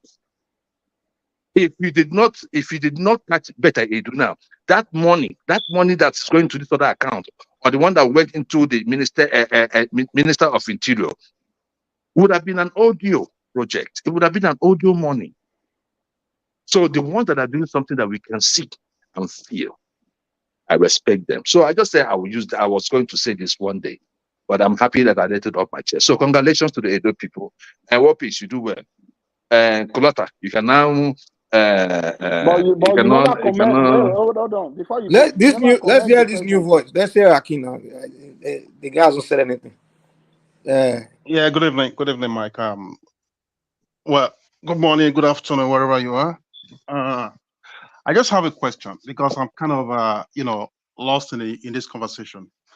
I understand that Betta Edu is in the midst of storm, and of course she's been asked to step aside. But what I don't understand is people not putting the issue of conflict of interest straight, which with regards to the Ministry of Interior, Bumi Tunjojo. Some people are just correlating it with Betta Edu. I mean, I just need someone to just explain to me in detail why, what is happening, or what has happened with the Interior Minister prior to becoming minister, or what is happening right now has anything to do with a criminal offense. Because I hear some people here saying he should be or he should be asked to step aside. Step aside for what? What has he done? What is a criminal offense? I mean, if someone can actually tell me or give me in detail in a minute, so we can, break this down. Thank you.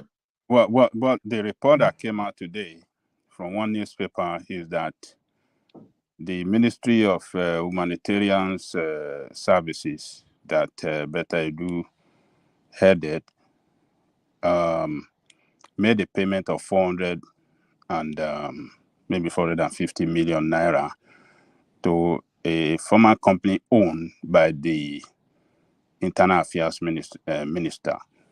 So for that reason, some people were describing that as a conflict of interest, that is his own company, and that he used his position as minister to influence for that, and that that payment was a kind of part of the corruption that was going on in that company, that he's tied to it, and therefore the president should suspend him.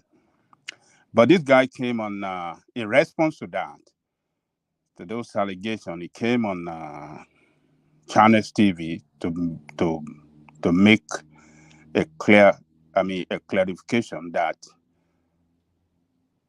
yes, he was the head of the company 5 years ago. He resigned when he joined politics. When he was, before he ran for elective office, he resigned and he surrendered his shareholding maybe to the wife or somebody else. And since then, since 5 years ago, he's not been acting, he's not been participating in, day-to-day activity of that business. He doesn't sign any document. He doesn't do any business with on behalf of the company. Strictly doing his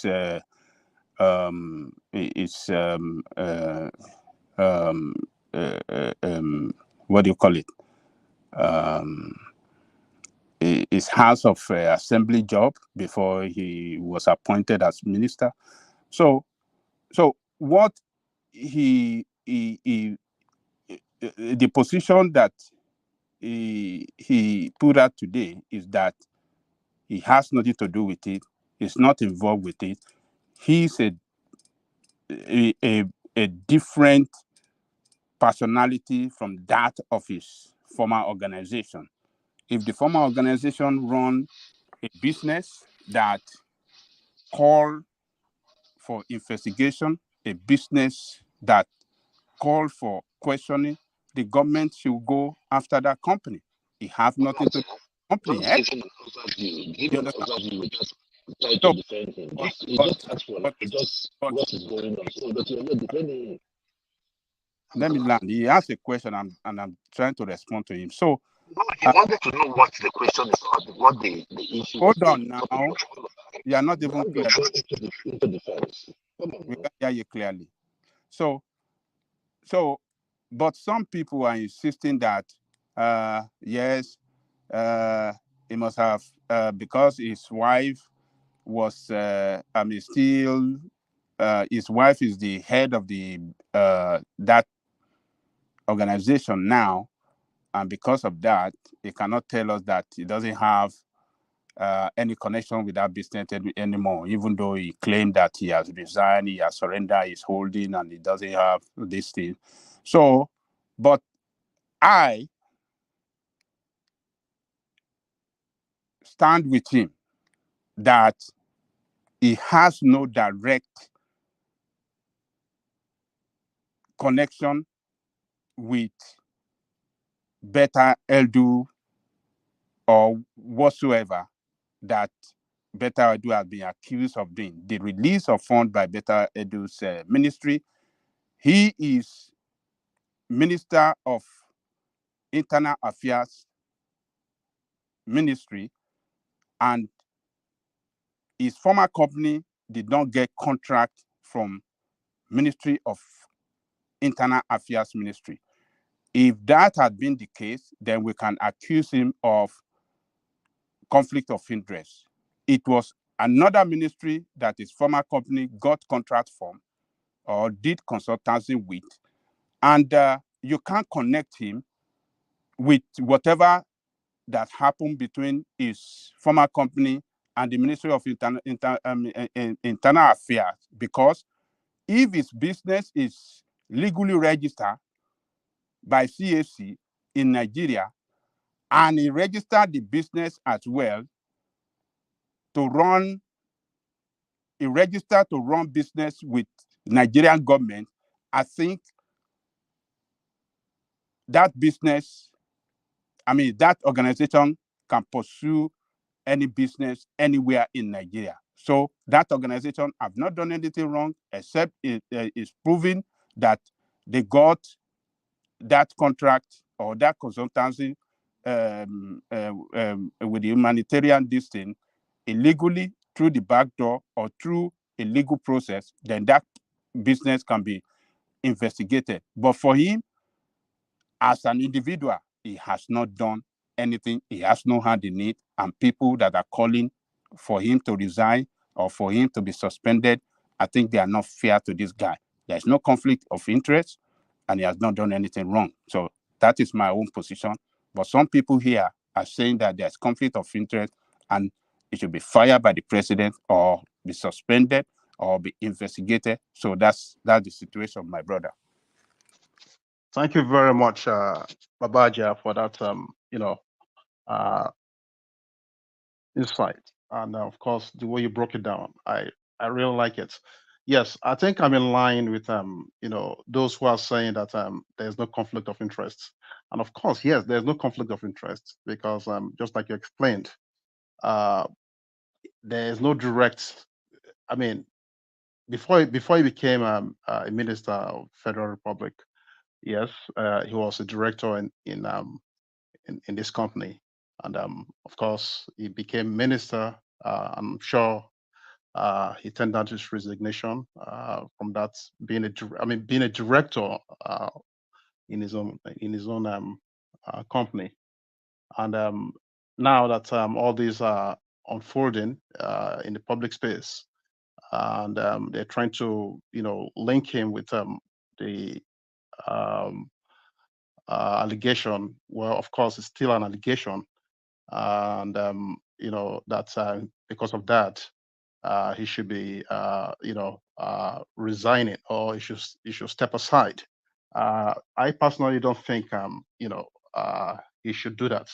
Even President Tinubu shouldn't even attempt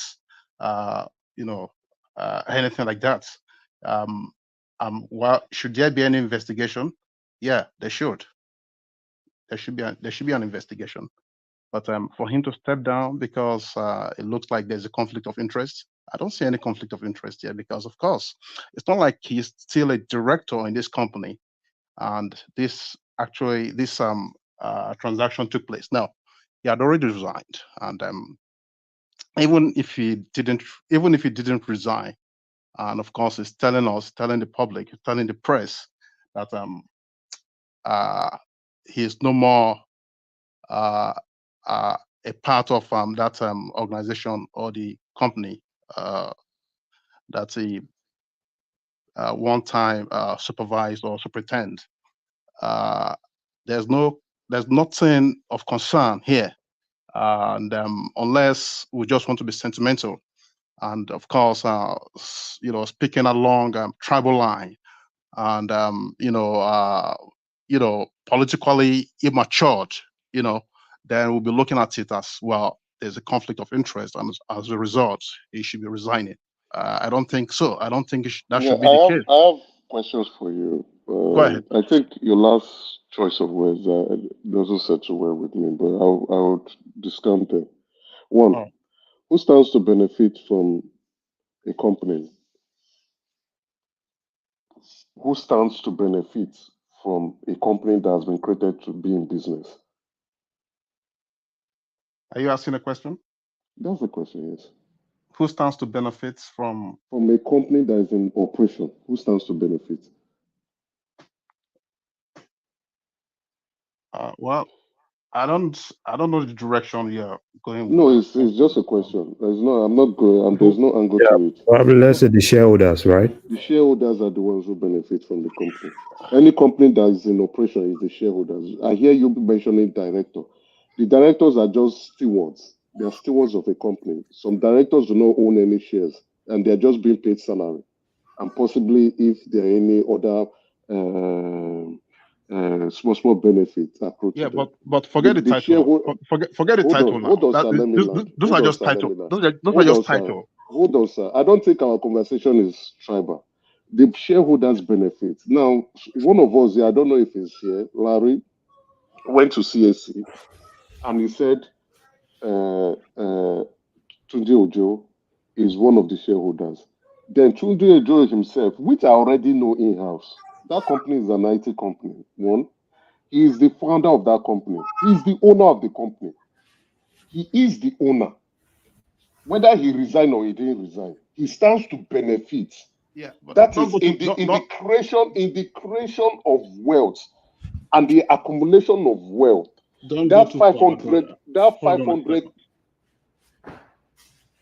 Yes. Okay, you are talking to your child. Sorry. That 500,000, that 500 million, $500 billion that was paid into that company that will go into the bottom line as profit increases his wealth as the owner of that company. So Naira. No. Naira. $500 billion. I think, sir, you are the hypocritical one here. What is your the one that is sentimental, coming up here to tell us that a man who owns a company, whether he resigns from that company, he did not sell his shares. He did not sell the company.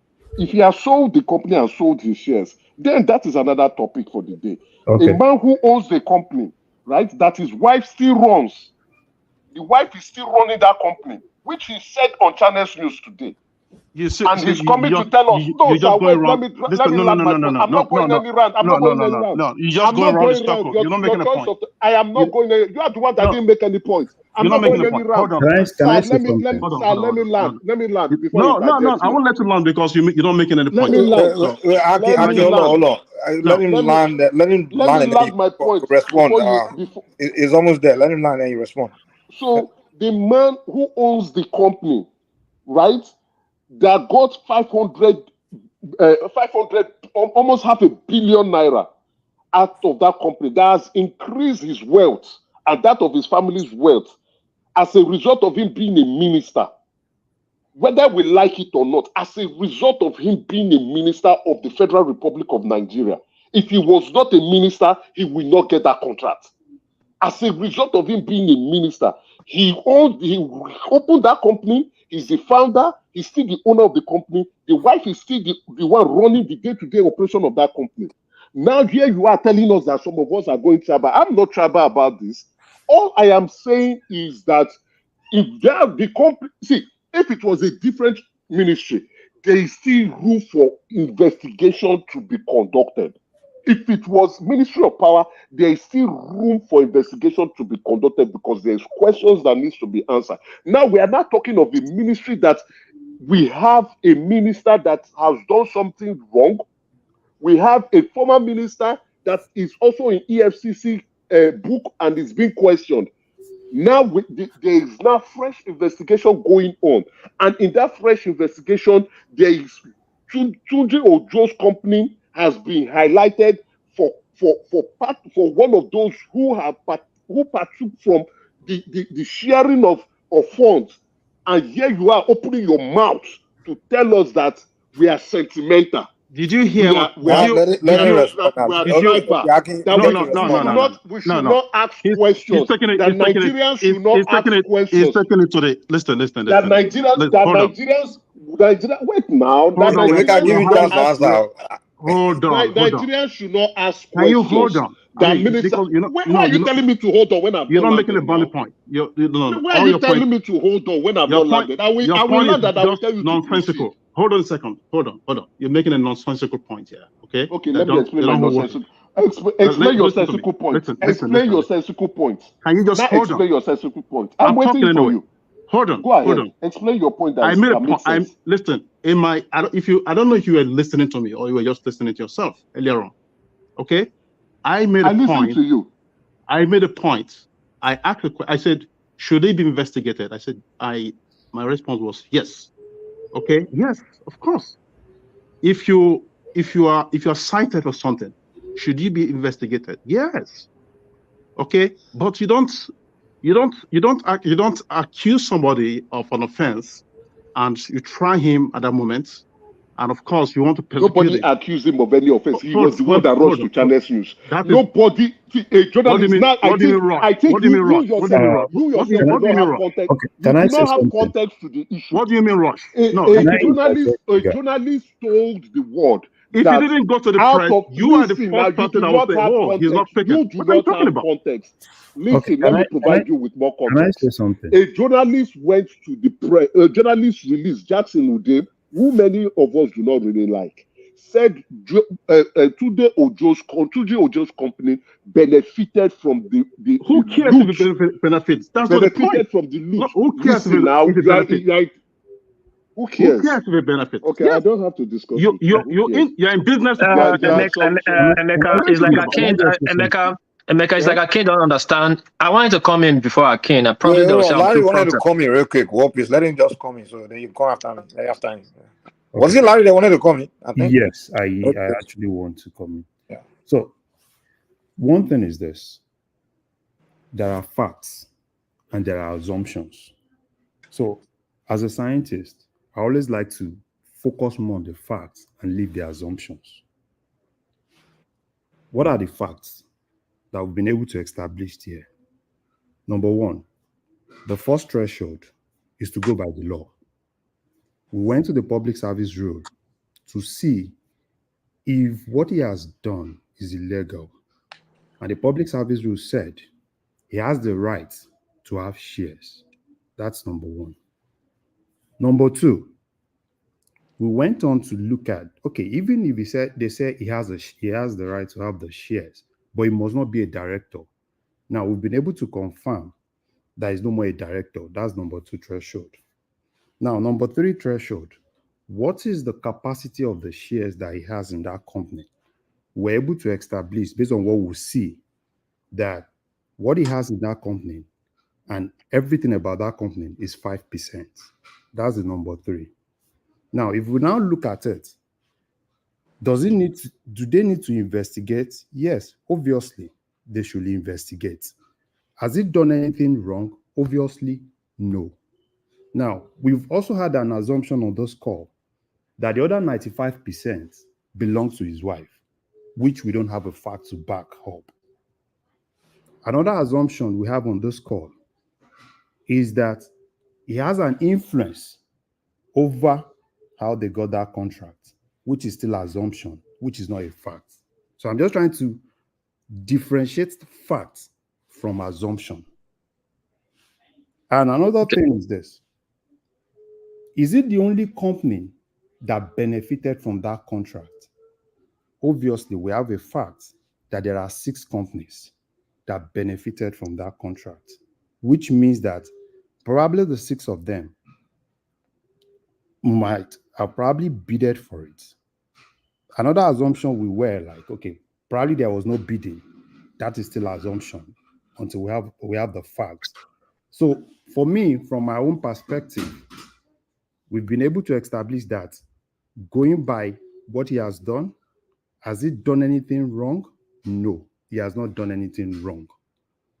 And every other thing that we're saying is still based on assumption. So for me, I would rather want to see more facts than assumption, then base whatever I want to base on that facts. Thank you.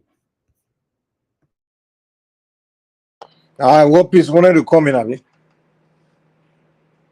Yes, thank you. I will come to Larry's on later. Let me quickly address this a gentleman that came in. Is it Akin or Akin? Not to say. Well, he's like, you're not getting the point what Emeka was saying. I just really heard myself back in your last statement. I'm not against what you said at the beginning. I'm not disputing what you're saying. You have your opinion. But opinion is just opinion, facts as facts. But you brought the tribal line sentiment in here. That was your last choice of words. Now you're accusing Emeka, why is he being tribal? At that point, I was a bit confused. What was your point? Are you coming to accuse people in the panelists being tribal, or people accusing Ojo or Bill trying to tribalize him because going after him because he's a minister or Yoruba or whatever? So that point Emeka was coming at, and I think is wrong, Akin. Nobody's being tribal here. What just happened is obvious. Now, let me go to Larry. I don't know how you're trying to steal. Let me quickly respond to you. No. I never mentioned that Emeka was tribal. I generalized. Look, listen, I'm very careful with my choice of No, words. I did say you mentioned Emeka was tribal. I see your last choice of word. Like you are insinuating that the guy is being nailed, or we are taking it tribal, or we are explaining it, or we are explaining it. That was your the way I read meaning to it, to your last. Okay, this is what I said. Okay, and like I said, I'm very careful with my choice of words. What I said was that I listened to some people on this platform. They were being tribalistic, okay, about the way they're handling this issue. I never mentioned it. I didn't single out anybody. I didn't mention Emeka or whoever. Okay, Give example who was being tribalistic. Give example because I find it ridiculous too, because I literally find it ridiculous that anyone was tribal about that issue. Because what I saw is people just pointing out standard of doing things. Even I myself, I feel like we have to hold people to standard. So if people are pointing out obvious, immoral act, I really don't see it as being unnecessarily tribal or anything, because no one really went in the route of tribe or anything like that. So, but if you can give us an example, maybe I didn't hear somebody well, maybe I missed something, but you got to be specific when you say people are going tribal in what sense. In this particular matter, I mean, you have to be more specific, you know. Okay. Let me bring it home so you can understand what I'm saying. I think was it Okay. Mike, don't let him go down routes. Let him just go straight to the point so that we won't be pointing, we won't be mentioning name or something like that. Let him just go straight to the point. I was listening to two gentlemen arguing earlier on. One was talking about Obi, you know, asking that when is Obi releasing his you know, his campaign money, right? And of course, the other gentleman was responding that you know, Obi does not have to do that. Of course, he has to do that because that's a golden standard. I mean, this is democracy here. This is not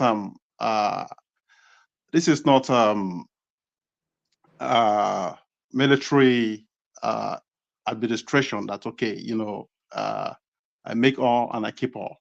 You understand? You are accountable to a group of people, or even if you're running your own home, you would have to give at least an inventory of what you did.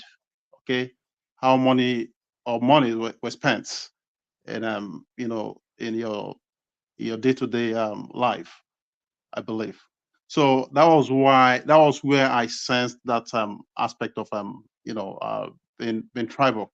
Okay, because I thought, well, if we have to be talking about BTO, which is of course Tunji Ojo, who is from certain part of the country, and of course Betta Edu. I think she's from Cross River, I believe, right? And people are looking at it, well, since she's been asked to recuse herself, right, from office, and Tunji Ojo is in the midst of this scandal, he should be asked to recuse himself. So I was thinking, what's the correlation here? Okay, so that was what I saw in that little conversation or arguments that actually prompted what I said. I mean, my last statement. I wasn't singling out anybody. That somebody said or somebody said this, and as a result, that person was tribal. No, I was just making a general statement. Okay. Mike, can I say something? Yeah, go ahead, Kenny, go ahead. Okay, but before I go, I understand what the guy is trying to establish here, but I made that statement that I was making earlier about the campaign fund. The reason is this: the guy you supported a candidate in the last election, which I know is not Obi. You funded that candidate or you supported that candidate in one way or the other. So at the end of everything, somebody emerged as the president of this country. So being a president, you owe every Nigerian that responsibility of accountability. And that's how I understand it. Even from Labour Party, from PDP, from any other party, you owe Nigerians accountability. You came to govern the whole country. So you don't refer it to a presidential candidate that went to an election. So, and you are not asking that presidential candidate to because your minister misbehaved, you are not referring it to a presidential candidate to establish his own account, campaign fund. How does that, people that make that argument, how does it sound to them? So I was trying to tell them that me that funded that candidate, supported him. I'm not asking for his accountability. I'm not asking for it. You have not asked for your APC own. You have not asked for your PDP own. You're asking for Labour Party accountability. And I'm saying that is hypocrisy in the highest order. So it's not about being tribal. Emeka, can I interject you? I mean, can I interject you? You understand? Can I interject here? The Crown doesn't say the word at all. Like, Hey, Crown, okay, Mike. do you want to? Okay, you Crown, are you there? Yes, I'm here. Okay, can you come after? You come next after. Mike, I still have the floor. Like, can I just make it? I have it. Let me just make this last submission. Then Crown can come in. We are dragging these things too Hold much. on, the other people have to speak. Like, Crown has been here for like. Give me just a second. Doesn't Just say the word. a second. Let me just throw this in real quick. Okay, I have a caveat to everything I've said earlier on. Okay, now I am that Hold that thought. You will say, because I know they will have to respond to you. You will say, but let's hear something for Crown real quick. At least let him say something. Oh, okay. Thank you, Mike. Thanks. I don't really have too much to say. Because I follow platform a lot, and I just want to put a question to Ekene, because all of us agree that what Betta Edu, what she did is wrong, and I look at it. Most of these politicians, most of them, that is the way they behave. They pay money directly to personal account. And that is why we always say that all these politicians, they are all the same. But what I see in our pattern, the way we always argue, we argue based on the tribe we come from. I remember when during the campaign that we brought out the platform brought out about this guy, Peter Obi, that the police caught him, in a papa, that they pay money to a personal account. And somebody like Ekene will come around and say, oh, this guy is clean. But the same Ekene comes today saying that Betta Edu is corrupt because the money being paid directly to somebody's account. So the question I'm asking from Ekene is, if you say Betta Edu is corrupt because this money was paid directly to a personal account, because actually the money was not even paid to our own account, it was paid to somebody else's account. Now, so if you say the money, because the money was paid to somebody else's account and it's a personal account, do you want to defend Peter Obi too, or do you want to tell me that Peter Obi is not corrupt too, because the money was being paid directly to somebody's account and they caught him? Police actually caught him, and he has to refund the money back. They have to withdraw the money. So that's my question to Ekene first. So I'll continue after you're asking me what? You didn't hear what I said? I couldn't get you very well. What do you explain yourself very well? What I say is this. You always talk about accountability, right? Yeah. And this woman in question, she paid money to somebody's account directly. They call it a project accountant, right? So this money being paid to this woman, to somebody's account, that is why we say the woman is corrupt, right? But you come around, you say the woman is corrupt too. All of us agree. But I want to ask you, is Peter Obi too corrupt or not? Because the police caught him too, pay money to somebody's account, and the money was being withdrawn back and pay to the government account. So I want to ask you whether Peter Obi is corrupt. Police got him where? Where did the police got him? In Lagos, in Apapa. And they didn't arrest him. They only caught him and couldn't arrest him. But he was a governor then. Even if he's a governor and they caught him, that he withdrew that money, and if the police arrested him and couldn't, they saw him and couldn't, that's the police for you. So if what you are saying is okay and it really happened, then I think I should blame the police for not arresting him and putting him in jail.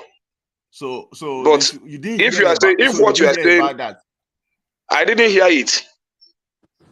So it's immunity that covered him back then. Otherwise, they would that if the police say it's immunity, then that's for the police for you, because I didn't hear it. So if you as an individual had it, and you couldn't speak up then that such thing happened, that the governor withdrew. But everybody knows it except you. Except you Then why didn't you call for his arrest then? The way I'm calling for Betta Edu arrest now. It means you don't know your job as a citizen. Oh goodness. I'm a citizen of Anambra, right? You can call for arrest of any governor in Nigeria. You're a citizen of Nigeria. Not it doesn't mean you don't necessarily need to be a citizen of Anambra State. I think what he's asking you is that why are you supporting a criminal? That's what he's asking. The guy is a criminal too. So you are trying. I'm not supporting a criminal. If will be what I'm saying is this: if what you said, let me finish, Mike. If really what you said happened, then and the police didn't arrest Obi and put him to jail. Are you saying Peter B is not a criminal?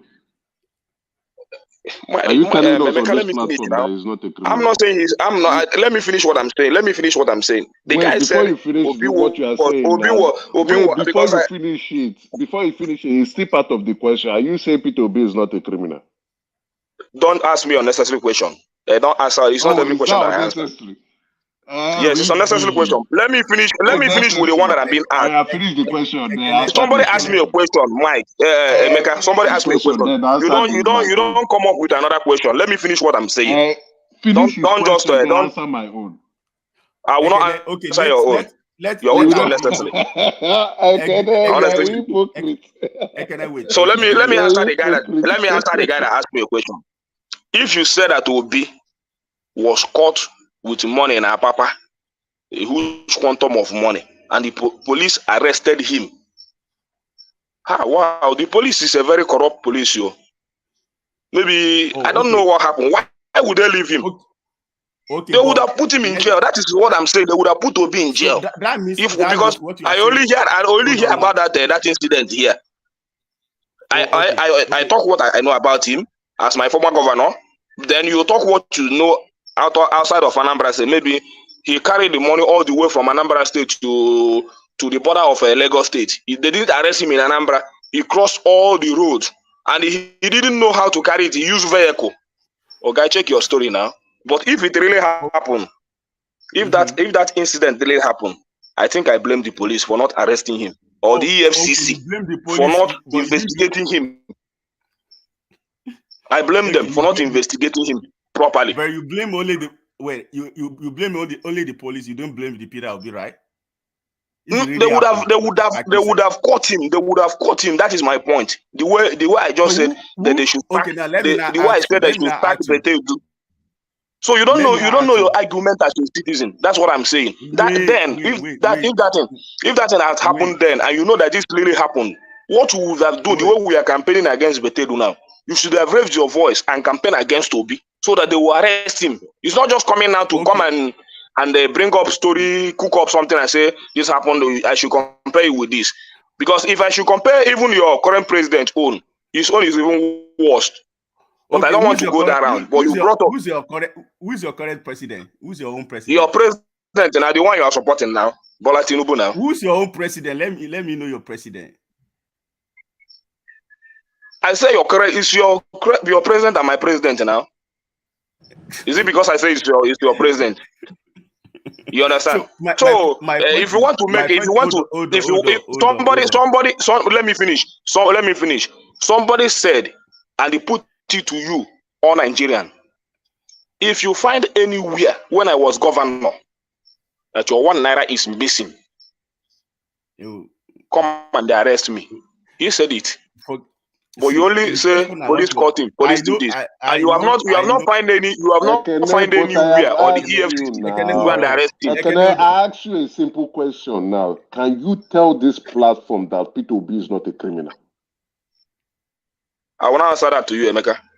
Go answer that to yourself. You are not confident to answer the question. You are not confident, right? Ekene, don't let me make it as your this thing. I just want to ask you, and I know the answer you will give me. So the point is because I have been listening to you for a while now. You always talk about accountability. So when this thing happened, because if you look at this issue now, this one always related to the Peter Obi's issue. If you look at it very well, But if you don't want, because you are supporting him. The way you explain it, want... Obi on is even worse. The way you explain it, Obi on is even worse. But that is my annoyance. That why should Obi commit such crime and should be walking free in Nigeria today? That is my own point. Oh, that means so. The way you even explain it, Obi on is even worse than Betta Edu, what you are saying. So, and I am saying, if that really happened, why should the police leave Obi to be walking freely in Nigeria today? But you know the law in Nigeria that is my point. Governor. But wait now, you know the law in Nigeria that a city governor has immunity. So he has immunity. No, there is nothing like law. There is nothing like even after you hand over, that case would have been raised against him. You see, what we are fighting here is a free, corrupt society. Nobody is exempted from it. If I know what you are saying, and when let me finish. If I know what you are saying, and when it happened, and if I've seen it and how it happened, if I didn't speak against it, then I'm a hypocrite. But what you are saying, I don't know you too. Honestly speaking, let me finish. He was my governor for 8 years. I didn't know what you are. Honestly speaking, I didn't know it. I didn't hear about it. Let me just. But I wonder how somebody like me, my former governor, I didn't hear it. It is you that even stay in Lagos abroad. Let me say something. Let me say something. See, a lot of this thing we are discussing today, it's because of social media. See, all these people, maybe governors or all these civil servants, they always do this. They does it every time. The reason why I'm blaming this woman is this. She herself said that, because of the woman intervention, like people are sharing money with cash, they are taking cash around. That is why there's corruption in that ministry. That she has started a platform that everybody, even if you don't have an account number, they will have to get a wallet that at the end of the day, nobody will be giving anybody cash. So the practice there, it is always like that. Most state governors, that's what they do. When I serve in Bayelsa State, they will come to the local government. They will come to the local government to share money for the salary. I'm talking about salary. They will share money, cash. Somebody will come with millions of nairas. They will come around. The day they want to share the money in the local government, you would think maybe today is a market day in that local government. That's how the staff of the local government will queue and be collecting money back by cash. So this thing happens. It's because of social media today and all these things that we are now getting to know all this, what is going on there. So for you to say, Peter Obi did not send money to another, just forget about it. That is what all of them do. So I cannot whether I'm supporting. I didn't say maybe he did it and the other people are doing it. I'm not saying maybe or not maybe he did. But my own in this is this. I speak what I know. You understand? I don't say what I don't know. You understand? Jonathan was the president when Obi left office. Jonathan wasn't really going after corruption like that. So maybe that's I don't know whether Jonathan is going after corruption, but I know that there was a time EFCC invited. Let me finish. There was a time EFCC. Hold on 1 minute. We see during during Buhari regime, we see Osibajo sharing money inside the market. We see, is it not somebody that they transfer that money to somebody's account to be share? Is it the company account? That's what they have been doing. So don't let us look as if this thing just happening today. We want accountability and all that. No, even if we wake up today to fight it, we start on time. You understand? So it happened yesterday. Let me say this. That it happened yesterday doesn't mean that we should allow it to continue happening. You understand?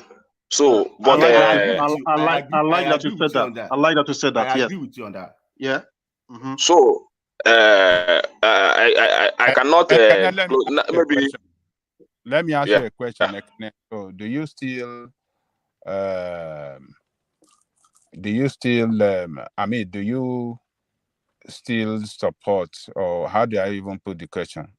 Do you agree with us, rather, that Obi must give account of that public fund donated to him to run his campaign?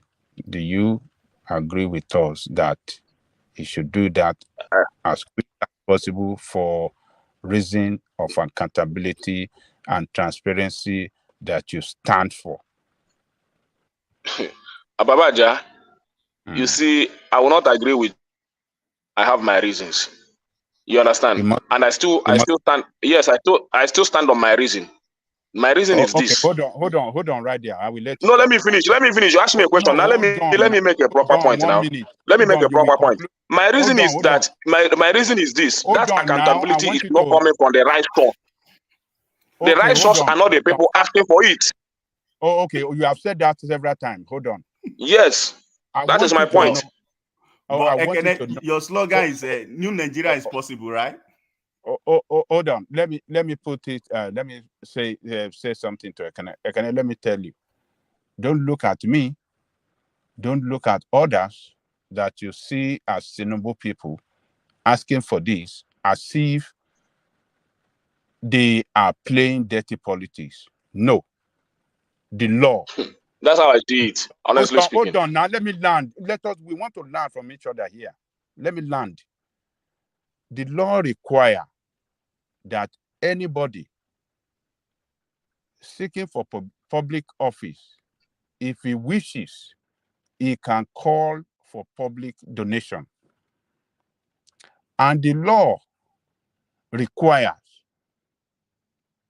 that once you ask for public donation, you must give accountability of how that money was spent. It is the law. It is not me. Don't look at me as a Janle Koko. Don't look at me or others as if we are playing politics. But that is what the law says. So are you telling us Obi must not follow the law? Is that what you are saying? For not? I think when you talk about law, the leading parties should lead by example. When you talk about law, they are the one to tell us. Yes. Who? APC. Who? The leading party, APC. No, forget about this. Is not APC. We are talking about. No, it's APC. No, you are talking about law now. Law is for everybody, not for one person. They did. You cannot tell the law. You cannot tell me is the law.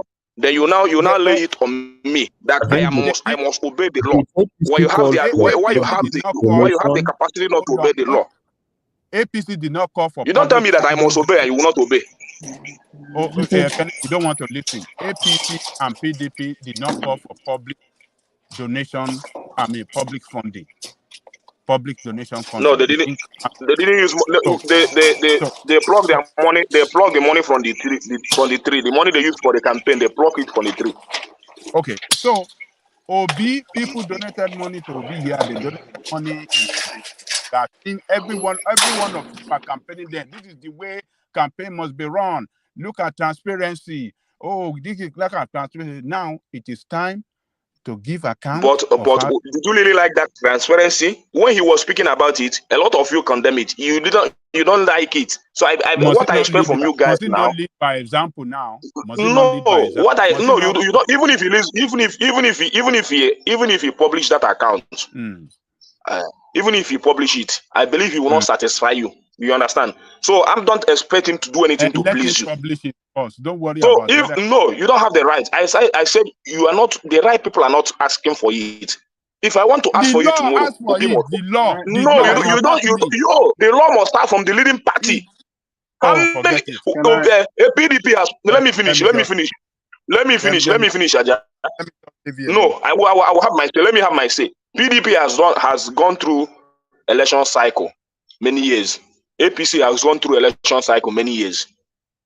It is only this time that I heard that a candidate must surely publish the account of his campaign fund and all that. You understand? And that is hypocrisy to the highest order. That's how I see it. I don't see it as any law. I see it as hypocrisy. Well, I don't see it as any law. Real quick, yeah. If you see it as hypocrisy, okay, who are those asking that he should publish his the money he received? Are they Ghanaians? The people asking for it are they Togolese? Are they not Nigerians? You are not a party member. I'm a party member. No, I have the right. Put party on the people side. that have the right. No, let me tell you. Let me finish. Let me tell you. You are not a party member. You can either belong to APC or PD, but you are not my party member. How do you know that? You understand? I'm a member of Labour Party. Can you prove I'm not a Labour Party member? Can you prove it? I don't know whether you are not a Labour Party member. I can prove that. How do you know? How do you know? Where is your word? I don't have to have one. I don't have to have one. Anyway, you don't have to have one. Then you're not a party member. Yeah, no. Forget it. There. You're not answering the question. The point is that I'm answering the question. You don't have the right. You didn't contribute for that election. I contributed to it. I'm a party member. I'm everything. You do not have any proof. You do not have any proof to that. You don't have any proof to that. Okay, you can ask me. I can prove to you. I'm a Nigerian. I have the right to ask any of these guys. Tinubu, you don't have the right, Oga. You don't have the only place you have the right to ask for it. The only place you have the right to ask for it is in APC. Go and ask for it in APC. Don't ask for it in Labour Party. That's what I'm saying. I'm not even APC, member. Not at all. Okay. Hey, Kenny, are we welcome to join the Labour Party? Or is he? You can join the Labour Party. I welcome you, every one of you. You can join. The way you guys campaign is like you push people away from your party. Ekene on a lighter note, is it under Papa or the Abure? Which one are we joining now? Are we to join? It's Abure now. Who be a Papa? Who be a Papa? Who be a Papa? No, you're not sure. You know, you're only a Papa. Not sure. We don't know which one is the chairman now. So we want to know whether it's Abure be our chairman now. Until we have our convention very soon. So when that convention, when we do that convention in Ojo Alaba, right? No, I'm not the chairman. I'm not the chairman, but I'm a full force member. Ojo is very close to my house, so I know that area very well. So you guys, I'm a full force. I'm a full force member in Ojo. So we know the panic. But you don't know the chairman yet. But ordinarily, what Baba Jani Koko was saying is true. When you say you guys want to do something different, and you are saying, "Oh, let the old party, let them do their own, let them reconcile their account, let them give their account first before you guys will be able to do." That means you guys are all the same. You know why I said that? Because I'm not even. You know why I said that? You know why I said that? I'm not bothered. I'm not bothered about that. I give that money. I give it freely. Okay. A lot of us did that. Okay, you understand? Okay, but my problem is this. My problem is this. Why won't I be? I'm not. The thing is not giving me sleepless nights. I'm not thinking about it. I've already forgotten about it. How is it now? Why will APC? Why will Abadorian drinking Panadol in another person's headache? They want to raise a headache, or they don't want to raise some. I don't understand. Ajatu is an Agbadorian now. He's a Showore person. Yeah, he's not even fighting for Showore. He's not even campaigning for Showore. But it's not good for Labour Party to do something differently than the other. No, don't tell us how to do it. We know how to do it. We know how to do it. Forget it. So and you are seeking for Obi can. I will not fight Obi if he does that. But making it a mandate, coming every day to say he must do that is my problem. I'm not saying that if he decides to do that, I will not fight him. So you are seeking for public vote. You want to vote from people and you don't want to give account. Okay, guys. As for where everybody should give account of themselves. It's not only Obi. You understand? You don't lay it on one man. Okay, cool, no problem. The money is accepted globally in Africa. What I want to Ekene, what I want to establish, I've already established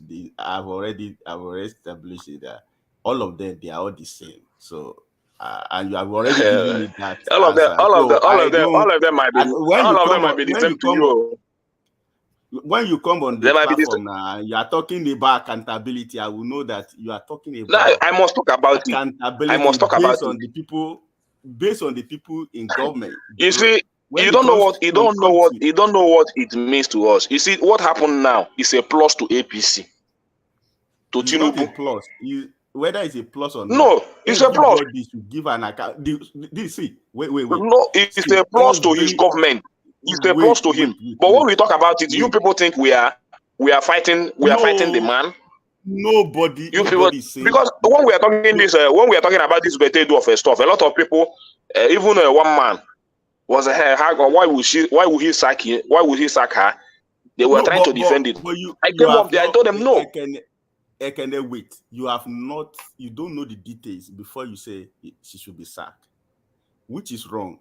You have to wait. And when everybody have seen a lot of evidences about it, that's why okay. Even if you have taken a position before, you can still change it. Like, okay, because of the evidence that we have seen now, that means she have to go.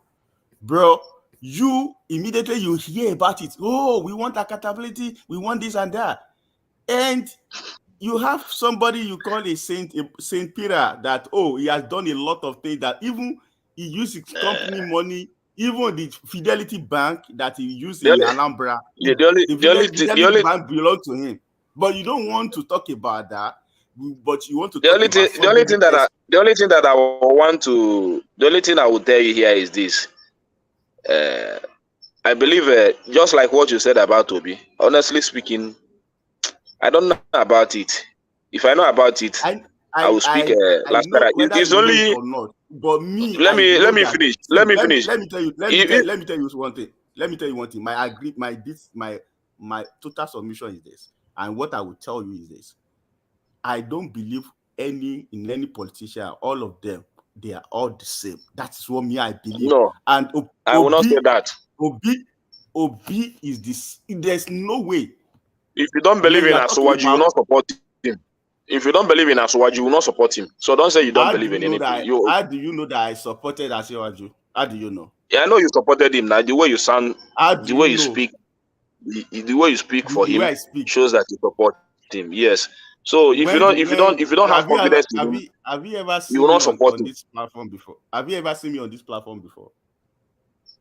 I don't know. Maybe today is your first time, but what I know is that maybe so in your comments, in the comment section, the way you comment shows that you support him. I'm not against you supporting him or anybody can stop. If you don't have confidence for him, you will not support him. The same way I have confidence in Obi. You understand? Even till tomorrow, I still have confidence in Obi. But the point still remains that all of them are the same. No, if you say that all of them are the same, if you say that all of them are thief, you don't support them. You cannot tell me that somebody is a thief. Tell me what. That somebody is not. Don't tell me to support somebody because. Can you tell me what politicians that are not corrupt? Tell me one. I don't know for you, but I have my reason for supporting Obi, and you have your reason for supporting Asuwaju. That reason is left. That reason you campaign for him is what everybody is waiting to experience in his government. Which government? Asuwaju government now. The reason you supported him is what we are waiting to experience. We have not started to experience it. We are still waiting. So when we begin to experience it, we will tell you that we are already experiencing it. My question to you, you have answered me, and I know that the way you answered, you yourself, you know that Peter Obi is a criminal. So nobody can tell me that. The only thing I know is very bad to swear on someone's integrity. You understand? But for me, on a reality, I have my reasons. I have my love. I have my attachment. That's fine. You understand? But in all sincerity, you cannot just tell me to come and swear. that Obi has even something like that. Shinarambo he has a supporter, so not everybody will have support. So yeah, that is it. And there's people asking that question. I don't know where they are coming. So people like Emeka will ask you, do you think Obi is this? Do you think it's not the right question to ask? Even I will tell you not to swear for me. Even if you know me very well, even if you know my in and out, and you come in to swear for me, you have killed yourself. But you know the reason why people are asking you for that account, because you always talk about accountability. We must talk about it now. It promotes the system. At least, but when they if Nigeria can show if Nigeria can show 70% accountability, don't you think that this country will be better? But when they ask if you don't speak about accountability, if you don't speak about accountability and integrity, how will the society know about it, or the government act on it? If we are serious about it, the government will be serious too, just the way they show seriousness in Betta Edu. If they continue to do that, don't you know that this system will begin? They will start to cleanse the system. Okay, everything will start to normalize. Hold on 1 minute. So what's different between what they were asking you and the one we are talking about, Betta Edu? What's different? Different between what? The one that they are talking about the fund, the campaign fund, which is a public fund, and this particular one. What's the difference between Obi corruption and Betty corruption? What's the difference? The difference between it is this.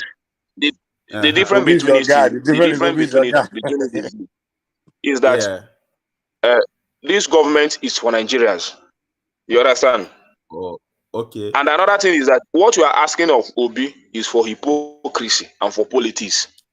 It will not benefit you. No, wait, hold on, don't go there. The difference is that it will not benefit you directly. It will not benefit you directly. No. What did the law say? How is it going to benefit you? If Obi established, let me wait now. Hold on.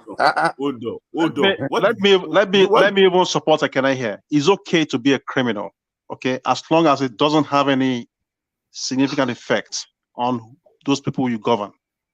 Okay, I mean that's what he's trying to say. Yeah, you put it very well. Hold on. Obi is not governing you now. It's Asuwaju that is governing you. Hold on now. Are they supporting? Did you vote for him? Relax now. Relax. It's okay to be a criminal. We all know that even here in America, the last president, we saw everything that transpired, right? But did he do well in a way? Of course. If you ask some people, he did well. Some people will come at you and say, "Hey, what are you talking about?" Right?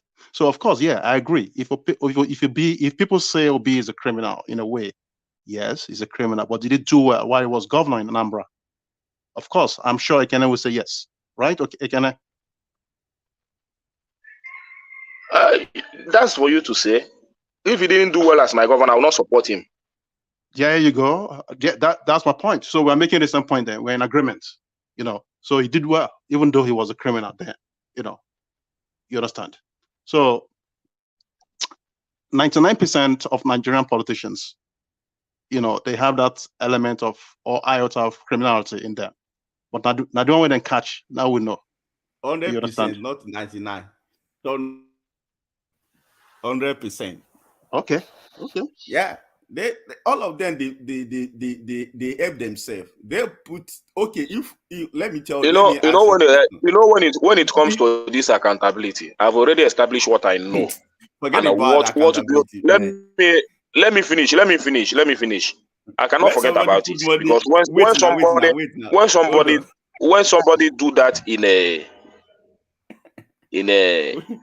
maybe in an act of being a governor, I notice it. I know, you say Obi do this and Obi do that. But if I tell you Obi do this also, you might not agree. And that is the aspect I'm looking at him for. You understand? Yeah. So I know how he handed over. Let me finish. I know how he handed over as a governor. I know his handover note. I saw it.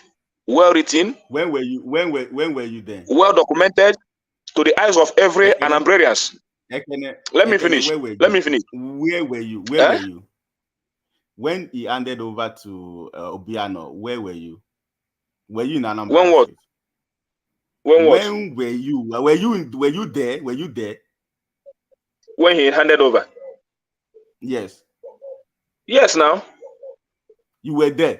I travel anytime I want.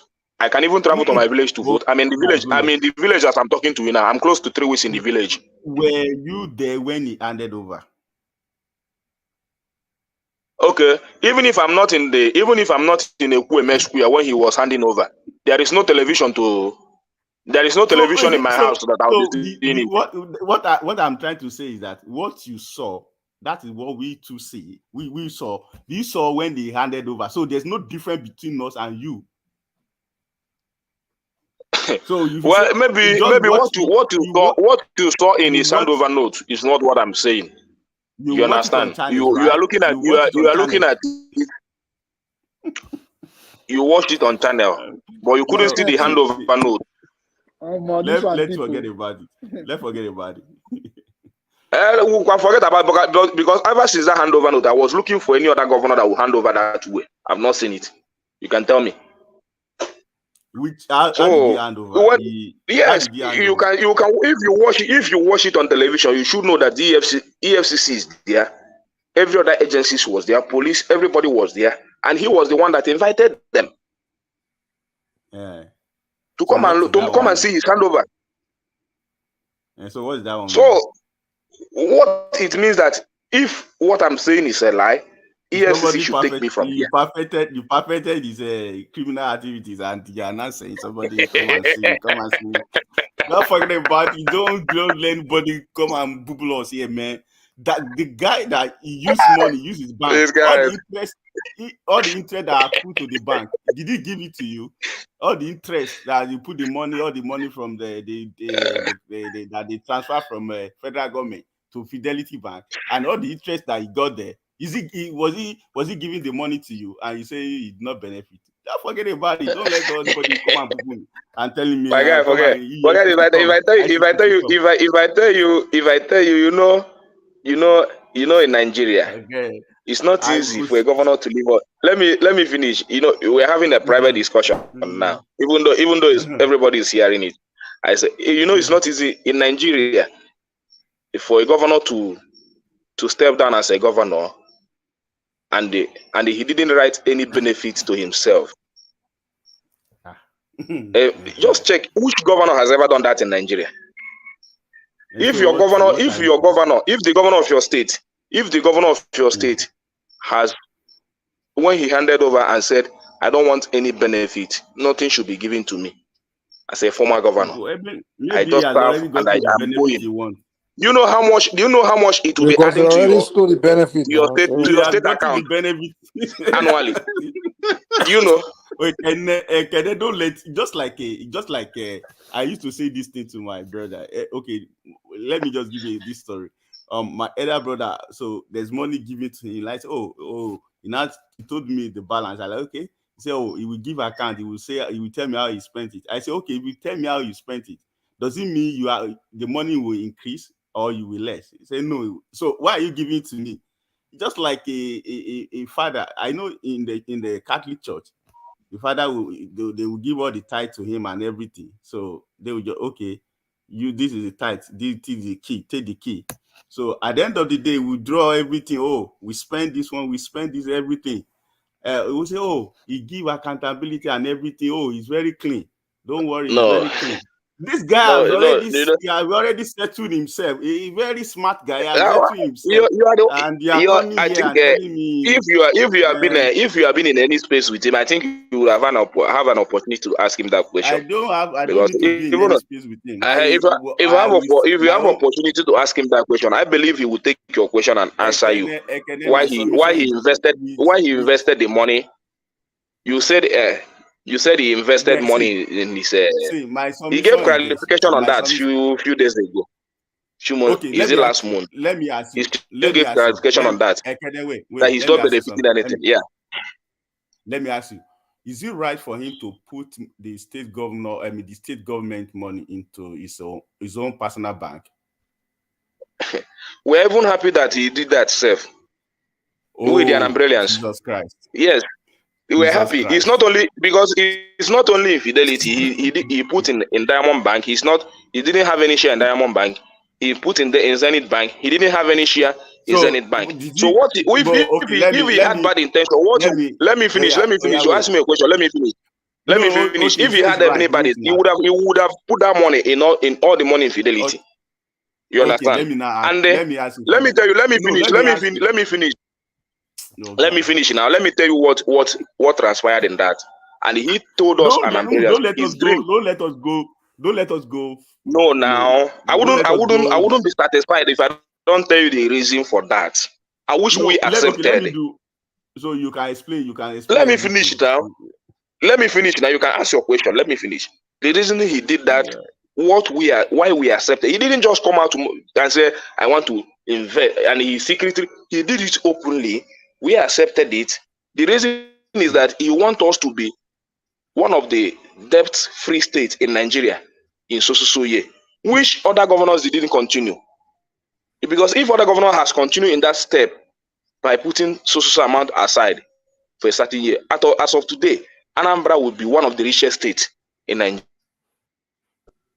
So other people neglected it as if it is nothing. Today, Soludo wants to go and borrow. Today, Soludo wants to go and borrow about 200 billion. Let me finish. He wants to go and borrow about 200 billion to support his budget for 2024. Which, if he had continued, would Anambra want to be talking about borrowing today? Jesus. But you people see it as nothing. You see it as a crime. Wait now. For him to have given that money to his bank, do you believe he benefited from it or not? Yes, sir. For him to have put the money into his bank, do you believe that he benefited from that money or not? He benefited from it or not? Did you have any proof that he's benefiting from it? So if you put money in a fixed deposit account, so the interest and all the is he the owner of Fidelity? Oh, he's not the owner again now. You told me that he's the owner now. But you made him the owner. He's a shareholder, not the owner of the bank. He's a shareholder, not the owner of the bank. At the point, Peter B was the chairman of that Fidelity Bank, right? A chairman doesn't mean that he owns a bank. They made him chairman of the bank. Okay, he helped them to build the bank. He has a when he left the bank, he left today. That bank was nothing when he was chairman. When he left that bank became one of the best banks in Nigeria as of today. You don't appreciate good things. You only talk about the negative side of everything you see. That bank was what was Fidelity when he became the chairman of that bank? Just Google. What is Fidelity when he became the chairman of that bank? And how did how good is Fidelity when he left Fidelity as a chairman of that bank? Wait. Now, the money he put in that bank, I'm very sure he benefited from it because he's shareholder of that bank. So any profit in that bank, he will share. They will give him his own share out of it, the dividends of his share in that bank. So definitely, the money he put in that bank yielded profit, and you cannot tell me you are talking about yielding profit and all that. You see the argument you guys are making, the brand argument you are making. You see, I'm even angry with Obi. Sometimes let me finish. I'm angry with Obi. Let's go. Especially that money he left that he was supposed to be earning every year as a former governor. I'm angry with him. Why he didn't take it? Sometimes it's too bad to be too good. It's too bad to be too good. That guy is too good to maybe to Nigerians because it's not good. It's not bad to me. That man, I love him so much. What he did for my state, I love him so much. What he did for my state. But to you guys, let me finish. To you guys, what you see him as a hypocrite, as an evil man. He's not evil. But let me tell you, as of today in Anambra State, nothing is exaggerating there. You can come into Anambra and ask. I'm not exaggerating him. You see, everything we have today in Anambra State was during his tenure as a governor. Nobody Even the ones that are being dilapidated That's today. what we are saying. Nobody call him evil, but it's not different. Let me finish now. When he, I can testify to that. All the hospitals we have today was the one he built. Because you are supporting him all now. the schools we have today was the one he rehabilitated and the ones he built. All the vehicles, security vehicles and school vehicles we have today that are dilapidated are the ones he bought. Ever since he left office, he didn't build any school. I can give to you now. I can prove to you. It's not that I'm saying. I can prove to you thousands of schools. Yeah, I can prove to you. I had you. I don't come here to support people. I don't come here to support somebody blindly. If I do that, I'll be an evil man. It's just like Obi are not coming out tomorrow to say he want to contest. I cannot support him. It's not because he's from my state. The same Peter Obi that you guys criticized when he was there, and you are now today now became a saint. You know, forget about it. We Nigerians. No, you can say what you want to say. It's not because of. You see. Let me tell you. You guys can say. Why people are not supporting him there? Why people are not supporting him there when he was there? That they criticize me a lot. It's now you people who criticize him. Oh, it's now who criticize him. Nobody I didn't criticize him when he was a governor. Every government must have an opposition, whether you are doing good or bad. Every government must have an opposition. But it depends on it depends whether the majority are supporting you. When he was the governor, the majority supported him. It turned whether to why today. Yeah, I don't know for you. You see, if you come to my village now, I'm in my village now. I will take you to the general hospital he built for the clinic he built in my village. It's still there. The place is dilapidating. Soludo has not visited it. They have not looked into it since he left office. That hospital is still there. We are managing it. We are managing it. All the former governors didn't see that the responsibility that they should change the equipment, renovate it. He was the one that built this from scratch. I'm tired. It's still there. I'm not exaggerating. I'm not exaggerating. Yeah. You can say that I'm exaggerating. I'm in my village. If you like, tomorrow I'll go and snap that hospital and send to you. In one-man platform. Don't be tired. I speak about my lovely Obi. I can speak for him. I can speak for him for hours. I will not be tired. You see the way they welcome him in Ghana. Youth were waiting eagerly to you. People are eager to hear from him. He's now the pride of Africa.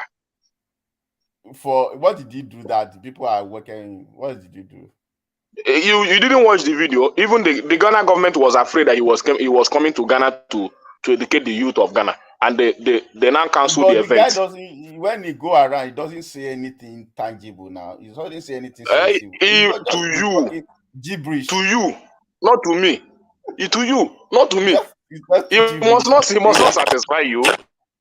My guy, Obi will not satisfy. Obi must not satisfy you. They were asking for what's it called? Climate change. For what? I read they bite it, but when I get there, I will know what to do. So that's what he's telling up and down. Simple climate change. You ask him, he will tell you, oh, when I get there, I read about it sometimes, but you people. That's why we want to carry everybody along. So you're waiting for somebody that will come and be because somebody will be using all this what is this Tinubu grammar? Allow the poor to breathe. Once he come and say that, everybody will be clapping for him. The only thing I like about him, he knows how to exaggerate his words. Once he does that, some people like you will begin to marvel. So and why the poor is not breathing? You continue spreading propaganda everywhere about Obi. Obi doesn't have brain. You don't have brain. Obi doesn't have brain. You're so stupid, talking lie. You who come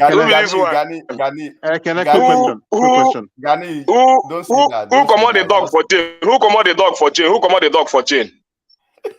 Don't say that, Ghanaian. You don't have sense. You're just lying. Stupid people. You don't need to be talking on this platform. This platform is for learned people. No, it's not right. So when the day Ekene was talking to me anyhow, you people were there.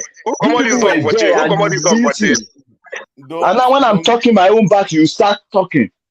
No, don't go that route. It's not good. Don't let us be abusing each other. We can make friends, and we don't need to abuse each other. You see how I'm enjoying my friendly conversation, even though it's an opposition, we're enjoying ourselves. Somebody just they just leave. You see, they just come up with somebody from China and he comes here to disturb the peace of this. Can I stop it? See, all those leaders, they have each other's number. If they want something from each other, they will collect it. They will get it. Can you guys hear me?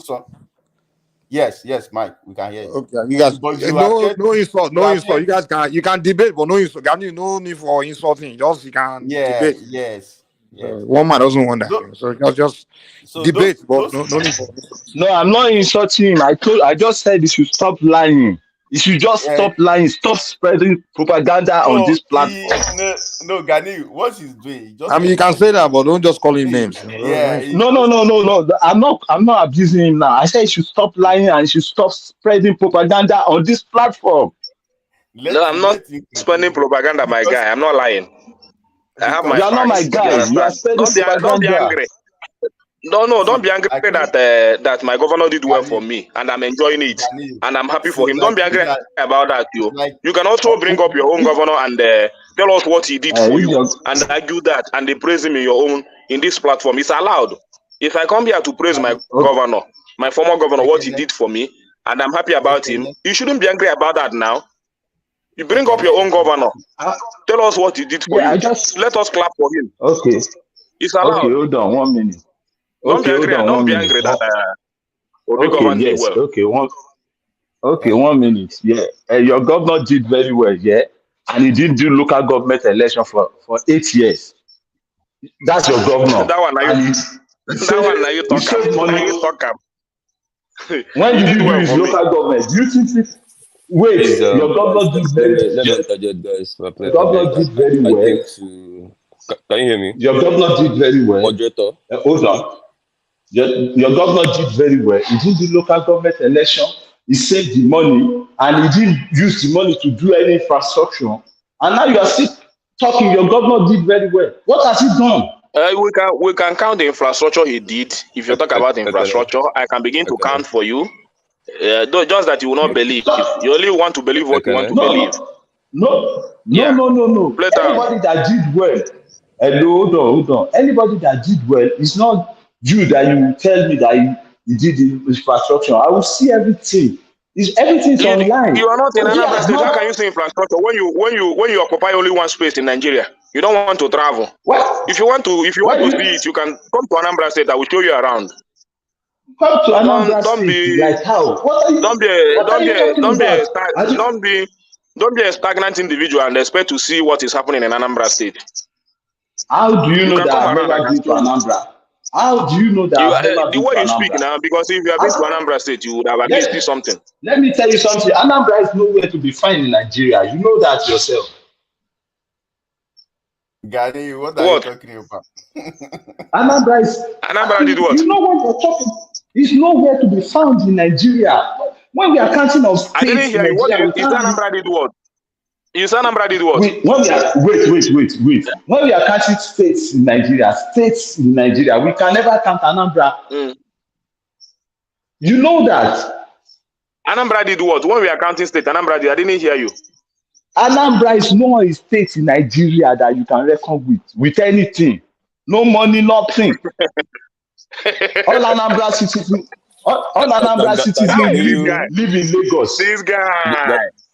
Let me tell you, the richest state. One of the richest state is Anambra, Abi. Go and Google it. Is the richest state Anambra? Can I interject? One of the richest states in Africa is Anambra State. You don't know what you are talking. With what now? Because of what? What's the IGR? What's Anambra IGR in You only talk Nigeria? about. You only talk I about. think we should be asking You about only talk GDP, about my friend. IDR But and all let me that. interject. Let me interject. What's wrong with Ekene? Please let me just tell you this. Nigeria, we are wise now. You can't just be punishing somebody and telling us Obi. What's Obi? Obi is just somebody that doesn't have friends, doesn't have brain to use. Obi. Your wisdom is not counted here. You understand it? The Why? wisdom that is filled with Why? It's you. the wisdom that let me tell you. I love you as a brother, as a Nigerian. I love you as a Nigerian, but I must tell you the truth. I must tell you the truth. The way I feel about you. You understand? I feel you are too hypocritical. You are too tribalistic. You understand? Because the way you talk to people, it's not how to build a nation. Do you understand? So I expect you to grow more in that your wisdom, so that you'll be able, even if I'm not getting it right, as a Nigerian, then you are so wise, you are so educated, and you know everything. I expect you that has the wisdom, that has the capacity, that is well educated to guide me, that is not educated or that is not wise. But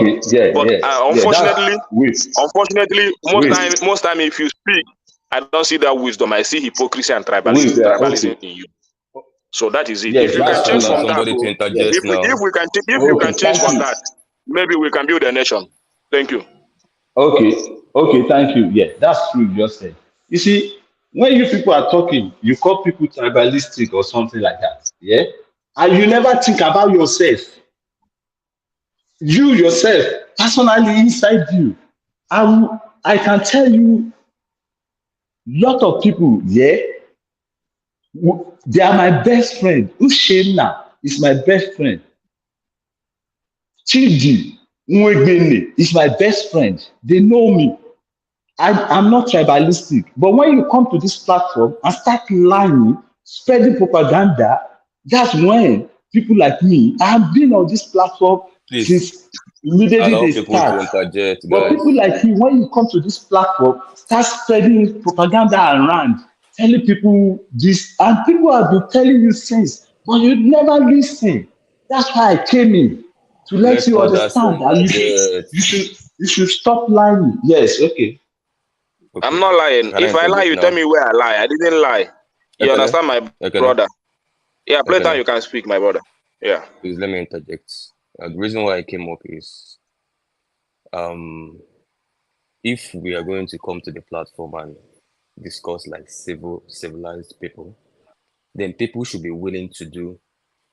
If you come with your facts and you want to say something, and somebody has a counterfact to it, if you come, instead of you calling people names for saying something they believe in or they know, I think what civility means is that you said A is A and B is B, and I come and say no, A is not A, and this is the reason, because B is this. I have my own counterfact, not just coming to attack you or say I don't like you, you're a liar, you're a this. No, I don't need to like you to have a conversation with you. But if I can say this man built a hospital, and me, I know this man didn't build a hospital, what I'm going to do, I'm not going to come and start attacking again. He has the right to sell his candidate. But if I know he didn't build a hospital, if you say, what is the hospital? Can I say he built Odumegwu Ojukwu teaching hospital from scratch to the head, and I have information that he didn't, I will come peacefully and like a civilized person and say, no, can I put it to you that this hospital you said this man built, he didn't build it, and this is my fact. That is how to have a civil argument. But nobody's willing to do that. And immediately people are not willing to do that. They immediately know that they have nothing to offer in the conversation. They just come to attack, and they are threatened that somebody is bringing out their own candidate. Do you know why?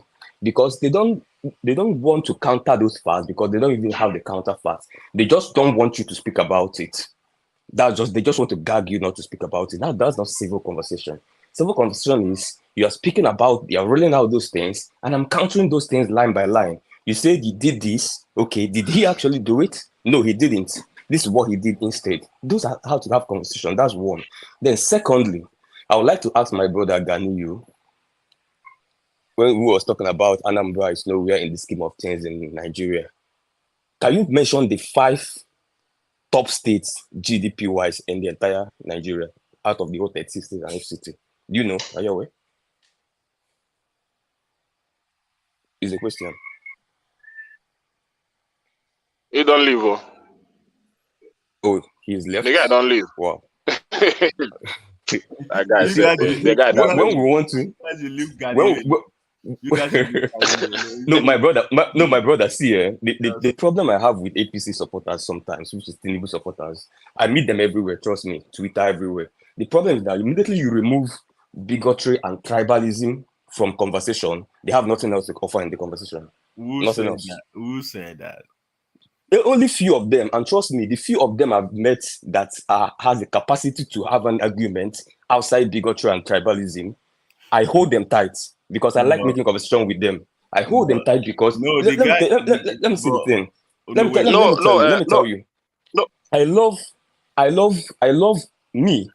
I've always been a public speaker from primary school, being a head boy, being a school class prefect, being the representative of student union and all that. So when I want to engage, I don't run away from conversations, but at least leave my personality out of it. Maybe leave my tribe, leave my family members, just leave all of those stuff. Those are ignorant stuff. Uptown, I want people now to talk about my tribe now. Hold on, Uptown. Give us people to talk example of. Give about us Anambra example now. of. Speak to the substance, No, then we hold can on. go back and Hold on. forth. Can I give me a chance? Uptown.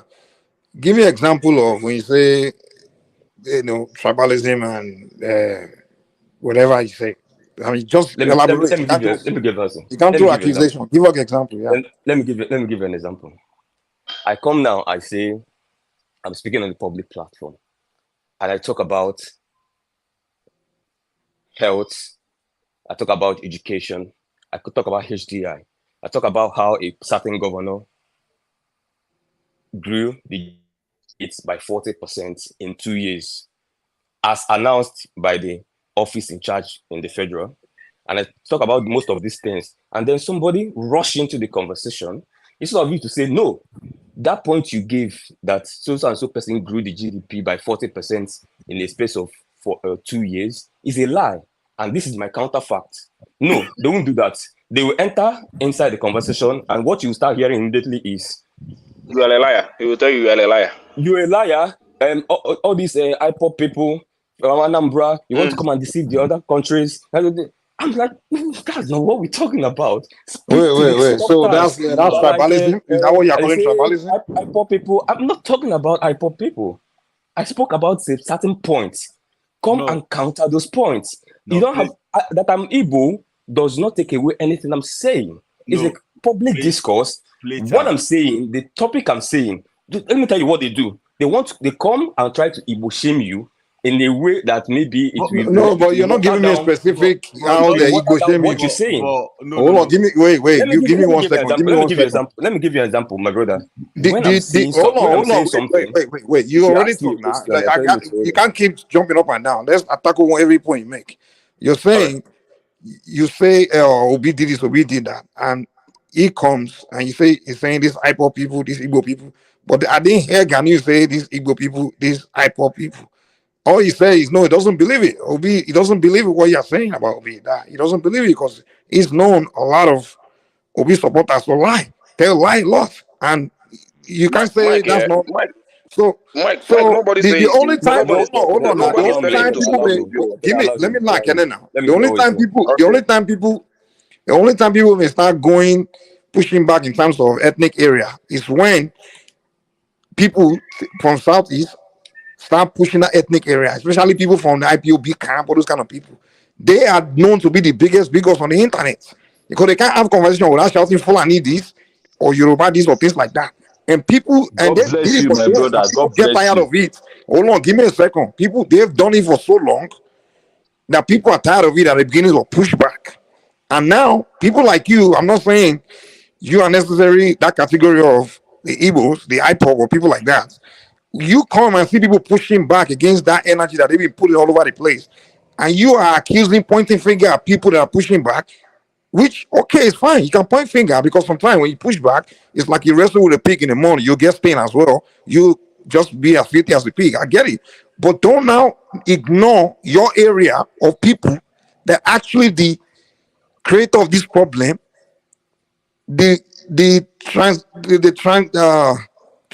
transgressor of this issue, and talk as if people of your ethnic group are just completely innocent.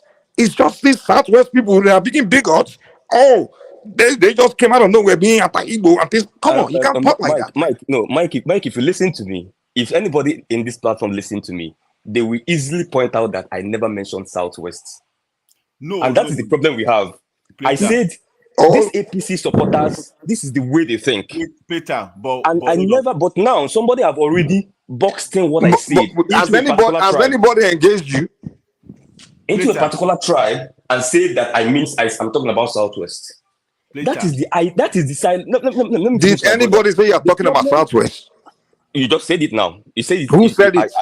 You listen to me? Yourself. Play it back. No, I didn't talk specifically about you. mentioned Southwest.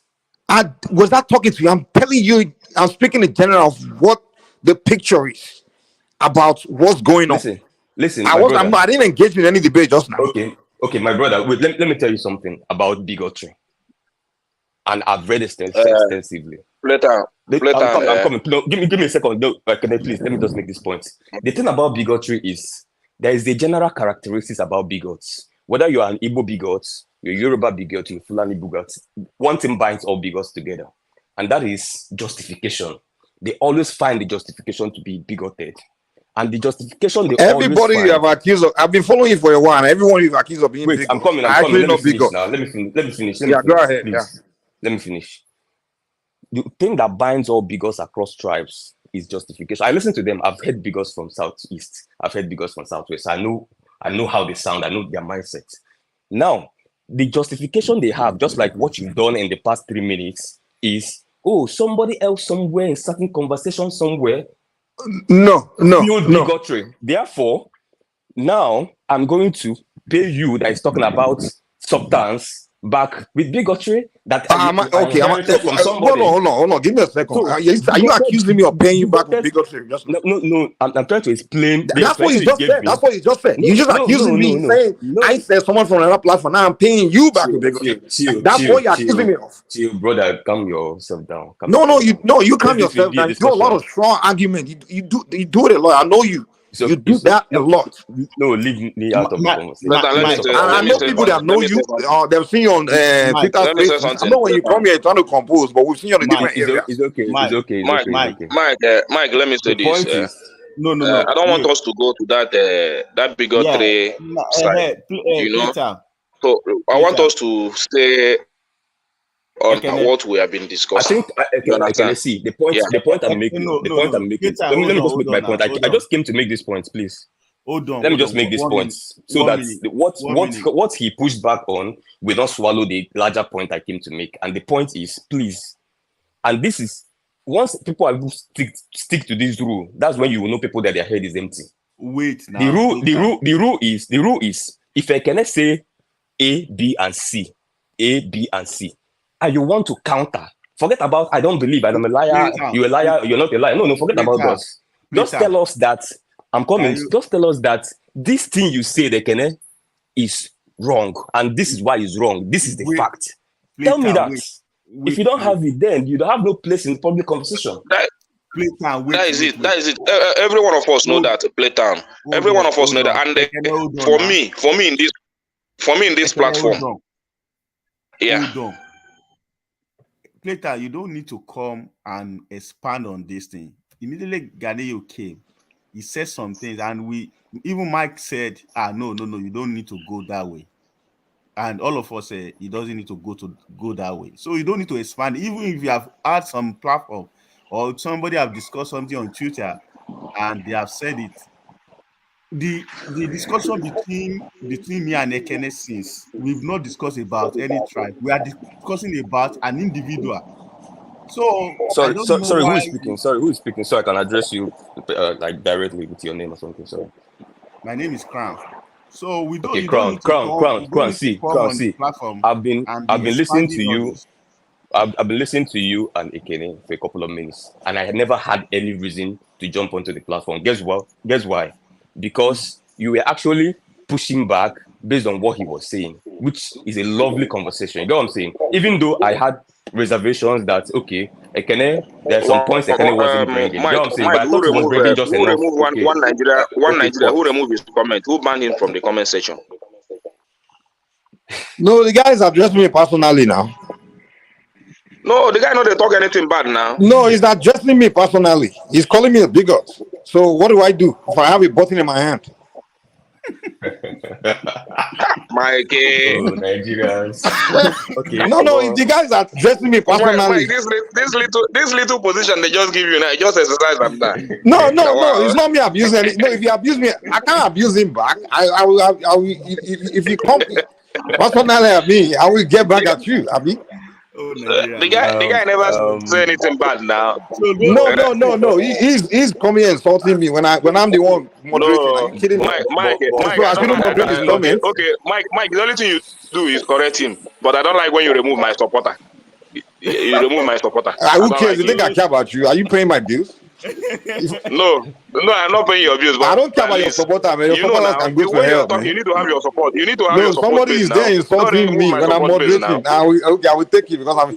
So don't let us expand what. Don't remove my support base now. So let's.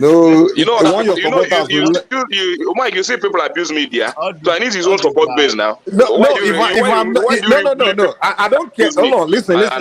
If people abuse me all the time, I don't care what they are typing on the comment section. But the fact of the matter is, if I'm controlling a button, that's not the time to abuse me because I will do something about it. I know. No, normally I'll go there.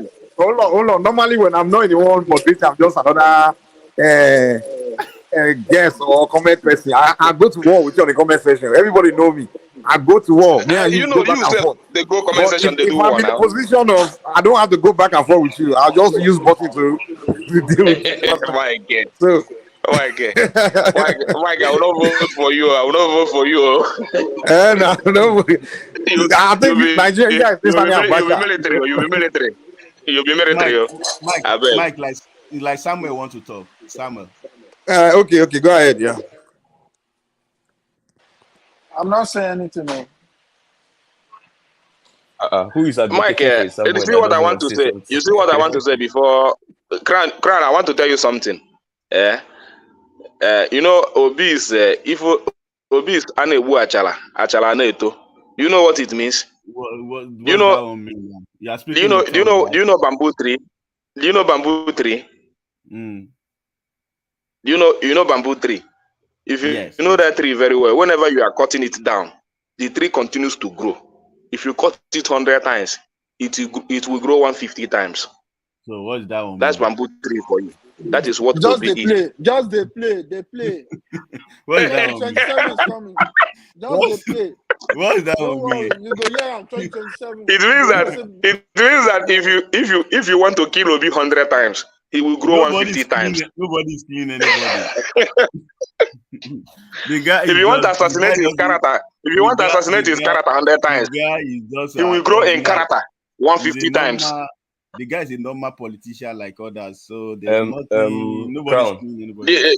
Crown, do you see how the whole African youth want to hear from him yesterday in Ghana? They want to hear gibberish that you want to talk about. So Crown, you're insulting the sensibility. But they got to hear from him now. No, all the whole African youth. You feel like African youths are not wise enough. They don't know what they want to hear. I follow Obi very well. I know Obi very well since when he was a governor of Anambra State. So nobody can ban me. Okay, Crown. Can I need to sell Obi to me? Crown. Are you hearing me, my guy? Yeah. In this platform here, do you know what they call? Do you know who they call Baba Alexander Gomez? Yes, yes, of course. I know him. Our landlord. I know him very well. So not join the platform. I always be on the comment section or listening. So it's because of Ekene that I always say. I know that because of me, Cran come because Cran always attack me for the comment section. Actually, I always say accountability. Now I remember. Oh, the crown from the comment section. Okay. I mean, I've taken notice of your comments. But see what I want to say, Crown. See what I want to say about Baba Alexander. You've been in the platform as at least a listener, comment section, king, and all that. Baba Alexander does not paint words here. He just says that as it is. Mike, release my supporter. Mike, release my supporter. I don't tell you now. Release my supporter. Mike will release him. Mike will release him. Release my supporter. One Nigeria. Release him. Let play time continue. I want to hear what. Yeah. Can are you running for election? Yes, whether I'm running for election or what, Mike should release my supporter. Don't mind him. It's good you're speaking up. That's I'm sure wherever if you're speaking up for him. You should be thanking God for your supporter. That it wasn't to my face, because it won't be putting on the basket or having bottle smash on his head. Mike, release my man. They can for this platform or one Nigeria. Your iPhone supporters. You are saying something about. All right. Crown. Yeah. So there's something Baba Alexander said here a couple of weeks ago when the likes of Kulatas and every naysayers of Obi, when he said something about Obi's character, and then they were like, hey, but all these things are pretense, they're not real. He said something. He said that he has contacts of people that know Obi from time immemorial. And these are people that if they say A, know that A is A. And he told them that Baba Alexander, can tell you that with Obi, what you see is what you get. Yeah, I heard that. He can tell you that. He said that you heard him, right? Yeah, I heard him that. So for somebody that he does not paint, he does not even Peter Obi supporter anyways. For somebody like that to tell you this, that with this guy, see, let me tell you, I used to be one of the doubters of you. Wait. Do you know him personally? No, I'm just asking. Do you know personally? Do you know him personally? I know you're the moderator. No, I'm just asking you a question now. Just answer before you continue. Okay, I'll fix that into my. Okay, you don't know him. Okay, all right, cool. No. I've had personal interactions with him even when I was in secondary school. In secondary school? I was a very active student in secondary school. So we interacted. No, don't lie too much, man. Just continue. Wait, I'm coming. Wait. So Anambra has student parliaments under his tenure. You got what I'm saying? I was leading the parliaments. So we know the interactions. But the point is, if Baba Alexander tell you that I might not want him as president, I might prefer Asuwaju because I prefer the Lagos vibe and all of that. But you see that guy, what you see is what you get. The humility you see, that's it. The this you see, that's it. This position you see. Because you know him personally, right? Did he tell you that you know him personally? No. I'm just telling you about Baba Alexander. Did he say he knew Obi personally? Wait, no. No, it doesn't know Obi personally. So okay, we have to go by that. I'm using earpiece, so let's There's a difference between someone being diplomatic with a group of people and I want to say something again. I want to say something again that will annoy Crown here. No, I went to Agro. No. Now, will not annoy him. It's not like getting him. It's not like getting him, and I know what I mean. I went to Agro last week. We have to let Adewale speak. Adewale hasn't said anything. Let's let Adewale speak. I went to Agro. I went to Agro last week. Yeah. All that road all the road that Obi built in Agro. All the road that Obi built in Agro since he left office. That road should be like that today. What are you talking about? You've been talking all night. Let me finish. Okay, learn what you are saying. 20 seconds. So Adewale can speak, man. When you go to Aglo, they build roundabout. you will see big poster, big No, Obi yeah, picture in Agro, in center of Agro. You said it last week. You said that last week.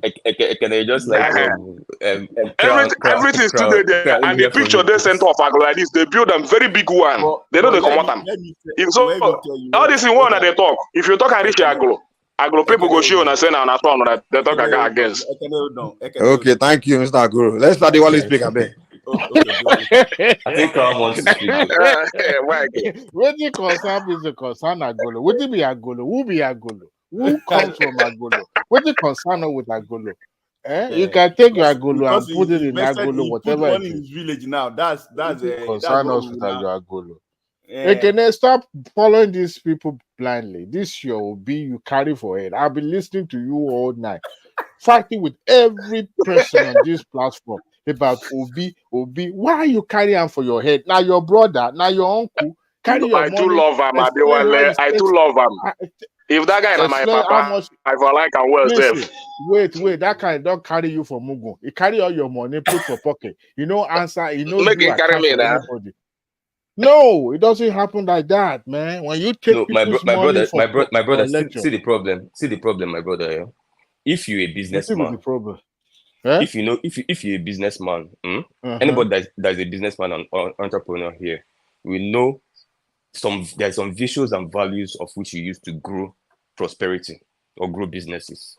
Some of them on the morality aspect, not like extreme morality, but certain kind of level of morality and all, and integrity and all that. Then you find out that most of these visuals, even when we want to put it as businessmen or entrepreneurs, it is so hard for us to be consistent with it. You know what I'm saying? And over years, you keep falling and getting up and falling and getting up, sometimes giving up on some of those visuals. Then you find somebody that in the last 30 years of their life or 40 years of their life have managed to hold certain visuals and characters consistently. Come on, get the hell out of here, man. Get the hell out of here, man. I thought it was about to say you guys, hold on, Uptown. You guys are not talking about Obi until you guys only hold on. You guys are not talking about Obi. The only person all of you guys are praising, saying the only man from Igbo land that his character is this and this was in Nnamdi Kanu. But after he got arrested, you guys were looking for the next daddy. And then you guys started doing Obi. Now trying to sell Obi to us the same way you were selling Kanu to us. So get out of here, man. We don't want to hear that. None of us here talking about Obi. The guy is so Mike, none of us here supporting Obi ever supported Nnamdi Kanu. I never campaigned for Nobody were hearing Obi being a great man until Kanu was arrested.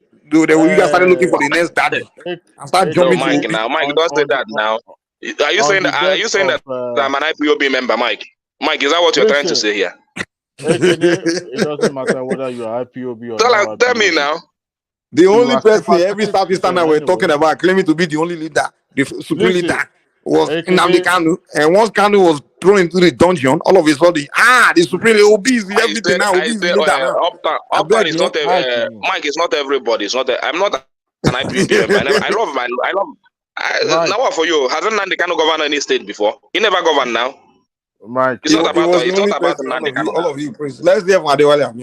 I praise somebody that impacted my life now. Ekene would not let Adewale, my man. Tonight. He's just taking his. You are shining tonight. It's your night. Don't worry. Continue to shine. Don't worry. It seems this whole platform tonight is yours. But you know, one thing is this. You know, this Yoruba proverb, they say on the death of the elephant, everybody will bring knife to continue to cut Abi. Look, what you see happening. I mean, this conversation started from the Minister of Interior, and everybody is, you know, I heard Emeka, even you and Wordplay saying the man is guilty as hell. You know, we should crucify him, we should cut his head, we should suspend him. No, I said he's to be investigated. Investigated my foot. That guy didn't commit any crime. Period. You cannot say that now. Let me tell you something. He has an accusation on him now. So what I expect the government to do is to investigate him. That accusation will remain rumor forever. Let me tell you something. You know, we are very quick to throw people under the bus. Whatever we do, this guy is the most active minister in Tinubu's administration, no doubt. I've heard people's submission on this platform tonight saying You said that's a that one. You conflict said of. that one. You said that one for your girlfriend in Betta Edu now. I'm not. They don't talk I'm am not. now. I'm hold on now. It's a pity that that lady succumbs to the Okay, pressure of then the let's Godfather. face it, man. But Let's let me tell you this thing about the Minister of Are Interior. you talking about Ojo? Yeah, I've heard a lot of people slandering and saying, especially my brother Emeka, saying that that guy, what he did should be investigated. Look, when you have a minister, it's a standard practice worldwide. Number one, we are human beings. We are somebody before we take any public position. And what people are struggling with the most is that the wife and the husband are two different individuals. Whether they are tied to their apron as a husband and wife, or even to the child, because you cannot punish a child or a spouse for the crime of the man. You can't.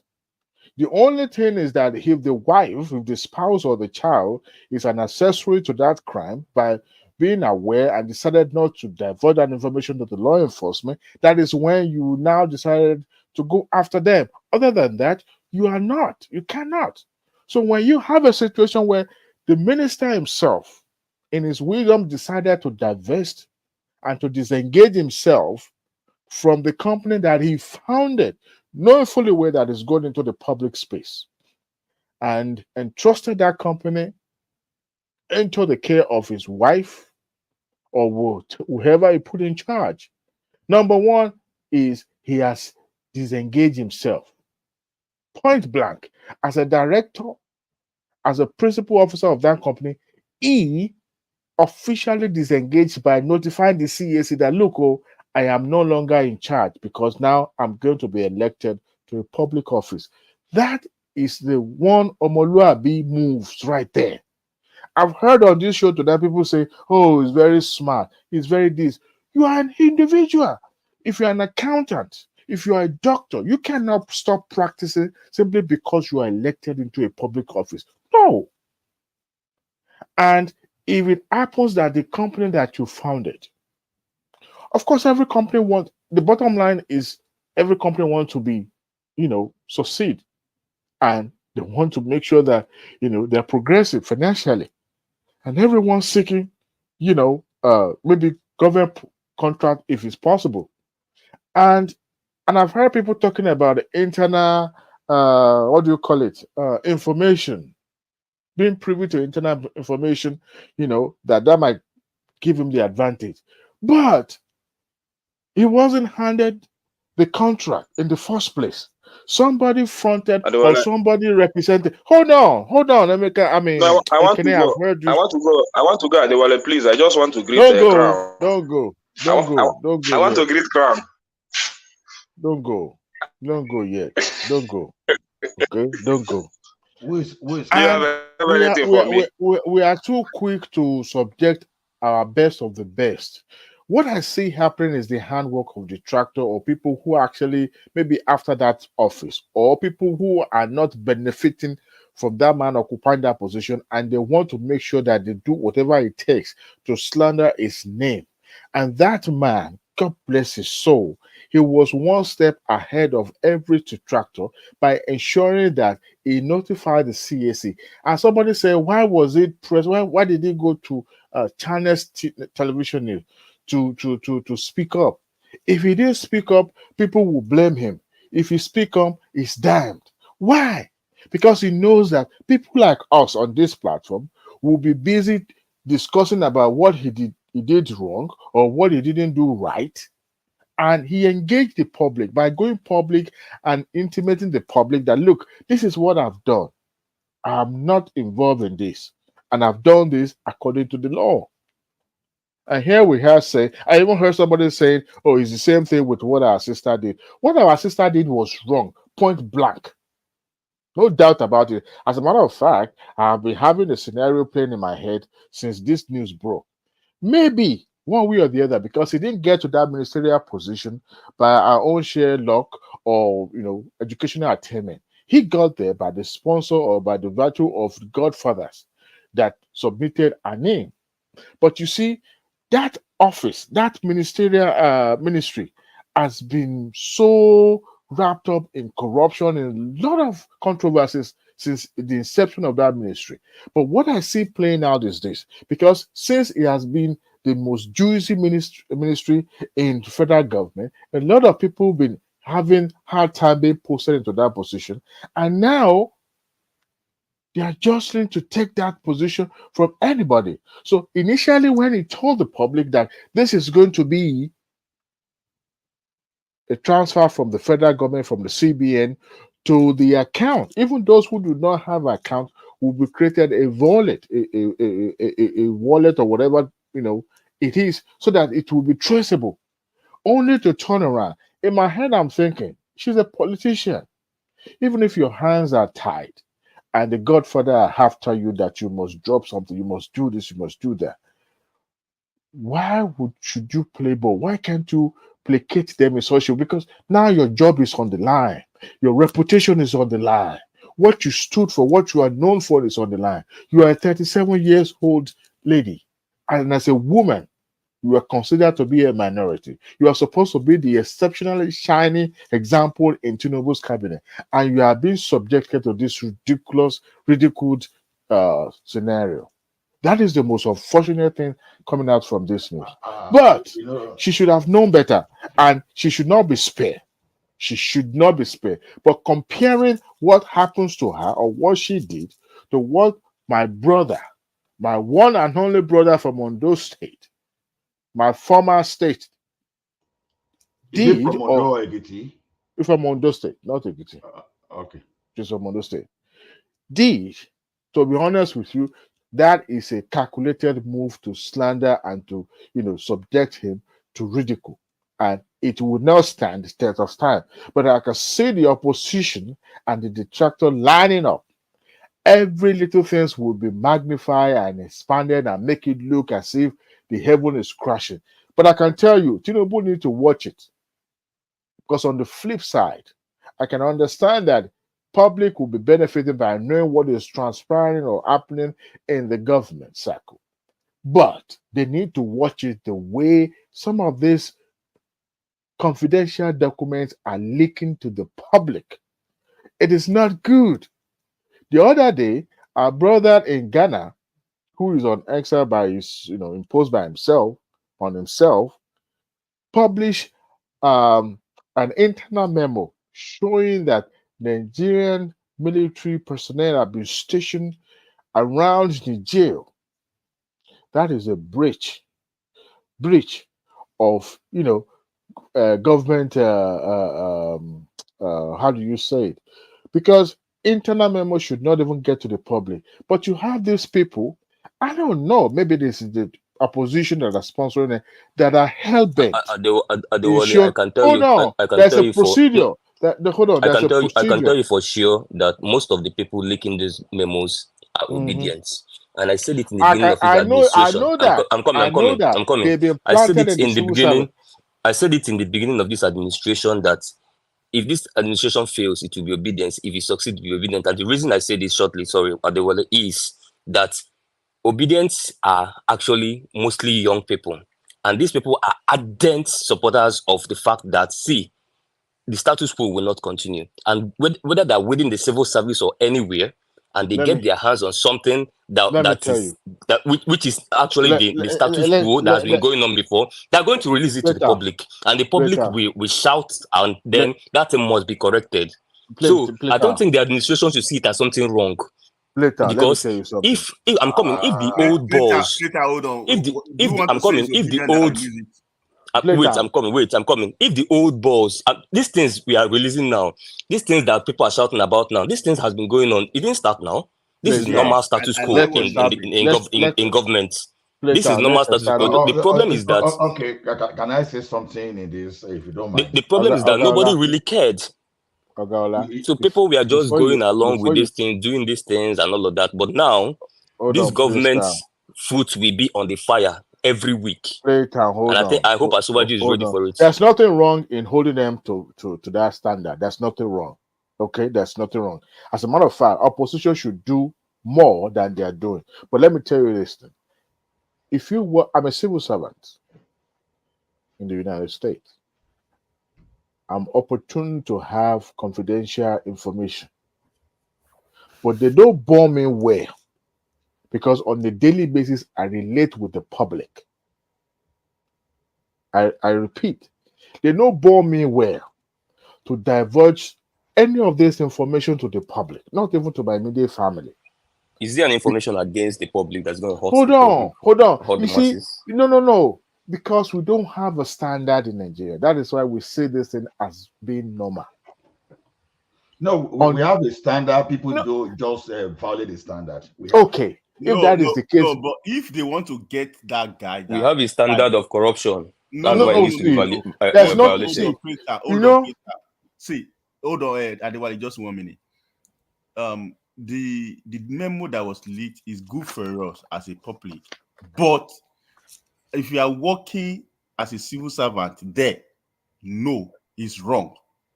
If you have worked it's jail, it's felonies. If you have worked in a private company, people like that are dangerous to the security you of the can country. I'm telling you, it's not done. Because there is a They are only dangerous to the security of the system, the corrupt system. That dangerous to the you cannot be population. sending every memo out to people to see. No, anyone that is anti-people needs to come out. The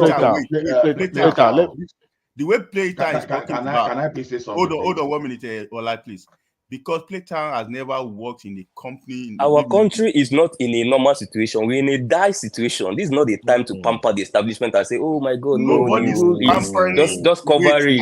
The rule is don't divulge. No, the country is in a dire situation. Everybody needs to play their role. This is the time to break the rules for the greater good. It may be good. The country is in a dire situation. Okay, it may be good for the public, but we are just talking about the moral side of the person that divulges. Yes, because sometimes you can lay your hand on information to even go to court. Yeah, it's good. Court will even admit the evidence, but we are just talking of the moral standard. I got the point. Ola. Let me ask Peter. Covering up immorality is not a moral standard. No, it's not a moral standard. Playtime. No, it's valid the ethics of the Let me ask you a question. Let me ask you a question. Truthful about that. If you have a company now and you employ somebody and you have a secret in the company that make you to excel, and one of your employee now divulge that information out, are you going to sack the person or you still leave the person because he's sending something out that the public can see it? Okay, can I respond? Yes. Okay, so if I have a company that is supposed to be serving a group of people, you know what I'm saying? Be it board members or people that have a stake in the company. You know what I'm saying? And there are dealings in the company that are contrary to the interest of those people my company is serving. And a staff divulge that thing. There's nothing wrong with it, because guess what? As the head of the company, if my interest, I'm coming. Wait, as the head of the listen to me. Let me finish. I'm not talking again. Wait now. As the head of the company, let me just complete at least the answer. As the head of the company, if my interest is not something I want to cheat the people benefiting, I just want to benefit myself on the side. If my interest truly is to serve those people, should be interested in anything that will be a stumbling block to serving them. No, Playtime. I don't know why should I see something that is stumbling block to achieving my aim, and I want to cover it with a blanket. Anyway, let me seek your permission. That means that I'm not even interested in the growth. Have you worked in any company before? You see? Have you worked in any company before? As a worker, no. Yeah, that is why you are talking. But I've been involved. You are not working in a company. There's confidentiality. They call it confidential. No, unless you want to tell me, I'm coming. Unless you want to tell me if it's things like blackmail, maybe someone. It's not about blackmailing. And or maybe if it's just something that is irrelevant, it doesn't really affect us. Let me tell you. Why do it? Just keep it confidential. But if it's something that affects us, let me tell you something. It needs to come out. in a company, Crown and even Peter, some can I have memos. 5 minutes before I go? Because Okay, Ola, just I 1 just minute. jump in. And my, So, my no, friend, the I just reason need why 5 minutes. I you just need cannot 5 draw a minutes if you don't parallel, mind. you Okay, can't draw a Ola, parallel between Ola, public service. You can't draw a parallel between public Peter, service and I need private 5 minutes. interests. I need 5 minutes. I need to go after 5 minutes. You see, one thing is this. I was unable to come when Emeka was saying something sometimes. See, yeah, diverging the information to the public, where for the public, we see it as a good thing, but for any company, it's a security breach because that's the way some people give information to hackers and some people that will cause some kind of injurious activity on the company. So when you see people breaking into the database and breaking into the financial detail of a corporation, they are the like of those people that are divulging information. So as a matter of fact, if they are caught, all those are jailable offense. So we may But my brother, say, can you draw a parallel between private company and public service? Wait, even in the Because public even service, the word, in the service, I'm coming. Even the word itself, public service, means service to the public. In the So I public don't know why service is we're a bringing in jailable private offense. company to use to If you justify are caught, it. Would you want me to later, explain if you are something to caught, you it's a after jailable Ola? offense. If you are caught, it's a jailable offense. Prison. Forget it. Felony. Now, so now, see, all this thing, morality we are talking about, listening to what people talk about to Joe and all those things. Very easy to say. When Emeka was talking the other time, unfortunately, I was so busy, I could not come online because I would have taken him up. In Canada, that he was using as an example, mothers, fathers, they employ their daughters, their sons into the same department where they serve. In Canada here. In Canada that I'm talking about here. You are working for, let's say, Revenue Canada, can employ your son.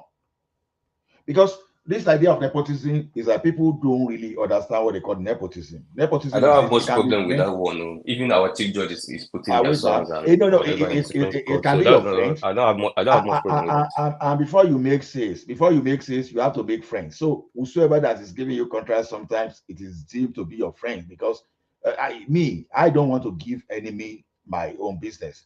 But what I need to do is to follow the procurement law. If I follow the procurement law and the aggrieved party that didn't win the contract will take me to the court, I just want to be very sure that I'm on the right side of the law. So let's get that in right. And I listen to people compare that as conflict of interest and insider trading. They are two different things. Clearly, insider trading is a jailable offense. It's a jailable offense. Conflict of interest is another thing entirely that it depends, it varies from place to place. So it's not it might be jailable offense somewhere. It may not be jailable offense in You know another one place. thing, Ola. Ola, can I ask you a question? Can I ask you a question? Direct question to you, Ola. Okay, please go ahead. But Please. I have short time to. Yeah. Let me just ask you. You see, I'm still the one on the floor. Please, sorry, my brother. So Ola, let's assume you are working in the Nigeria Civil Service as.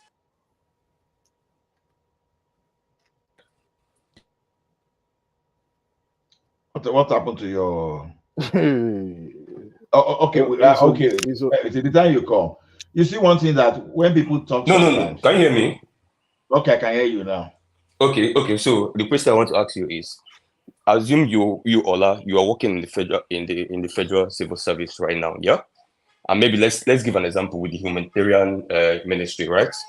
And you come from a community in the north or somewhere where there is extreme poverty, let's say somewhere in Sokoto, a community in Sokoto. We know the numbers there. And you know these people really need this intervention.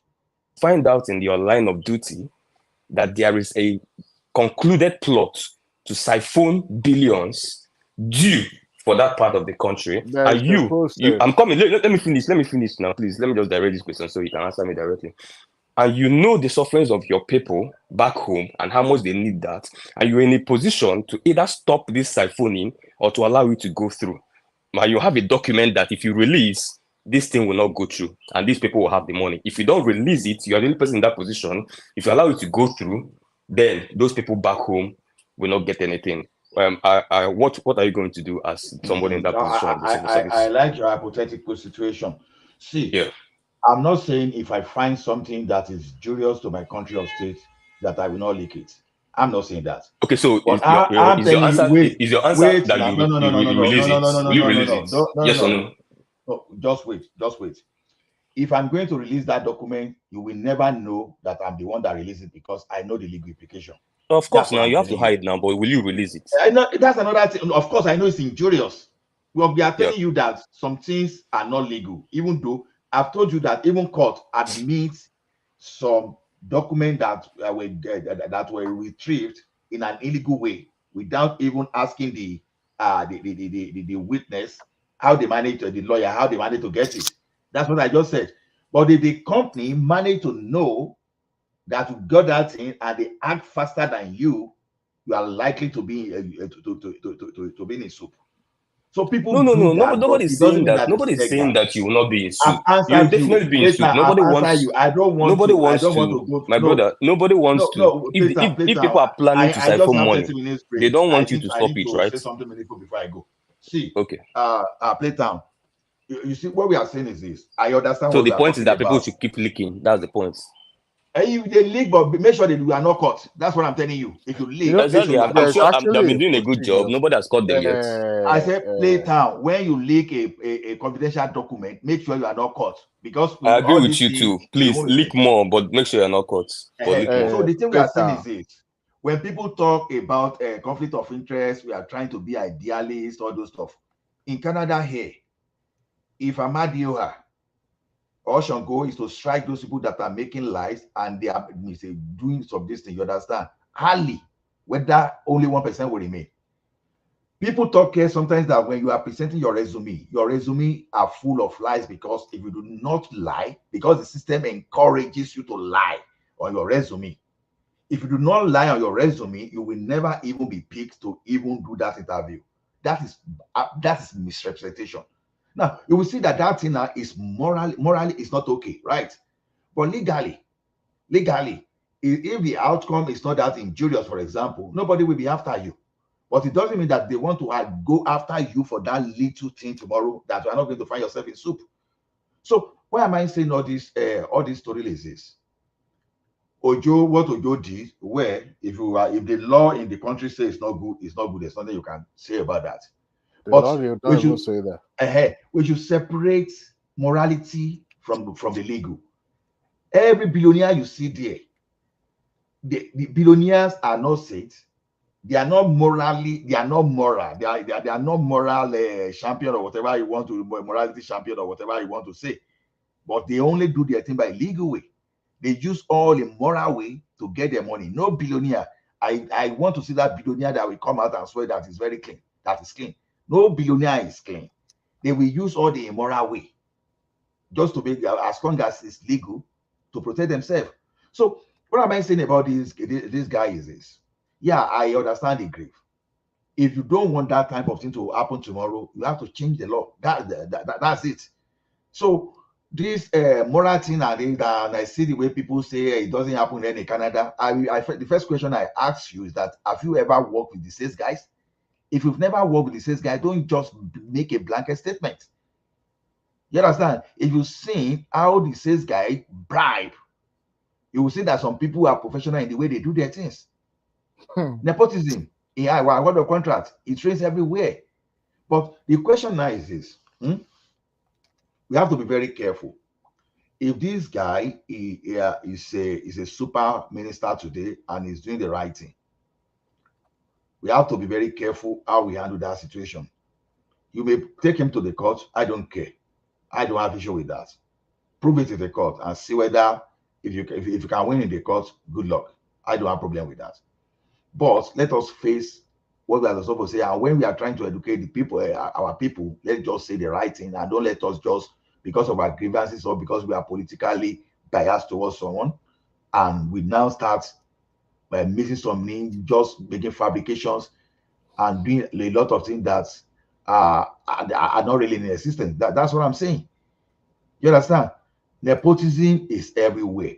But now, when you now say conflict of interest, yeah, maybe because he works in the government, you want to say that insider dealings. Well, I don't know whether that one you can call that one insider dealings, but it still remains that he is not directly the minister in charge. If Ojo was the person in charge and awarded contracts to himself, oh my goodness, I won't even be talking about this. I won't even talk, to be honest. That is direct insider dealing. There's nothing you can do, and that's criminal. There's nothing you can say about that. But he is just in Nigeria, and in Nigeria that is supposed to be a good businessman, you have to make friends before you get contracts. You can't come to my company, I want to get contract, and I give it to my enemy. No, I won't do that. I won't do that. Maybe the only people I may not give that contract is maybe those people that are very close to me, that are my family members that I cannot take to court. If there's anything, maybe I may avoid them. But if you're my friend, if I can take you to court, and the court see you as a different personality, different entity, why would I give it to you? So if I'm an Agbadorian and I want to do very well, and I see Obedient will not want me to do well, even if you are more Nigerian than that, honestly, it will be very rare in a situation whereby there's no Agbadorian to give a contract. That's the only time I will give you, because the trust is not there, even though you are in Nigeria, but the trust is not there, because I will see you that you don't want me to succeed, and I won't give you that contract. So we can't take nepotism out. So thank you for yielding the floor.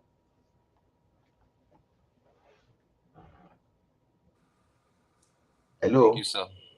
We can hear you. I don't know if others can. Okay. I don't know Sorry, why I'm kind of everybody's like quiet doing though. something here, but I was the one speaking earlier. Sorry, if you can give me like a 5 minute, I'll be right back. Okay, Even let me less just than use your five. let me use your 5 minutes to thank Okay, so Crown. because I know the technicality around that thing is very tough, right? The technicalities around it. So See, Ola, we understand what you're saying. For me personally, what's my view with this, with the issue of either it's nepotism or conflict of interest, especially conflict of interest. I personally, I don't see conflict of interest as a solid ground for. I think that's overstressed morality. Now, this is my personal view. Actually, I think that is overstressed morality for, especially if it's in an efficient system where someone is doing well, and then you want to use grounds of conflict of interest to boot them out. Personally, I don't align with that. I think that is overstressed morality, because conflict of interest could happen without necessarily being any reason for inefficiency or anything. I mean, even my brother, my sister, my cousin could be running an independent company which is really very active, that does the job, and my ministry or whatever it is finds that, okay, this is the people that are going to deliver, and you will now say, no, we have to stop the delivery of that thing for the public, because somehow the people that are going to do it well is somebody within the system is related to me somehow. I think that's overstressed morality. Now, that's my personal view with the conflict of it. So I kind of align with you slightly on that argument. And this Ojo guy is obviously doing well in the ministry. So I think we should also consider the fact that if he's a very poor performing minister, perhaps we might just stretch it like that. But then, I mean, we could probably cut him a slack for the fact that he's doing well. You know how government is run. The way government is run, when you are working as a civil servant, and also you are working with certain instruments that are considered to be very, very crucial in the running of the government, in which you might be privy to some information. Some are considered to be confidential, some are considered to be secret, top secret. There is a level to this, and you must handle it with care in such a way that, as a matter of fact, if you get exposed to the one that is beyond your level, you have to notify the authorities so that they would they'll find a way to remedy that. But you see, today we are clapping for the liquor and say, look, we should have more of that. No doubt, as a patriot, as a Nigerian, I want that because I want to know what is going on in the government. But you see, there's a limit and there's a danger in that. As a matter of fact, the person that is doing it, if we were to be in a country that is, take security seriously, that person will be in prison for the rest of his life. And that is one thing people are not, those who engage in these activities do not understand. I know saying this is not going to be popular because a lot of people, oh, we want people to be leaking what is going on in the government, but it's not done. Let me tell you something. The Apple, as a company, they have numerous products out there, and it's still an American company till today.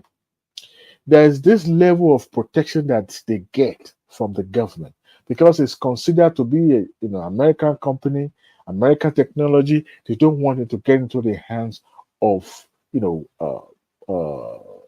opponent out there, especially China. So they protect it with everything. That is why if there's any form of leaking in That one is Apple, different now. no. I'm just It telling does you not if harm it the could public. happen in the private. Now consider the scale that it will, the way the government will handle it with Apple's in the government. Now, people are doing this leaking with impunity because they believe that they are doing a service to their country, but not knowing that what they are doing is a breach of their own ethic rules that they signed to. Now, government must do everything in its own way to ensure that information like this do not get into the public. And if you are privy to this information and you are troubled as a civil servant, there's a process. In every government organization or agency, there's an ombudsman, okay? Or there's a whistleblowing agency that you report. Let's just assume you do not trust. I mean, as a Nigerian, we don't even trust one another. Don't even talk about trusting government agency that handles, somebody snitching, somebody speaking up, right? Because you might end up, getting punished. Adewale, let me add one dangerous thing to what you are saying. You know the reason our soldiers were being ambushed are the people like this that leak information. Oh, absolutely. That's why I said it's Absolutely. dangerous. When you see a bank Absolutely. act, it's just because you have insider. All those hackers, Oh, they yeah. are not superwoman. Oh, yeah. Most of the time they have collaborators working with them. Oh, absolutely. Absolutely, my That one brother. is wrong. I But think you see, we should be specific about what is wrong and don't what is let right. us don't let us If moralize whether it's you wrong if or you right. leak our military intelligence, But you remember when if you No, leak Playtown. The person that our leaked the security information may be doing plans, that one for monitoring benefits. of We it's don't course. know. wrong. It's wrong now. We're doing it We are for leaking our money, military but we don't intelligence for know. money. It's wrong. If I were to be a minister in the Tinubu's See, cabinet today, just like what you you know said, what I my would brother. do? Sorry, just like what you said about Apple. Yeah, you leak. Why will you leak their technology or whatever to the public? Why? It's not of only benefit to the public. But see the point. See what you would No, do. I'm coming. Playtown, because That the one is person just that for your leaked that thing, they might have deal Playtown. Sorry, just a to minute. benefit yourself. This how it was Playtown. They might have promised that one monetary. Okay, they say okay, oh boy, look, give us that information. We are going to pay you a sum of $1 million. That It's is becoming wrong. irresistible. And even at times you may That is find yourself wrong. at a You crossroad. get what I'm saying? You are But see, my conflicted brother, because if you are working in a pharmaceutical company, like the giant pharmaceutical companies around, and there is a controversy that this is going to endanger the health of millions of people across the world, and you leak it, that is right. So let's no, it's still wrong. it's a distinction. Let's draw a It's still distinction wrong. between them. It's still wrong. There was a scenario in America where a medication was tested and tried on the people of color. I'm talking about black people. And it was administered under a disguise of eradicating was it a cholera or polio or something like that in America. But it's COVID. No, it wasn't COVID. It wasn't COVID. This was in the 60s. And this medication was administered, especially it was targeted to the black community and it was successful. Government has a way of declassifying information after a certain period of time where they know that majority of people that were active principal actors in that scenario who are no longer around, or they are dead, or they are old, or and then the government will now begin to declassify some of this information. At that time, people were skeptical. Now, if you work in the government at that time and you're privy to the such information, of course you will be conflicted, especially if you come from the people of color. But guess what? People of color were not even allowed to even get to the civil service, not to talk about even having the privilege to know those information. And those who actually not people of color that know this information, that this is what the government is trying to do to achieve. Because not like now that the pharmaceutical company will advertise people who wanted to be the guinea pig or something, then they just go after and started administering the way they like. But guess what? People will be conflicted at that moment. But there's a way you handle it. You speak. There's a certain agency that you speak to. Now, for example, if you see somebody doing something wrong in your organization, you know who to go to. You go to HR and you lodge a complaint, right? You don't just go to the media and tell the channel television and say, "Oh, this is what I see this person doing. Stealing money, embezzling money as admin of a manager in this bank." No, you won't do that, right? So government also have agency like that, but there's a That's a chances private that entity, my brother. no. Government does have a body that you have to report. But I brother, give you brother, a scenario. wait, Sometimes brother, wait, ago, hold man. on now, like Wait. Okay, 3 years go on, ago, please. hold on. Let me give you a scenario before you come in. I'll let you come in. Don't worry, I'll give you plenty of time. There was a scenario in America where Donald Trump, as a president, gave a call to the president of Ukraine. And in that conversation, not all Americans have privilege to eavesdrop on what they were talking about, but we have professionals that were expert in Ukraine issue that were listening on the other hand, that will be an advisory body or serve as an advisor to the presidency by telling them this is what you should tell the president, this is what you should do. Why this individual, as a person, as a matter of fact, was a Ukraine national, listening to the Trump talking to the president of Ukraine. He wasn't born in Ukraine. No, was he born in Ukraine? I can't even tell, but it seems he has affiliation because his father was from Ukraine. But cut long story short, he was conflicted with what he was hearing, right?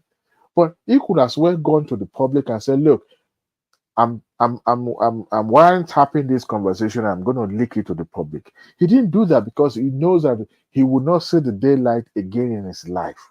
So what did he do? He approached the agency that would take his grievance and speak to them. And that agency were mandated to speak up, and they spoke up, and that was how it got leaked to the public. Today, the man, as a matter of fact, he's actually a military officer. He's walking around because the government If can't that touch agency him. was in Nigeria, would you have done that? Now, in a situation whereby no, one thing I would we all not know do the is peculiarity of our country. hold on. So I drawing understand that. parallels with other countries is just Of us course, deceiving ourselves. I said something to that effect earlier. That there's a chances that we may not trust the government or trust the person in charge of these bodies, right? And of course, because you don't want to go and become a basket. At the end of the day, we come back and turn upside on your head. But in a situation where you find yourself conflicted this way, you still have to do the right thing. Because if you don't do the right thing, you believe that what you are doing by leaking into the press is the best service you can ever render to your country. A time will come. If tomorrow the government found out you are the leaker and they handcuff you and they prosecute you, guess what? People won't clap for you as an hero. You will be remanded in prison, if not killed. So you have to weigh your options. I know if I'm the minister in the Tinubu's cabinet today, I will request that every principal officers in my office will redeploy completely, and every single one coming to that office, working in that ministry with me, I will interrogate and interview them myself personally, because I wouldn't want my job to be on the line. That's Because you have a sometimes. plan. No. What do you There have are to hide? times as a leader, there are times some of the things that the leaders, the politicians or the public order discuss. Some of the things that they discuss are beyond the comprehension of you and I. They talk about delicate issues, things that 3-4 years should not even hear about. But you see, Bro, at times just give me time when you're done, though. Let me reply. they will take a very calculative move or measures, to counter some things. But to us as a subject in the country, we don't really look at that. We want to make sure that this thing is done this way, and that is all we know. But at times we have to look at the way, you know, they do take their own decision in certain ways that they know that this may not be the popular decision, but they have to take it anyway. But every time, and I give you an example, when that memo of stationing the military personnel around the Niger Republic was laid to the public, I shook my head and I said, whoever did this would think that is doing the best for the country. I supported the invasion, the attack by the AU in the first place, but I also look at it from, if that's what the people of Nigeria said they want, fine, don't go there in the first place. But for somebody who took it upon himself to leak that memo, because I believe that memo is what you can call the top secret, and then publish it, that's a bigger crime. But you see, Nigeria will say, well, no big deal about this. This should be the normal. It's not normal. In any government, it's not a normal process. It's not. But of course, everything we do in Nigeria is not normal because we don't even trust each other. But like I said, whoever did it, good job to him. May you not be found. May you not be identified. But I can't guarantee that the next time you leak, you'll not be found. If I'm in the government Tinubu administration, I will tell them to take the internal communication very, very seriously. Can I speak now? Go ahead, Peter. Let me just start with your last statement. If the way we are advising this minister now to take internal communication so seriously and try to make sure that there are no breach of some of the shenanigans going on within the system, I think that energy should be focused to make sure that those shenanigans are not going, not to make sure that it's not uncovered. It's just like saying, instead of treating a malaria, you just have to hide the symptoms. We are not going to go anywhere as a country if that's the approach you're going to take. In fact, to even dissect this thing, we need to even first of all understand the concept of being a nation, a country. Because I saw a couple of you drew parallel with private establishments, and yes, you can draw parallel with that if you put it in proper context. What is the proper context? Adewale, Nigeria as a country, who are the shareholders of the company Nigeria? Do you know? What was the question? Nigeria is a corporation, a company. Who are the shareholders in the board? We the subjects, we the people. The subjects. So we own the company, right? Yeah. And whatever business the company is doing, whatever interest, whatever profit is our own, right? The workers, the people working in the company were employed by us, from the CEO to the managers in different sectors and parts of the company, right? We are their bosses, right? Good. Now, if you put this in this context, that's when you quickly understand that if I am an owner of a company in Nigeria, which I am, which you are, you will find out that if a particular segment of our company, your company and my company, we own this company. If any segment of that company is trying to siphon our company's money, and we are the board, but we don't come to work every day. We probably big boss. We are sitting down. We have employed people to do the job, and then let's say a marketing department, they have perfected a way to siphon our 2 billion naira, and then somebody within the marketing department comes to us to leak it to us to stop it. You as a co-owner, me as a co-owner, are we going to tell that person that no, you have breached the civil service rule of you being a worker in that department of our company? Are we going to be thankful that we have employed such a worker in the midst of criminals that has stopped the ripping down of our company? Because it's easy for us to make. Can't hear you anymore. Can I interject a little bit? Go ahead, Remy. Yeah. No, good morning. 1 minute. Sorry. Can I ask a quick question? Hello? Does anyone can anyone answer this? Do you think this situation with Betta Edu will make other politicians scared or will reduce corruption? I can hear you. Okay, so I don't know. Did anybody get the question I asked my brother Dewali about we co-owning a company? The question you are asking are not, when you ask question, please go and read the Civil Service Act or people that No, work it's in not the about civil civil service. service act. I put this now in a The context, and I'm question you asking are asking is Adewale, just, yeah, he okay, as go an ahead. owner. I'm asking Adewale, my friend, he as an owner of a company whose his interest is So, for our Adewale, profits, your for us to friend, make our say your profit, not for statement. our staff to Adewale, steal the your friend. monies.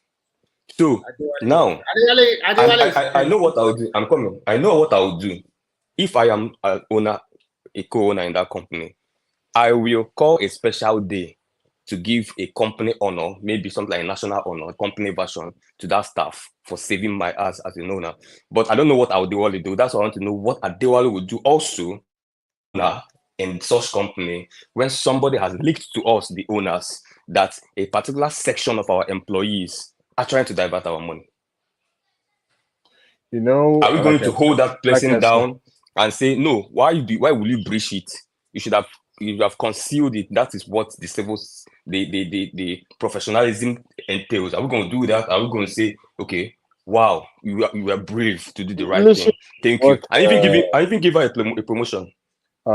listen to what Remy is about to say. Because You we know, need to the put it in Civil Service context for us to Commission, understand what it there's a is. procedural That the uh, nation is our company. that you have to follow. If you don't follow it, you regret taking such action. And I'm saying it because, you know, we do a lot of things without knowing the repercussion of what we are doing. We set precedent by actually not doing the right thing. Now, when you witness something like this, okay, there's a process, there's a procedural act that you have to follow. If you don't, everything you do is subject to auditing. And if you don't do it, guess what? You will still be penalized for it, even though it may seem that you are doing the best for the company. Now, in government, it's a different ball game. You don't treat government like a business. It's not a business. This is a serious issue where people's lives. No, that's where we are down. Adewale, I want to give Because you we're a not very treating good, our I want government to like a give you a very business. good That's example. where we are. Sorry, I want to give you a very good example. The problem is that people allow what they can't allow in their private company. They allow it in the public space. Okay, so, sorry to interject. I used to work for a company that we used to get contract from the Nigerian Port Authority in Tinkan Island and also in the other port. The process of getting a contract, do you know how many hands the contract will pass through? For example, let's say that the engineering department of the Nigerian Port Authority, they are the one that always give out contract because most of their stuff is about procurement of machines and machinery to help the port or fencing around the port or so many other stuff.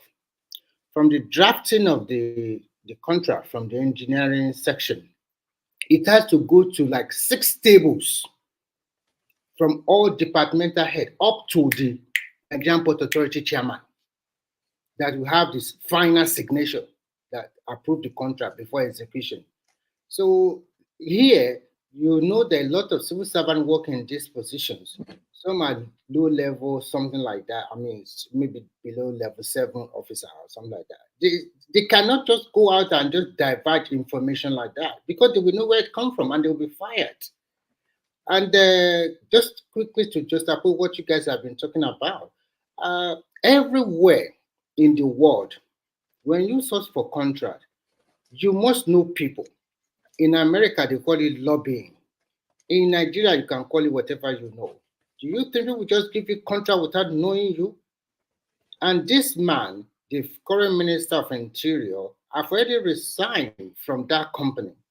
As that company is an entity on its own, they can go for contract, even if it's the president of the country. They can also go for contract and bid for contract. So far, they follow the laid down procedure and processes, and they were awarded the contract legally. There is no conflict of interest in it at all. I agree with that. Let me finish. First, this man have resigned or reduced his shareholder from resigned as a director of that company for over 5 years, for God's sake. No, he really said he's going to be a minister in 5 years' time. Maybe he has seen the handwriting on the wall. What about the Furore about? Nigeria are too, sometimes I see Nigeria as a small country like to thrive in gossip and unnecessary. Because what happened here is that the contract was given to a company. The company happen to be the company of this man like 5 years ago. He has renounced his directorship, and the company still resides among other people. They are totally different entity, totally. So if you are looking, who is a big politician or a politician that will not be a business person? Are you just going to rely that, okay, I'm just being a governor today, senator today? Most of them have businesses, they have company. Some of them use fictitious name, some of them use their real name. If they want to bid for contract, they know what to do. This is happening all over the world. Soli was trying to tell one man, I was listening. It's the same thing all over the world. Nobody's just going to give you contract because you do not belong to my party. And don't let anybody come here and be claiming it's the work of opposition. That's not work of opposition. That's the work of our internal wrangling between the people that are jostling for contract or people that does not want the face of the minister. It's always like this. So please, let's be reasonable and objective now. And I said, for Betta Edu, she might have a case to answer, but at the same time, she might also go free. She might also return. She will go free. Same as No, she will go free. all of this thing you guys are crying about. The money has not even been released. The money has not been released. Although the intention is there, we don't know whether the intention is to steal. After the investigation, we know the real truth. You know what I said has been just condemn them, kill them, something like that. You that have been here, what position have you held? Have you been a public servant before? Have you worked directly with them before and see the procedure? Even if you want to get the contract, you will be so tired. Oh my God, a simple contract of 1 million, you might be following it for the next 6 months or 8 months. You didn't get it in the end of the Nigerian private startup. So, and if you know people, then it's speed up. But if you don't know them, oh my God, forget it. If they don't even know, they won't answer you. Even if you're the best, your company is the best. So it's all over the world. So don't come here and be telling us only and do attitude of yours or something like that. It's not done that way. And people I listen to what they are One Piece talking about morality or morality. You are a businessman in Japan. You are there with your wife doing business there. So are you not going to be influenced, or your wife not going to influence your business because she is Japanese? She can speak the language very well. She can get a lot of things done for you easily for people who does not marry Japanese. So I don't know. Just my short take. Another person can take over. You know, I will explain. You know what? Actually, that scenario kept playing in my head. That you know, when she made that submission, you know, we are too quick to judge. But like I said, if you are in a tight face, you know, you are conflicted, and you know, because it's your name that they will be mentioning, not the Godfather's name. Here, you know, so having be in a compromising position, because she said that the government is going to transfer the money from CBN to the account of those beneficiaries. So when she now renege, and you know, it's no longer what she's told us, you know, right there and then, that's why I'm beginning to sense something is not right. But you know, politicians will do whatever it takes, especially the godfathers, you know, because sometimes when they said this money should be, I remember I'm a politician there, Betta Edu, when she said that, I mean, he said that, is he not entitled to a certain percentage of the security vote of a city government? That was when I was like, I now understand how it works when it comes to government. But you see, we don't know all these things. We believe it should work seamlessly, but it's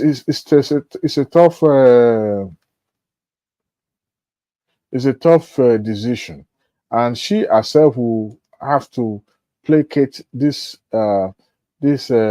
small gods, or what you can call them, this small lion in Abuja, and especially some of godfathers.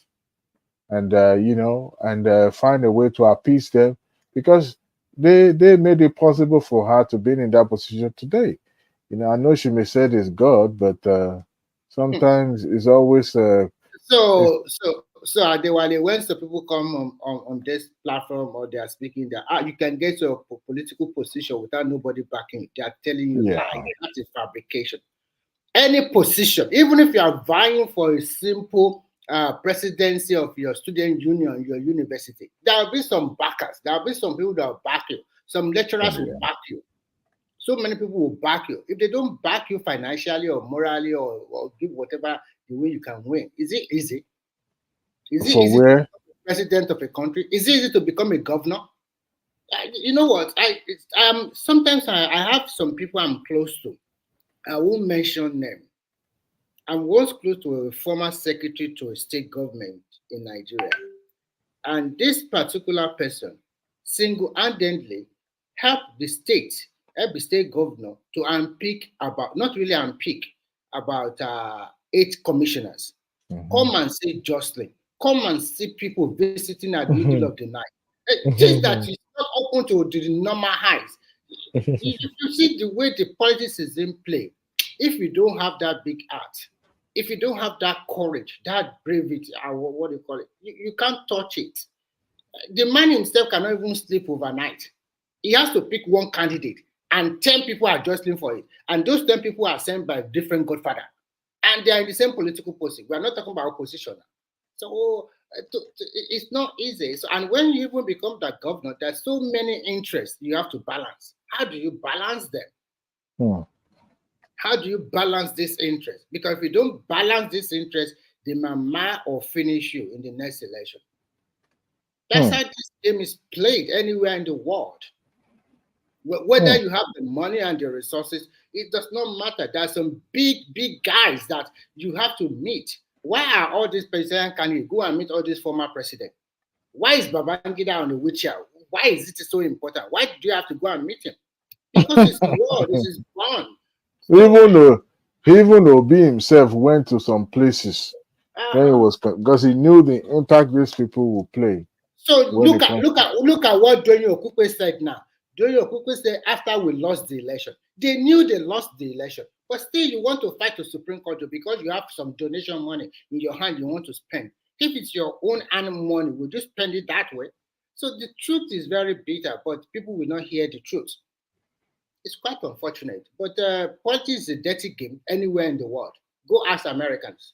Go ask anywhere in the world. Is it just play on just a platter of gold like that? If it's so easy, then I can just walk straight to Aso Rock by myself and become Nigerian president. Obi did not lose the election. That's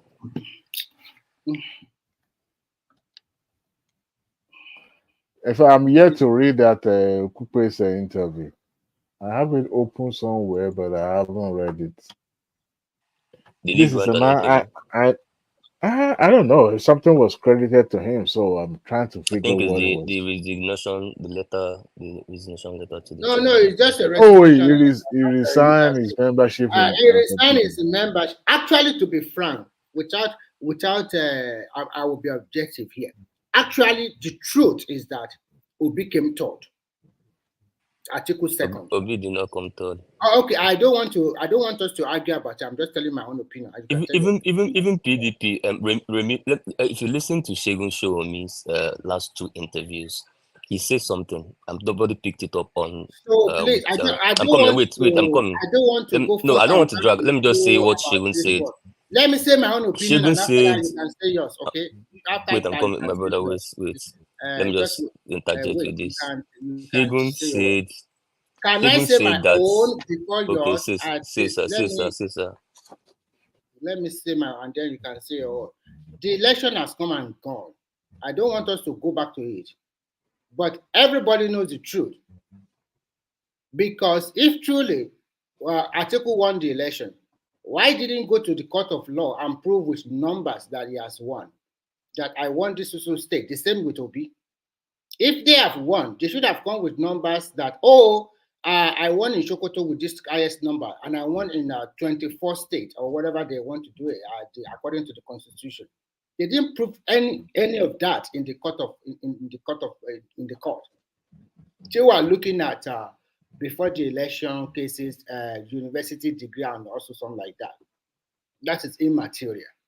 The truth is that the people that are close to your principal, they knew the truth. You cannot be close to Obi more than Okupe, you that you are talking here today. That is the fact. And he knows the truth. He knows everything more than you, 100%. So let's. He was actually generous. I read the letter. He was actually generous. So that just my take. I don't want to go too far into that. And I don't thank want you, us to. You can say your own, but I don't want. No, I'll just say my own. We're not going to drag it. Don't worry. It's something everybody on ground on Nigeria knows, even market women. Shegun Shewomi said something when he was talking about PDP to Shegun of Charles Talking TV. about good people, And I'm sure, and he, of course, he's running for chairmanship position of PDP in the next convention. But he said something that was self-indicting when he was talking about how disorganized PDP was going into the last election. He said that PDP did so bad in that election that they were lucky that APC did what they did to Labour Party in Lagos, Rivers, and some other places. If not, that PDP would have come third.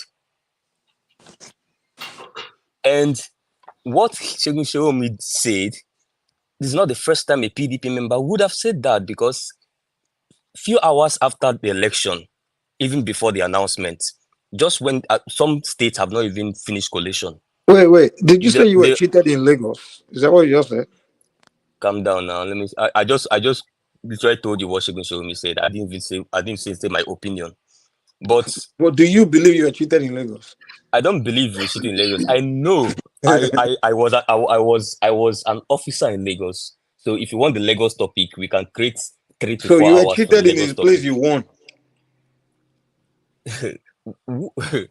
What do you guys mean won? What do you won Lagos and you still say you are cheated? You were cheated there. Winning a place that's not the point. Because so winning I'm sure. See, listen. So why is we the cannot, other 1 million we cannot votes have. that they did not count for you? What they cheated and they gave you. Listen now. They cheated you and gave you one number. Oh my God. Listen to me. We are all educated, so we cannot pretend not to know what we're doing. We cannot say that because somebody won somewhere means they weren't cheated there. No. Wow. Yes, that's not how it works. This is numbers. This is a game of numbers. It's a game of numbers purely. So okay, explain how they cheated you. What did they do? Wait now. If you want the Lagos topic, I can give you detail. I'm connected with almost all the local governments. I was on ground, so that one is like you're everywhere. 4 hours conversation at the same time. If 4 hours. It's digital age now. He thought it took us crossing our leg in the parlor to defeat an So this guy, you don't become that guy in But wait. Melaya, what's his name? No, they were in several first of all the local government in one day. Wait now, my brother. Let's forget all those. Let's speak substance. Now, I talked about Shegun Shewomi, what he said. I'm sure he wasn't trying to patronize Labour Party. He was just trying to tell you what position they were in that election, so that going forward they will know what they can do better, because he's vying for the national chairman. But also, the guy in charge of the Lagos unit of the PDP was on Channels TV hours after the election in Lagos. Elections were still going on across the states. And he was creating a situation room report from the PDP situation room. And he gave the numbers, because he came with the papers, of Labour Party, 900 and something thousand votes. And his party, PDP, had 108,000 and APC had 120 something. That. No. I'm coming. His party. Wait now. Calm down now. Let me talk, guy. Let me talk. So, a PDP coalition guy, a director in their situation room, didn't come to tell you his party won on TV. In fact, he still gave his party third position. But he's telling you that another party actually got way more numbers. Before you You continue, know what I'm saying? So I he will does not. ask you a question. I'm coming. Wait, No, I want to quickly come. ask you a question. So he's You not. that on ground, you He are does on not have ground in any Lagos State interest. that day. Why don't you have that So it's number about in he your say, own she hand? say. Listen. 900,000. You are on ground. Let me tell you. and Let me tell another you party something. is Let me tell you telling you something. that. Oh Are my you God. aware? Are you aware that they rigged enough to cross Asuwaju over? But do you know what happened in that What collation do you center? mean are you And wait, aware? I'm coming. What's the Where proof is Wait that the they now. rigged? evidence? Wait now. Let me tell you. If to the videos of the Lagos Collation Center, and one of the most trended one was the one that the lady who is now the Labour Party chairman in Lagos State. Then she wasn't. She was just in charge of the electioneering and collation.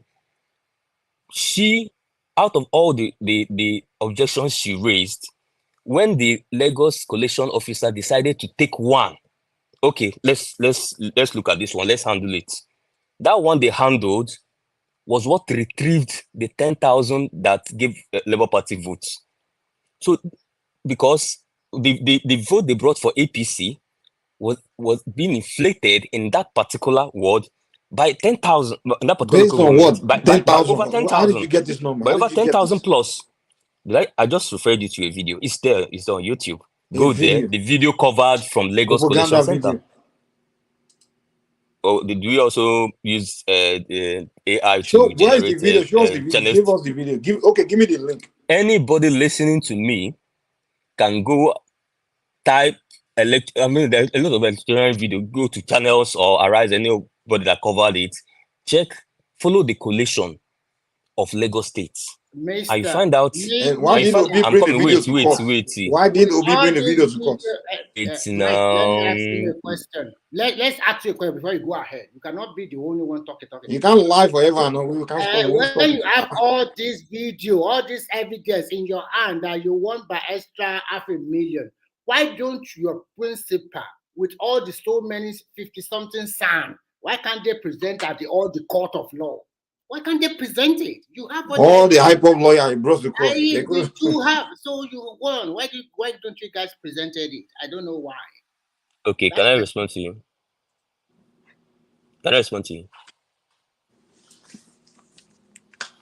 Tell us why you couldn't bring it to court. Tell us. Wait.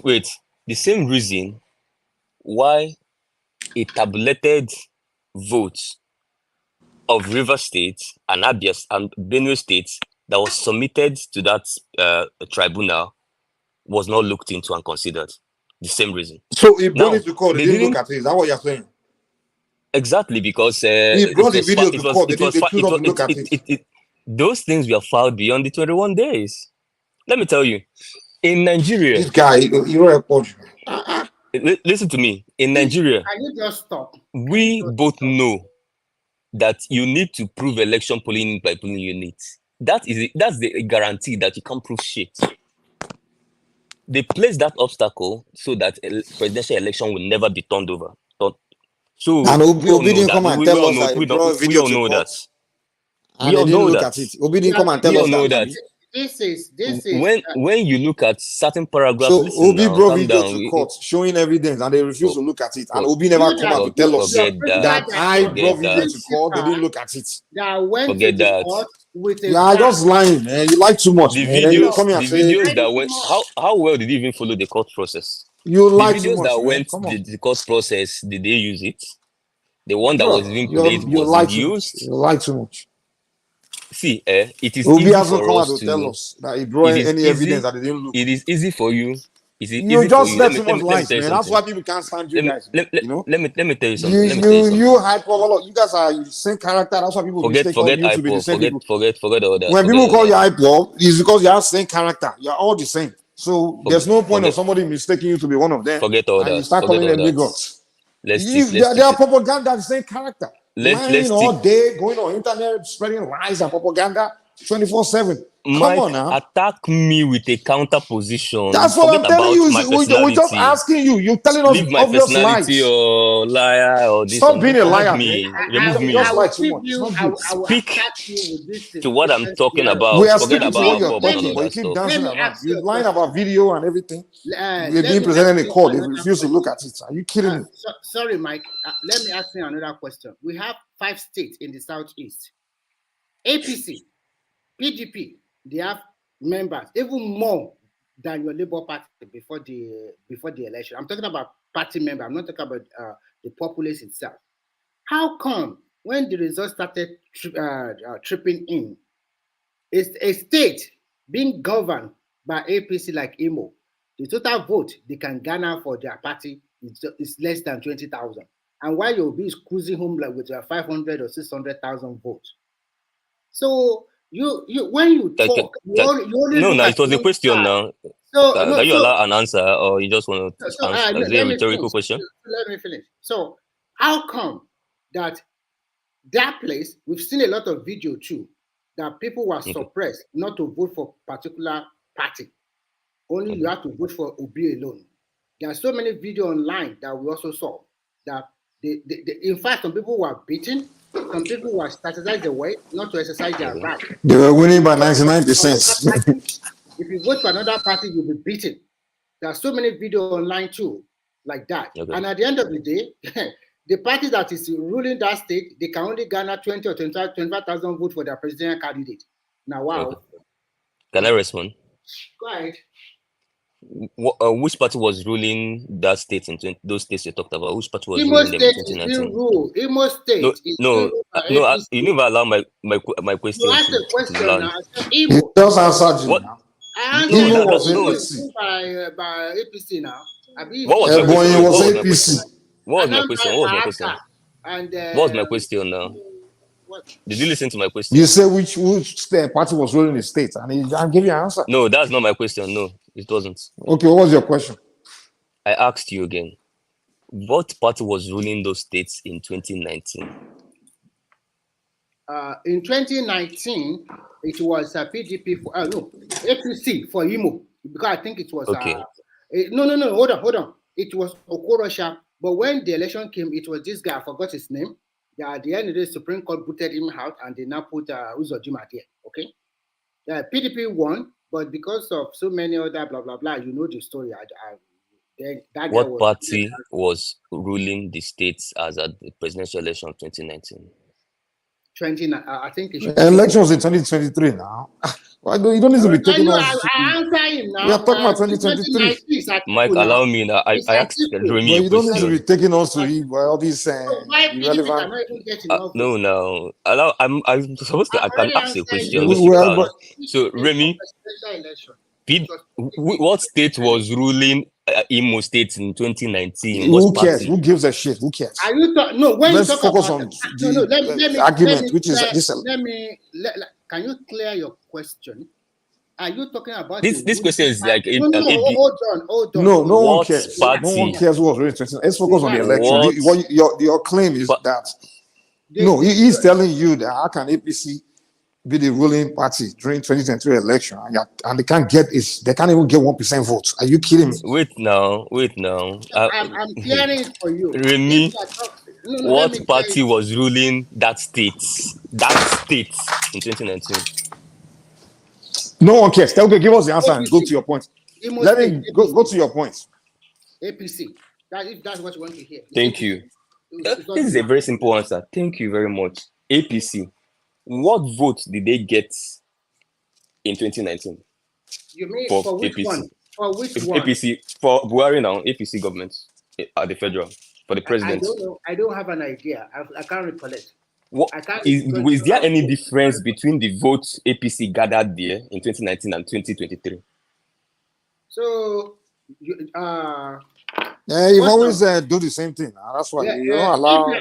Okay, so no, he called it an Obi factor. It was Obi that was running in 2019. Was it not? Was it not the vice president? Was Obi not the vice president candidate? He's always been doing his rigging. Atiku was the president. But Obi was the presidential candidate. But Obi was the vice presidential candidate. The vice same presidential Obi. candidate, just like Okowa now, the one that lost the states in the last No, election, even being a Okowa has sitting different character. governor. Maybe A sitting Okowa. governor. No, first of all, Delta Okay, State wait. is not So Igbo State. Hold on, rigged Okorocha out of his states. Listen. Delta State Obi is a rigged Okorocha in his states. What do you mean Obi rigged Okorocha? Obi rigged No. Ugwuanyi out of Enugu State. What are you talking Obi about? We're talking about rigged out presidential 1,000. election. Listen, we're talking about presidential election. Yes, now we know the powers, the incumbent power, whether you're talking about the ward chairman, the local government chairman, and all the state structures is lying on the hands of the governor. No, we are not saying Obi. I'm coming, calm down now. Talking about Obi, who is neither a governor nor has any sort of a chairman or council, ward chairman or whatever in Imo State, entered Imo State, rigged those of them, and every hierarchy of structure, APC structure it has there. Their vote was suppressed. Out. If you don't vote any Igbo candidate, no way. Exactly. By who? The local government chairman suppressed them. First of all, the ward councilmen. Wait, let me put it this way. The councillors. Obi wasn't running against those guys. He was running against Asiwaju Yorubama. So we all know how tribalistic your people can be. So okay, they can, of course, the people didn't see. They didn't see it as Obi running against Uzozima, right? They saw the election. Hold on. Obi followers. Hold on now. Can you allow me to talk? Obi followers became. Thank God you call them Obi followers. Okay, continue. The Obi people, the people that are helping to do the rigging and everything, when they're doing their thing to, run aspect, the others don't see them as, they're not going to be fighting war for Yoruba man, of course, so they're not going to stand against it. But if it's like him going against, let's say, another Southeastern in the governorship, something, yeah, of course, they'll fight each other. They can shoot each other down. But which Igbo person will go and be risking his life for Asiwaju to challenge those guys? So when they come out there to do their voter suppression, the APC guys will not risk getting injured or fighting back because they don't say they're not going to do that. They will not do that. The governor that promised his principal 25%. They will. He doesn't want to get it. No. The APC member, Southeasterners, the APC member in the Southeast, will not go. Wait. They will not go on. They will not go out and risk fighting or things like that. You know what Uzodinma did in Imo State in that election, just to get 25% and failed. You did your thing. If you know what Uzodinma before you start going to accuse another region. No. Before you start going to accuse Lagos, I'm not in another region. I'm in Imo State. No. Before you start accusing Lagos, I've not gone to any other region yet. Cheating you. Before accusing other people of being bigots and cheating you, even though you won.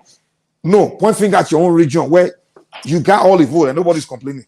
So stop this. No. Your Igbo land, you didn't vote for you vote 90%. Who said Obi was not rigged in Igbo land? Who said that? So you still got rigged where you won 90-something%? Are you kidding me? Oh Lord have mercy, man, I'm done with you, man. You can't. Oh my God, man. We can get emotional about this. So they still rig. I'm not an emotional person. We can get emotional about all these things. Let me tell you the point. If you are state and you're supposed to get 500, dude, you have a conversation. I'm coming. Listen now. It doesn't make sense. Just like it's okay. It's fine. You can decide not to listen. But the point is, if you are supposed to get 500,000 votes from my state, and I'm able to shrink that vote to 150,000, I've rigged you. Even if you got 100% of 150,000, I've rigged you. Because the general impact you're going to make with the voter base will not be as impactful. It's not what you get. If you get 500,000, I know I cannot stop you, but I can shrink that 500,000 to 150. I've done something good for my principal. At least I've reduced the opportunity of you beating him when the cumulative thing is counted. So anybody coming to deceive you with 95%, 90%, that's like backgear deception. So let's not deceive ourselves. One thing you should know Mike, can I just talk for 1 minute, please? 1 second. Everybody in Imo State know what Hope Uzodinma did in that last election to stop Obi. This guy that is talking is a full IPOB. You remember that 2019 he was talking about? That was when Nnamdi Kanu said the deal has been sealed and sealed that they should go and vote. So that's why he went back to 2019. You see, these people, they think people don't have brain. You people following Nnamdi Kanu, What and is now this you are guy talking saying? I about don't unity. understand. Can you explain yourself? Nobody seems to You understand know what you're that, saying. yeah, because you will not understand because you know I got you. You now No, they like were explain talking about yourself it. now. I'm sure everybody wants Yeah, you to explain yeah, yourself. yeah. Just To listen, link what you're saying. listen. Let's get the point you're making. Yeah, listen and wait. In 2019, 2 days to the election, Nnamdi Kanu said the deal has been sealed and it has been done. Everybody should go out and vote for PDP. That's What why deal? What deal? everybody. What deal? So you tell me you don't know. In 2019, you are talking about in Imo State, in all the southeastern states, everybody voted according to Nnamdi Kanu, what Nnamdi Kanu said. That's what I'm telling you. If you come to this platform, Okay. wait, I've let me. accepted. Who gave Hello, the order to vote in 2015? Nnamdi Kanu. hello, wait. When I'm Who talking, told you them to went to vote in 2011? Nnamdi Kanu. you don't know what you are talking. When Who told them Nnamdi to Kanu vote in hasn't 2007? Nnamdi Kanu. Nnamdi Kanu hasn't started his stupid madness Goodluck then. Jonathan had Do 98% of you think we Southeast are vote in fools? 2011. Nnamdi Kanu. Do you think we are fools? When you come Goodluck to this Jonathan got platform 98%, with you, 98.7% in 2011 from Southeast. Nnamdi Kanu okay, gave the order. okay, wait. When you come to this platform, yeah, Just, I know there's your a type. lot of I'm not having discussion with you. you, Let me you talk too. with You are other an people, IPOB. I know guys. your type. You guys are IPOB people is okay. the You are bigots IPOB from some full other one. region. There's That no that your that's the colleagues are not here in this platform now. When they come, you can come for that, them. Your that's the colleagues are not nonsense here. you Maybe talk. You say if you have bigot, to mute bigot, your mic, bigot. maybe you wait for your Because colleagues to come. They are always you available speak for you. because you know you can speak English and you have time to say to parabolate or to My spread brother, your colleagues are propaganda not here now. Now everywhere. they're not here You now. are, They're you not are here my now. colleague. I Wait can for them talk to to you. come. Why can't I'm I not your talk to colleague you? now. We are not in the same realm You now. are, of course, we can never be. Look You are an for IPOB. your fellow You are an bigot. IPOB. I'm not an Look for IPOB. them. That somewhere. I'm not an IPOB. You are an I'm sure IPOB. they'll be willing to engage you. I'm sure. I I trust am. their power. They can That's engage what I'm you telling you. I'm not on the an same IPOB. energy.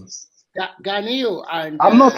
I'm not an IPOB. You are an IPOB. Is the Ganiyu guy? Okay. Okay, No okay. surprises. Ganio, just calm down. Uptown also calm down. No surprises then. I thought it was somebody You are an sensible. IPOB. You see people there looking at you, people like they don't know you. I know you. You are an IPOB. Full one. Okay, calm down.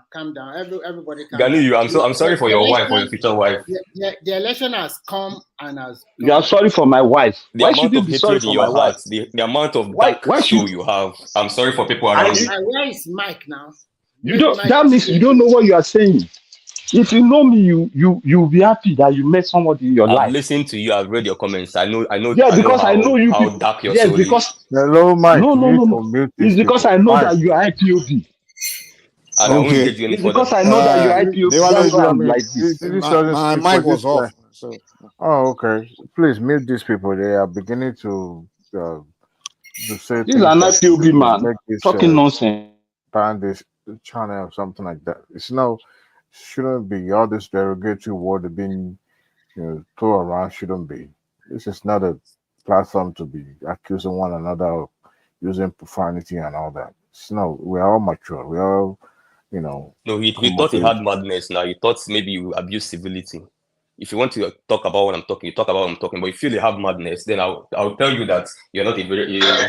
Nigeria is a mad country. You are going to be thrown back to your hole, and I then never civil people will talk. I continue the never say conversations. anything. I never say anything wrong with what I'm saying. You go to 2019, and I was said, talking about elections, and I was talking about election and politics. You came here with no. You Nnamdi Kanu. Who was talking about Nnamdi Kanu here? all right, Remy, Diwali, you guys can speak, Abi. Yeah. Okay. If he's ready if he's ready to talk politics Well, like I a lot and of Remy people was talk talking, now. then let Yeah, him a lot talk. of people talk. I beg.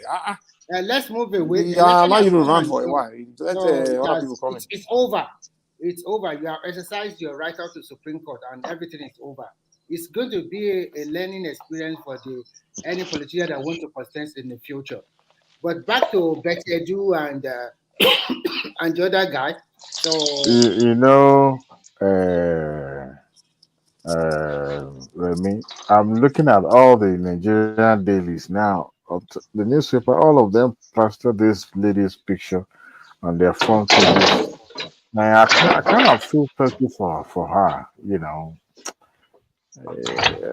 she I think still has a it's lot to learn. also, I think she might be too excited for that position and inexperienced. And sometimes, like, oh, I Yeah, know how to handle stuff. I think it just yeah, play into their hand, okay? yeah, Unfortunately. Yeah, it might yeah. also have Eh? mind you, she might also have You intention to cool. steal. She might also have intention to steal, but that is not Of the way. course. I That is mean, not the way. She played into their hand, and if she's lucky, she will be exonerated because the money has not moved to anywhere, okay? So she it's cannot just say, I don't know. it's hard Such to a picture. hold your ground She has a lot in of good Nigeria. potential. That's why. You have to find a way to manage some of these people that have constituted themselves as God in politics in Nigeria. When she made that statement, when she said that money will be transferred from CBN straight to directly to the account of the beneficiaries, I want to believe that she meant it. And speaking as just like a regular person who wanted the best, but along the line, you know, the chances is that maybe she has been compromised one way or the other, and she doesn't know way, but the civil servants that are supposed to be to advise her on what to do, decision to take, how to weigh those decisions, the implications of those decisions, there seems to be, because I'm seeing only a signature on that memo, which I found very, very absurd because, you know, in some instances where if you've done be or handle project or handle certain things before that also requires resources and money, or finances or funding rather, you have to show that you've consulted widely, talk to people that advise you. Okay, this is the template. This is what been established, even in the private sector. But you see, it seems that she was the only person that plan, execute, and seal the deal. So to me, it's more or less like somebody who is a novice in this game called politics, also who is still a newcomer. Because look, for every appointee as a minister, oh boy, that Huh? hurdle is tall. Oh, is a very very Eh? tall hurdle because when you Blankets. real, hey, Yeah, I I put can blanket. hear you guys. I can hear you mute your mic. So, and those Oh. people that felt that that they're supposed to be the one to be in that position would not sleep. They would not stop. They would be looking for a way to bring her down so that they could be appointed. Okay. And look, this argument will not come up because the people will believe that when she has been given that position, she should have used it, for something better. I can understand that argument. But look, every little things will be put under microscope. And I want to believe other ministers now will be more than extra careful in the way they handle some of the things that also involve money budgeting or money disbursement and all those things in their various ministries. Because they don't know the Judas that will be uh in their office or in the ministry that will eager to leak some of these documents or divulge information to the public. But um, whatever the outcome of this investigation, I won't strongly believe that she's not going to be touched. She may not get that position back, but she will be a strong uh, factor to reckon with in APC. But she may not be appointed as a minister after the suspension. The Tinubu might decided to reappoint somebody else. As a matter of fact, we seems to be in amnesia and forgetting about when NDDC was created. It was like this in a mess. Every single the DG that was appointed to that agency were always accused of one corruption or the other. And I will not tell you, I will not lie to you. There was a day I came across the NDDC money in the account of a private person in banking. I was privileged to that information, but it's no longer a secret now. So people are wondering why is NDDC money in a private account? Because that individual invested that money was a short-term investment. I can't remember the particulars of that investment, but he needed whatever interest he yielded within that short time to make that money before transferring it back to the agency account. So that was way back in the early 2000 when it was created. So, but now in a situation where money is always the target, NDDC was all about money. Even PTF was headed by Buhari was immersed in controversy like this because they accused Buhari of mismanagement of that fund when he was the head of PTF. And Abash purposely kept him there because he needed somebody who would be fronting as with the impeccable credential when it comes to corruption. However, they will be carrying out their various activities on the ground. So humanitarian activities is all about money. It's about touching life. It's about spending money.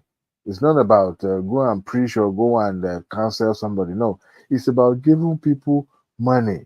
It's about alleviating poverty in people's life. So once money is involved, you could be rest assured that human factor will come to play, and that is embellishing, mismanagement, embezzlement, pure stealing, and all those things will continue to happen.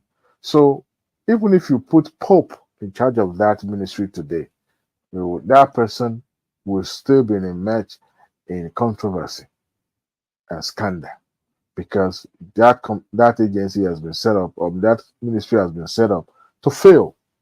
Earlier today, I was watching and listening to the analysis of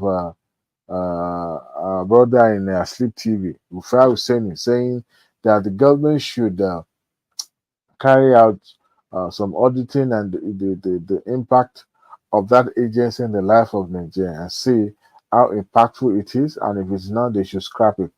And his co-worker also reminded him that that agency is needed because in some instances, you don't need the minister of special occasion, whatever they call them then, because a minister without portfolio, that you needed somebody that will be known and saddled with that responsibility, and that's it, and nothing more.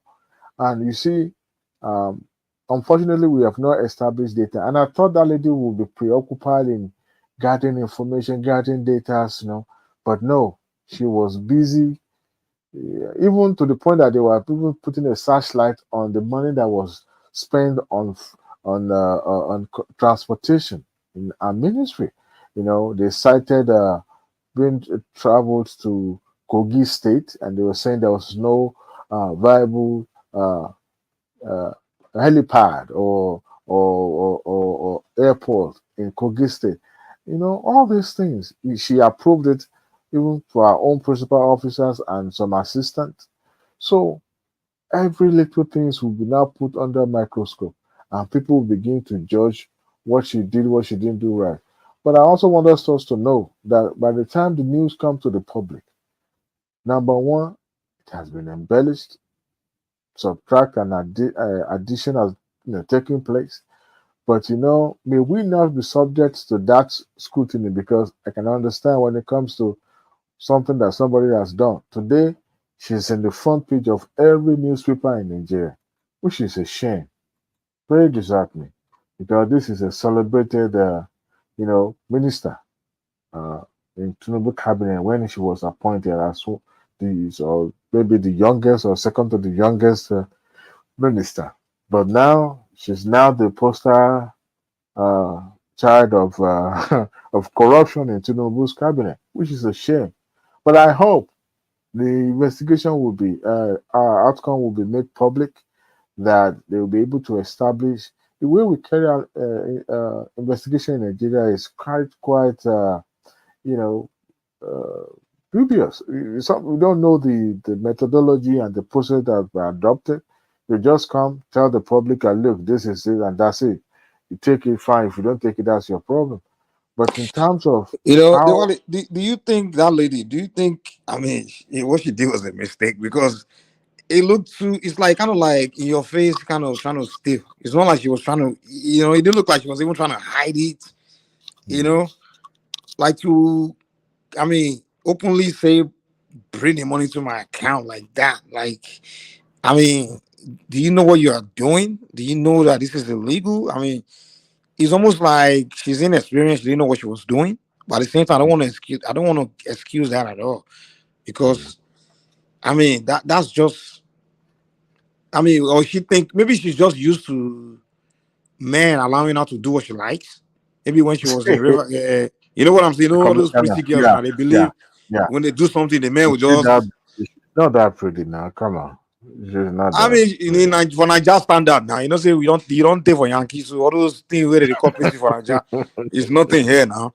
I Well, mean, like when I go to Nigeria, when boys they saliva over those girls, I'm like, come on, for Yankee, here, we see what they deal Puerto Ricans, they deal with. After I come live in America, you know, dating Puerto Ricans and Brazilians and all those. By the time I go to Nigeria, those Nigeria girls, you know, they don't look anything.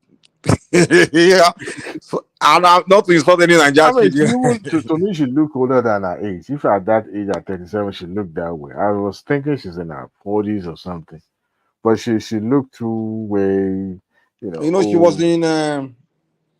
she was in the, I think, is it Cross River State or Akwa Ibom? Oh, She was in the government there. So maybe she's used to just openly stealing where the man will catch her and just say, I mean, let's see, I federal see you. Or let's see, don't worry, federal child. You're government is pretty. different from state. In the state, you can do whatever you like. Yeah, maybe she Uh, brought that attitude to the federal. Not knowing how yeah, it's a different terrain. Oh, oh more. huh? Because those people, they are like shark. They will consume you, and that's what she's witnessing now. She's witnessing that first hand because there are lots of politicians that if they don't get what they want, they will heaven and earth will fall because they believe it is their birthright. For everyone that is not appointed that position, they will do and undo. But it's unfortunate. I can't believe that she would let herself being used that way. At least honestly, I don't like I know that we've talked about you know leaking and all that, but I still find it very repulsive. uh, there must be a way to handle situation, and what it kept playing in my head is that this lady is handicapped in the sense that she's exposed. May we not have people that will be making demand, because look, when Àbí you àbí àbí bóyá ó ṣe ni bóyá àwọn ọ̀rẹ́ tó ń jealous ẹ lọ ṣe é wọn kàn máa ń no ṣàṣeyẹ. she has to have something that she relied upon for her to have acted that way, knowing that it's against the Civil Service Act. Like that completely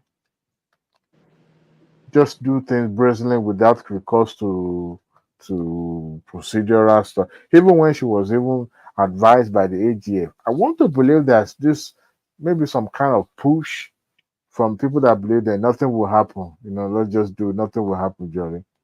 After all, government is government officials, especially people in the civil service. They might even be. I mean, they know how money is being spent. Those permanent secretary directors, those directors. I won't go tell Luli. I want directors in Luli. You know, they know. My brother, they are evil. If you are going to succeed, it's through them. If you are not going to succeed, it's through them. Because So the job of the director is more like what's their role, sir? I want to turn this on. See, they advise, they sign on things, and they just advise the ministers, and most of is operational standard. They are the one that usually design it, so that government government official will follow it through. But most of the time, we just do things in the way that, especially when the Godfather, you know. I don't think Tinubu will let her suffer like that, but probably give her soft landing, maybe. I mean, if you take it easy, then you're encouraging corruption because There's always a way you fight around something. You don't just the style of your administration to just as being the youngest and as a lady, can't just let her be, because no matter what, the public are hungry to get information, make sure that she's crucified. Public are very, very hungry right now, especially the likes of Obedient. I want, in fact, when the Playtown said that she believes that those who leak those information are obedient, I want to believe too, because people are just doing things as if it's a service to the country. It's not a those service to obedience the they are country. very bitter. Very, very. I was watching one show when Obi was, I think on Twitter, he was talking to his followers, taking questions. One guy just called, just say, "My president." They were calling my president. When should we take on the street? When should we get on the street? The guy was, losing. He was like, "When should we take? We Honestly, are ready to if take I on the have any streets." prin- as a any minister now, if I don't, whoever I do not trust in my kitchen cabinet, that person is a gunner. I will seek for the employment straight up. I don't want you. I don't want you. Ala Kuba. The same Lagos State memo was leaked. The same way. So they have obedience.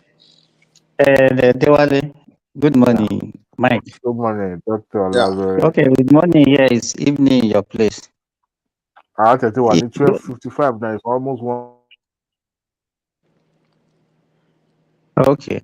But what people are talking about, don't you think is good for democracy? It's good. It's good. Opposition politics is good. No, Exposing. let them be. Because if there's one thing I would like about the obedience is that if they are exposing bad things, corruption, those things, I will be happy. I would like that. I welcome that. To be honest. So, because this one now, let me tell you, sorry, Simba, Mike, don't be confused. It is not Obedient that is exposing this. It's not them. They don't. No.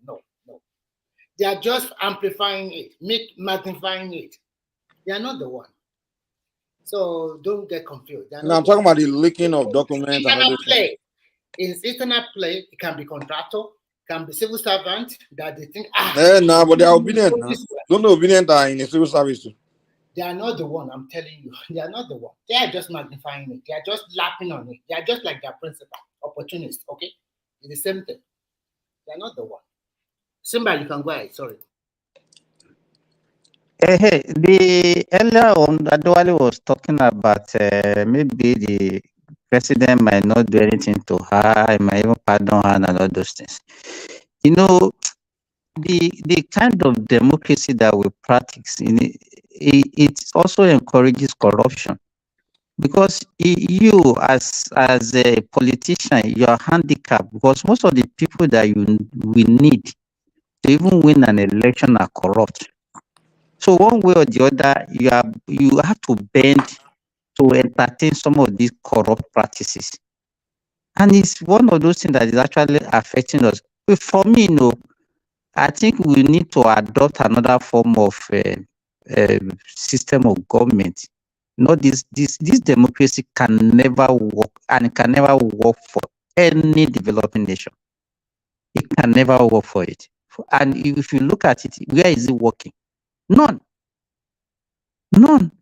Because Hold on. you What did you say is not working? this democracy, this so-called democracy okay. that we are practicing, is not working, and it can never work. Even You can this word that say we are the starting, presidential system. You have to make it more clearer, because when you talk about democracy, they practice different way in different countries. Our own is I'm talking about the type, the one that we are practicing now. I'm not talking about Are you maybe saying the every Chinese aspect of one. it or some aspect of it? Like for example, the states, You the governorship, okay? the state democracy within the Let me. state and the one within You know the why general. military get. Let's look at it this way. The military, let's say during the time of military, you don't need consent of anybody to do anything, because you don't need their vote for anything. You can do and undo. You can take decisions that will benefit the people. But in this case, the people, because even the so-called masses that we are talking about, they also compromise. They have people that they believe in the community that will sway them, that will determine their direction, that will say, okay, this is the person that you have to vote for. And these are the people that are controlling the politicians. Because by the time you need an election, you have this kind of people in the community that are so corrupt that all they need to just give them money, and they will say, okay, this is the person that you are going to vote for. So even the vote the way we vote in developing countries, especially Nigeria, is not by looking at the capability of the person. Is who the so-called godfather, the political leaders says this is the person that you have to vote for, and that is it. And that is why we are still where we are. Now you see that some people you see them being corrupt, they will have evidences against them, but you cannot prosecute them because you know the political implication. So to me, we cannot, if we don't change our way. And if I know I've been mentioning this example, even if you look at the Arab world, most of the country where you can see we have some level of development in the Arab world, they are not the one practicing democracy. They are the one that are having the monarch. Look at it. Let's mention it. The Gulf nations, there is a monarch. The country that simulates where they have some level of vote, Iran, Iraq, Jordan, Lebanon. Look at those countries. They are not better than African country. So it's, to me, I don't know what we can do. All this, even put Obi there, Obi will not achieve nothing. In fact, Obi will not be able. He cannot even, somebody that cannot even control his followers. Will he be able to have that? His own case will be worse. His own case will be worse. It will be worse because he won't know where. He will be confused. He want to pamper these people against these people, side these people against these people. In fact, if you were the president, now that country would be in crisis, in big crisis. The way he plays his own politics is selective.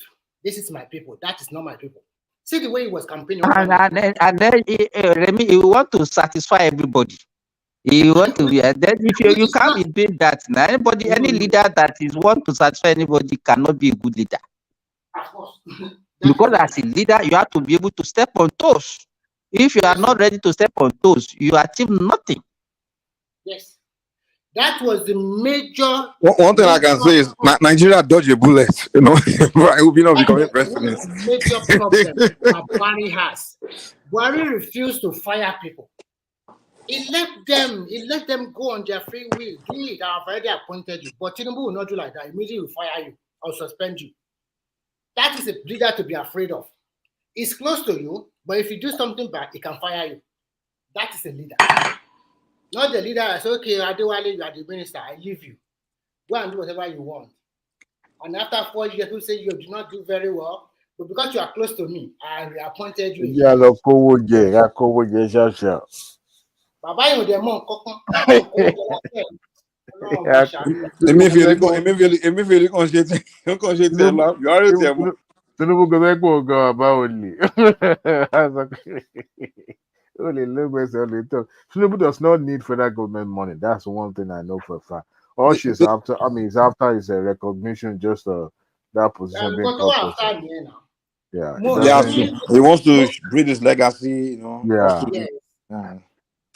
That's the reason why I even support. I kind of supported him over this other guy. Oh no, it's not. She's not coming back. Impossible. Once you're suspended. No, this one. No, it's just a semantic using suspension now. She's gone. She's a gunner. She's a gunner. Unfortunately, because she has a bad prospect. Oh my God! That is another thing. When we talk about youth, let's give youth a chance. All the youth have they achieved anything. They have been fumbling, all of them. She's a 37-year-old, or what do you call? First of all, the problem is not even youth or age or old. It's just the process of who's the people getting to that position. You understand? Because in that Nigeria, for you to get there, you really have to participate in some mad, especially as a lady. You might go to level here. Like only qualify for position, but only need the godfather. Yeah, so when you say youth, if we are saying the best of the youth, like quality, incorruptible youth, the chance of an incorruptible youth to make it up there is very slim. I don't agree that as a lady you need to do such things before you get there. It's not their choice now. The men we trying to tell them say come before. No. Okay, let me give you an example. When Kemi Adeosun became a minister, do you think that lady is just like this one? This one is just a beauty pageant. But Kemi Adeosun, everybody know Kemi Adeosun. No, Kemi Adeosun didn't start to work herself politically into, she got into politics now. Kemi Adeosun getting politics. Candidate Amosun now from Ogun State. The only godfather, no. I heard that the same. No, we're not saying that you will not have a godfather. I heard that the same machinery that brought her was the one that brought her down too. I'm talking about Kemi Adeosun.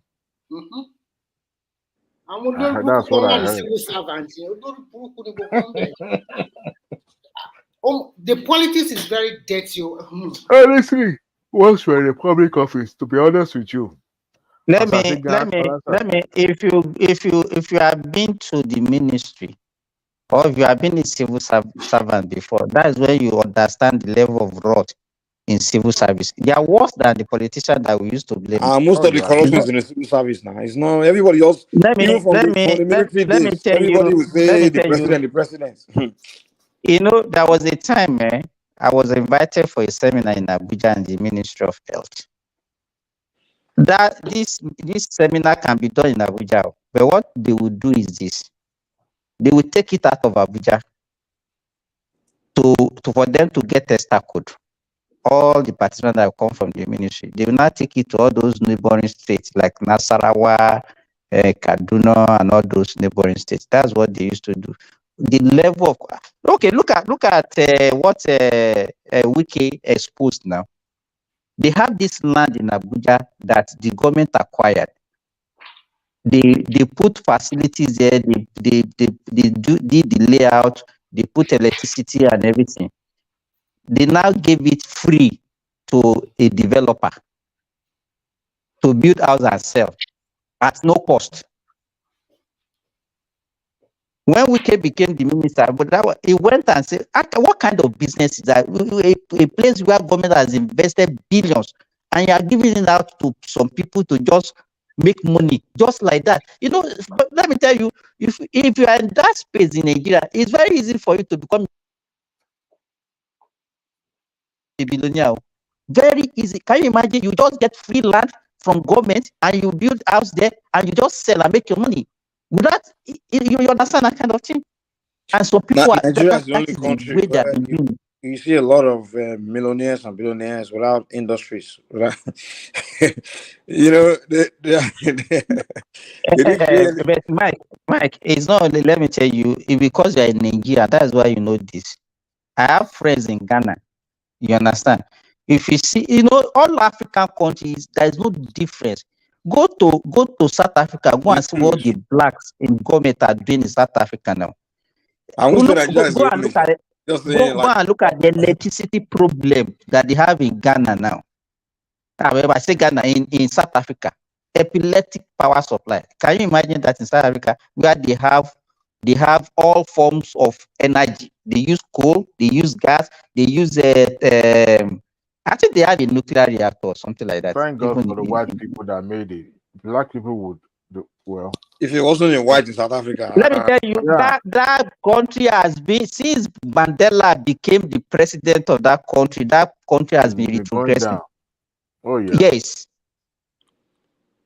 Most of the facilities that they have, it was built for the white, and immediately the black became the leader, and they started making the blacks to run their industry, to run some of their affairs. That country has been on a decline.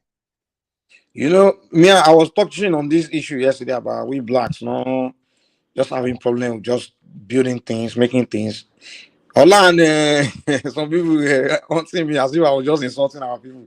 I'm not insulting us. It's just a reality. It's a fact on ground now. Like, we are just not as productive as this other race of people. It's not like we're not capable. We just don't have that desire to be so productive. Like we are not.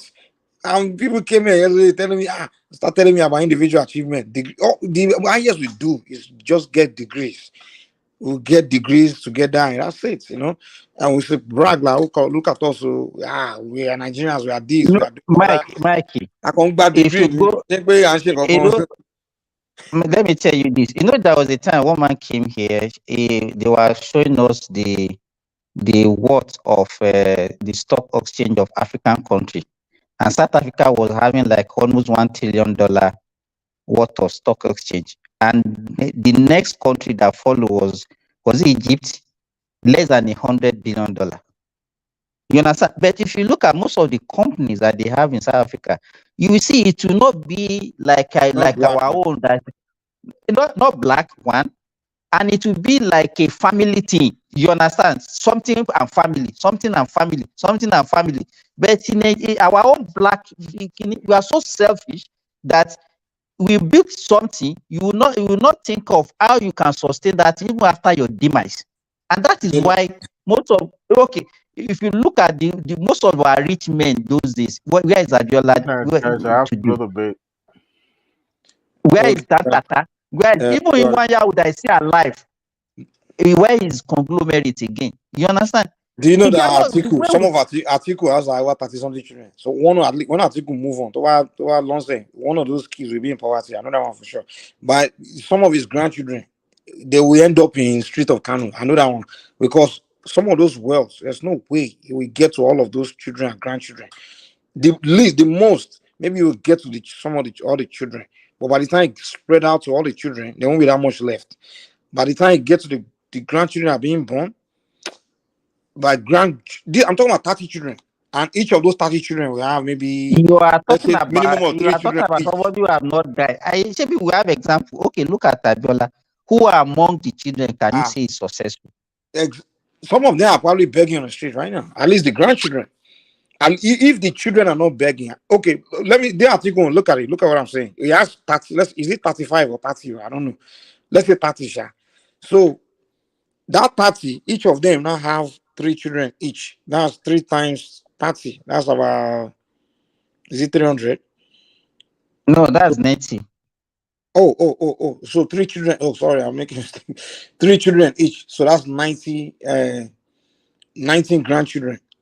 Now, when this guy died, those 90 grandchildren, if they split his wealth among all of them, some of them will end up in poverty.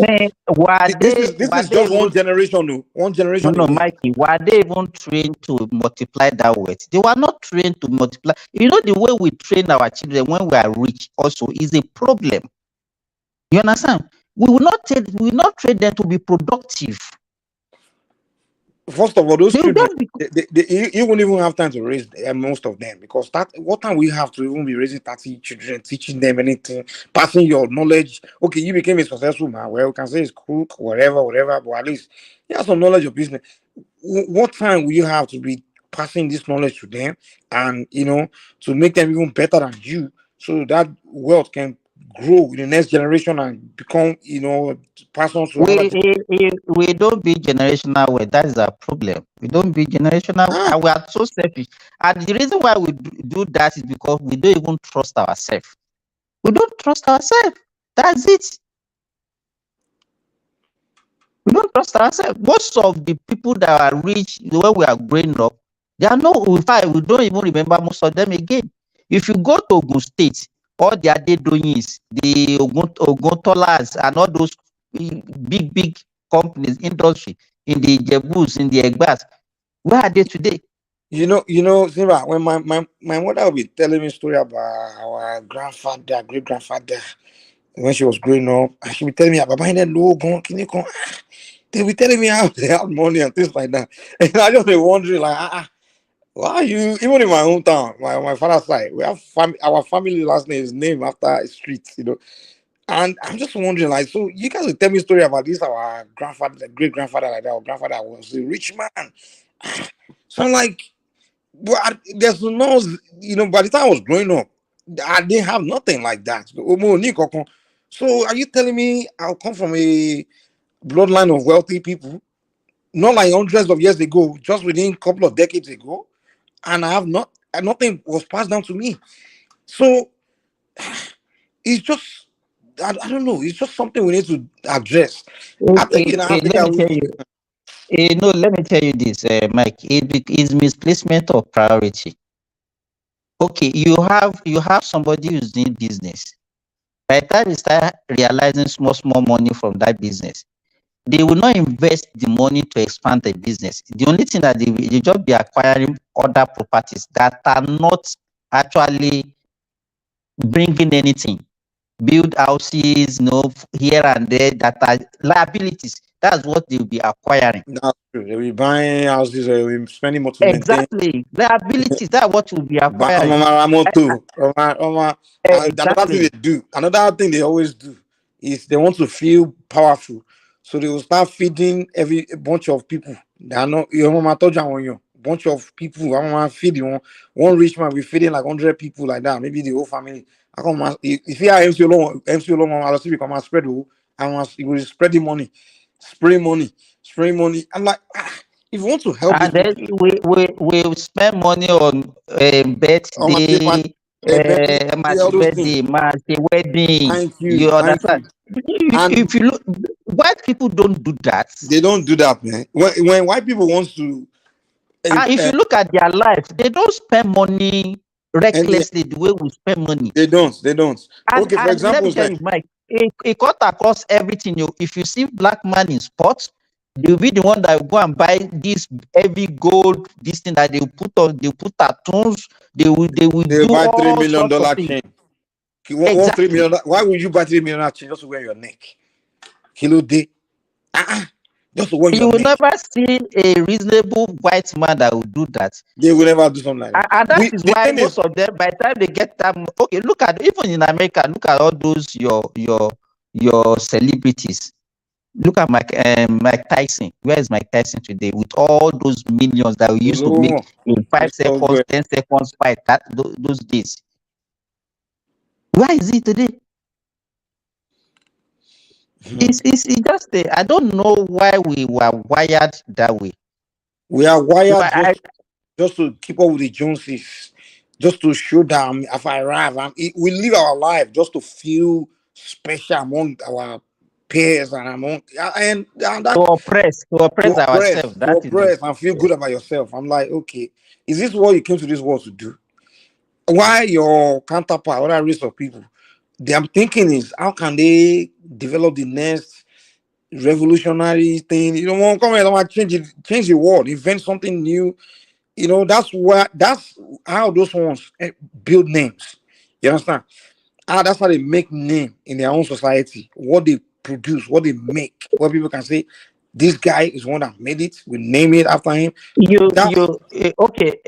Let us analyze the richest, all those richest like Elon Musk, Bill Gates. You see that they invest in new things. Things they are futuristic.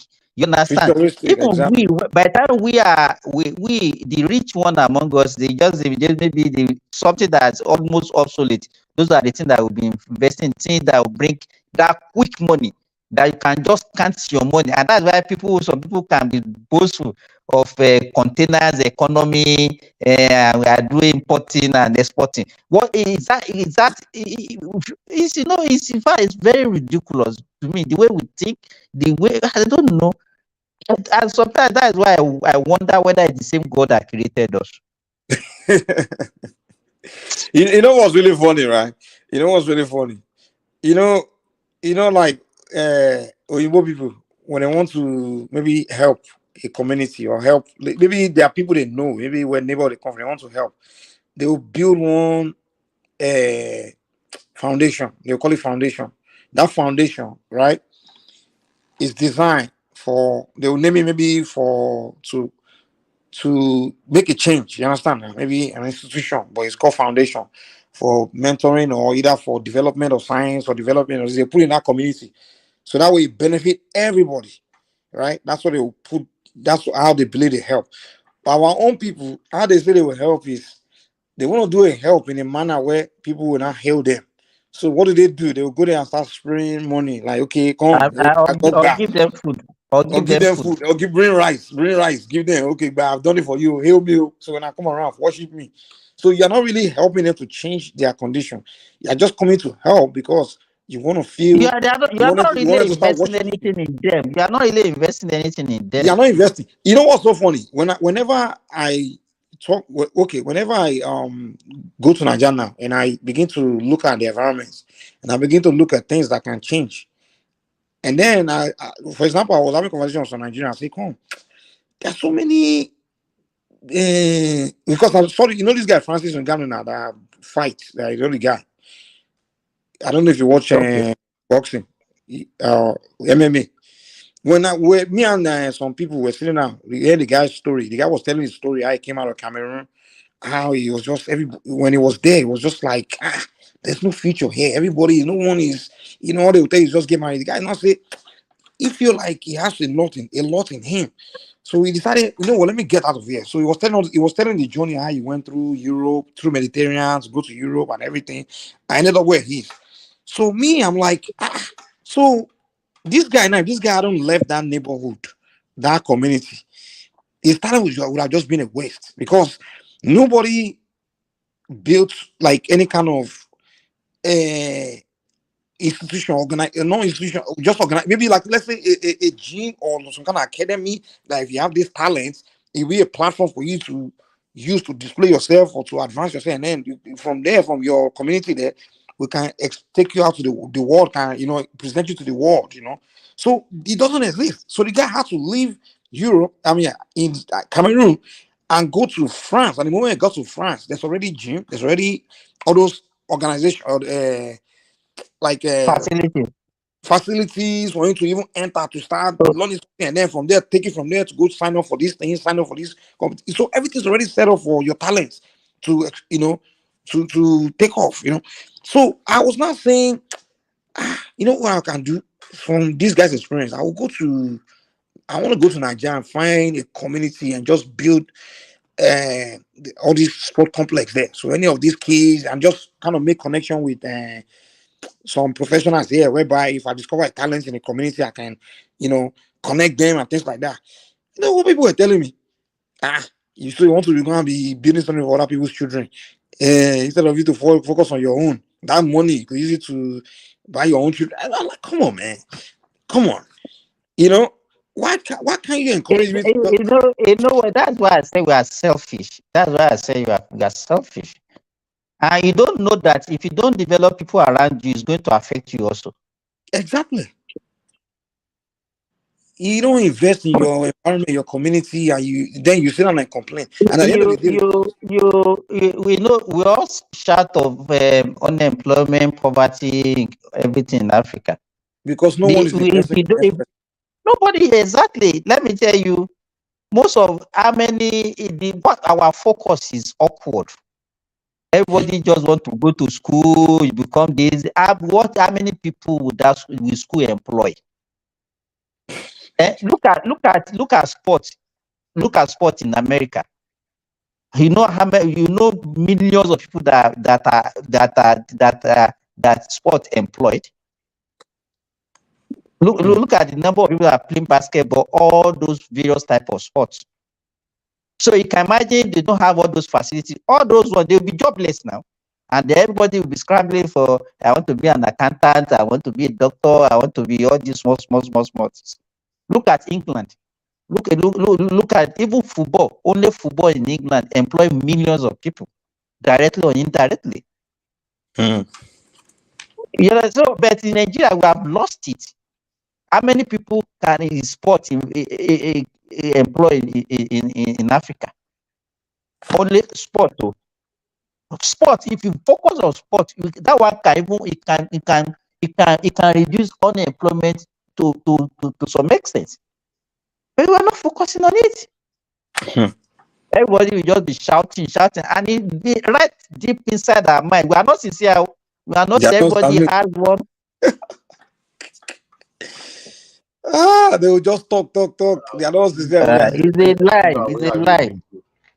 Simba, where have you been to? What do you mean? Where have I been to?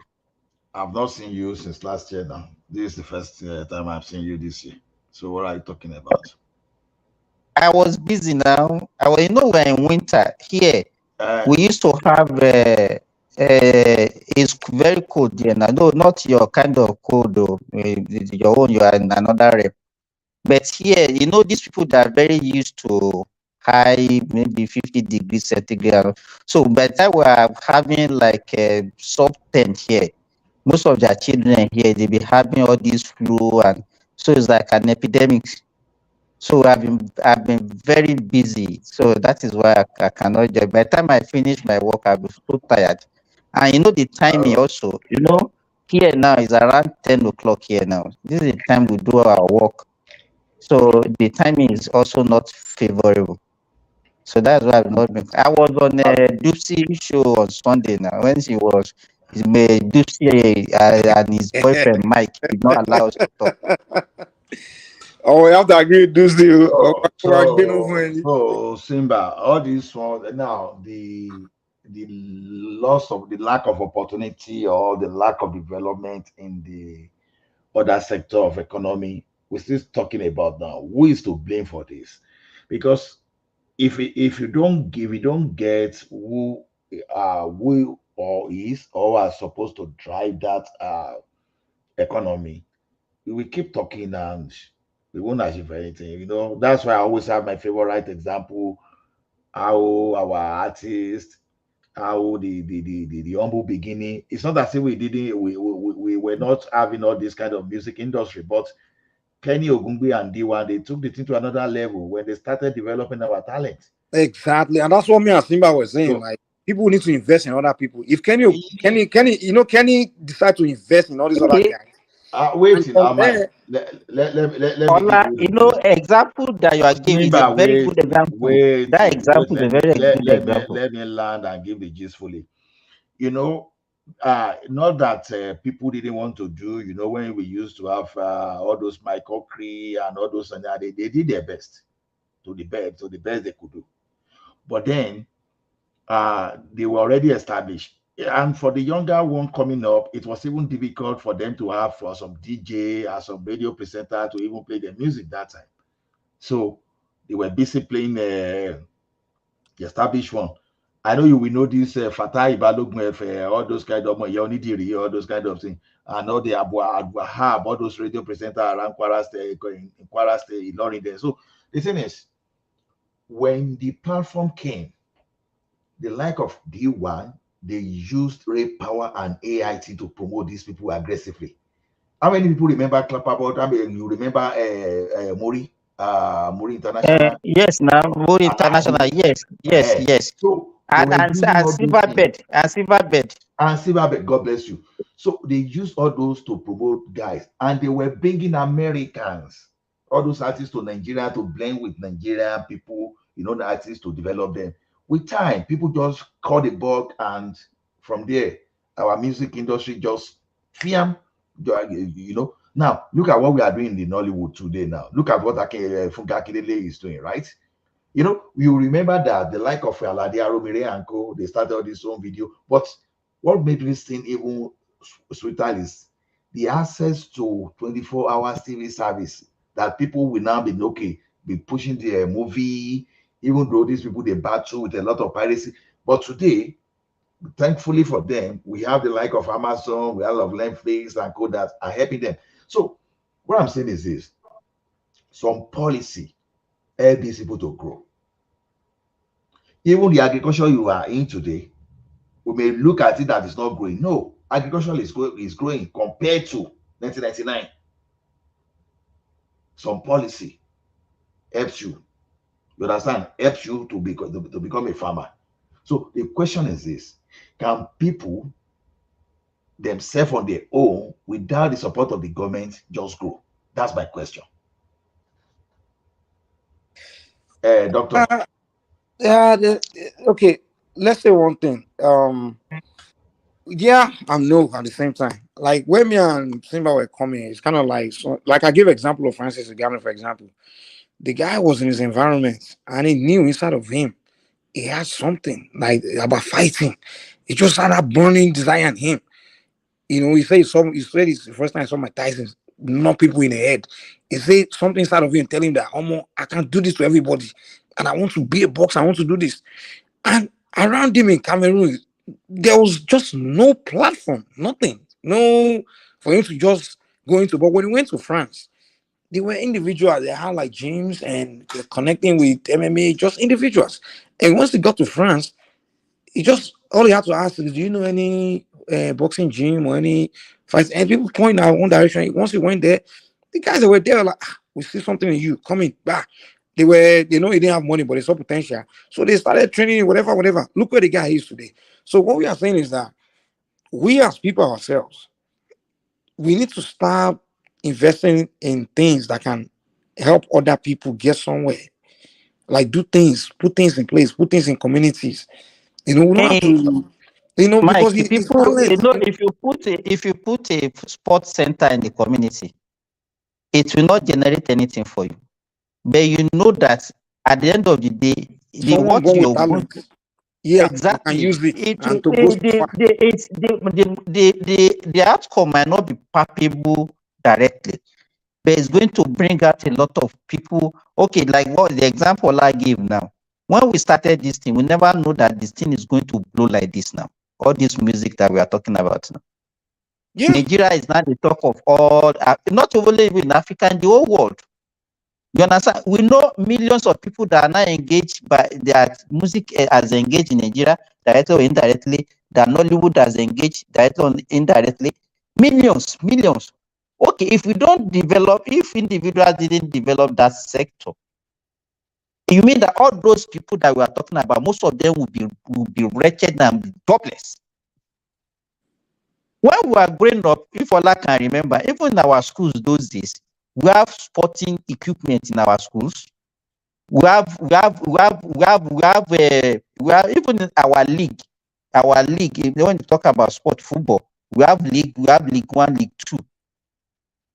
Now you cannot principal cup in secondary schools. You understand? You do athletics, then they will develop talent. And that time you see that Nigeria were even doing well internationally. You understand? But now you discover that even the people that are representing the country now, they are not even the ones that are living in the country. They are not even maybe they are born outside the country, maybe where they have the facilities, and because most of these facilities are moribund. You understand? Our children now in Nigeria, now even our educational system is only focused on all those frivolous things. You want to become a doctor, become an accountant. But even schools supposed to be the one identifying the skills, the talent in children. It's not everybody that become a doctor. It's not everybody that become an engineer. So why do you need to go to university if you know that you are going to play football? Why do you need to go to university if you are an athlete? If you want to be the next Usain Bolt? But Simba, that one you talk about, Samuel Paraji now, it's not even bad for someone to go to university because some people. No, what I'm saying, you understand? We don't even understand. Okay, let me give you an example. My daughter, there was a time she was not doing well in school. So the proprietor of the school invited me. And she was telling me that but she's very good in garment, so maybe she wants to become a tailor. You know what I said? I said, so what is wrong if she become a tailor? You can see the mentality. You understand that she's very good in garment making. So you know that she's very good. Why can't you develop her through that part? But everybody wanted you have to be good in chemistry, you have to be good in agriculture science, you have to be good in accounting and all those things. That is not the way they do it in developed world. No, I got it. Simba, what I'm saying is this: people didn't get to that place. You see, things went bad between early '84 and '88 that people started having a rethink because what the purpose if you went to school and you studied geography and nothing to do, So the thing people will now look at okay, the motivation for me for going for electrical engineering, it will be so funny to you because I was going into electrical engineering for the purpose of creating job for myself. That's why I'm always angry when some people are saying Nigeria engineer they cannot remote screwdriver. I just laugh. I started from the polytechnic system, right?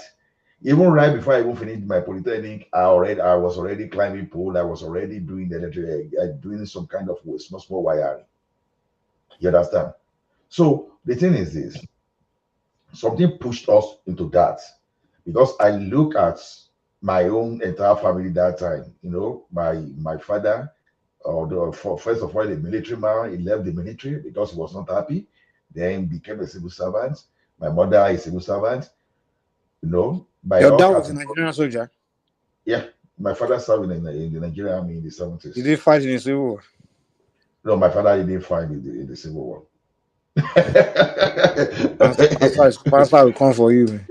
You understand? My father was my father was not even a combatant, so was not even what do you call all these normal soldiers that so the thing is what I'm saying is this: all of a sudden the economy of my family right in my present change. At that time, we were not going to the farm. We went to farm. Okay, farm. For those of us that we belong to middle class that day, we used to raise our shoulder. We didn't even know the difference between us and the children of the like of upper class thing. We used to think we are very rich. You understand? Until new policy came. Right to my presence, our co-tenants were crying, were they restriction from work, and a lot. So a lot of things just change. A lot of things change. During the dry season that time, or maybe before the rainy season, they will bring tractor to grade the road on the street. They will even do all the water channel. All those things started disappearing. All those little tractor they used to do the farming, they started disappearing due to the mismanagement. Simba, how come you are appearing right and left at this? I was wondering too. I was like, I started seeing him on the screen. I was seeing backstage. Maybe his this thing was one of them will talk. Let's see which one. One of them will work. Hello. Can you hear me? Okay, so then I'll remove the other one. So that's how things started changing. So now that time, even initially, my father was telling me though will be showing me picture of how I wanted to become a lawyer, that he could not become a lawyer, that you can become a lawyer. This same father changed immediately when the economy changed. It now became a power tussle between my father and myself.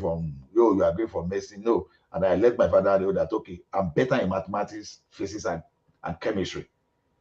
I was okay with biology, but I know that I'm not good when it comes to cramming. I hate cramming. So anything analytical, I used to have analogy, something to analogy in my environment. Zima, you guys notice like when you have interact with these young Nigerian youths these days, especially the boys, just sit down with them to have just socialize with them. You know that the only thing they'll be talking about is Arsenal, Manchester United, and all this Premier League. Like they talk about it like all day long. I'm like, is this all you guys know? Like Premier League, Arsenal, they start joking about. I'm like, what the? It becomes so. I'm like, which kind of Ninja boys with this? The kind of Mike, Ninja boys me I know. I mean, you like we talk don't, about. Mike, you are an old man now. See, No, I mean like. during our old time, now 4 o'clock TV they start and they'll be showing rainbow. And And they even will when close we are at 10. enjoying, exactly They will close at 10.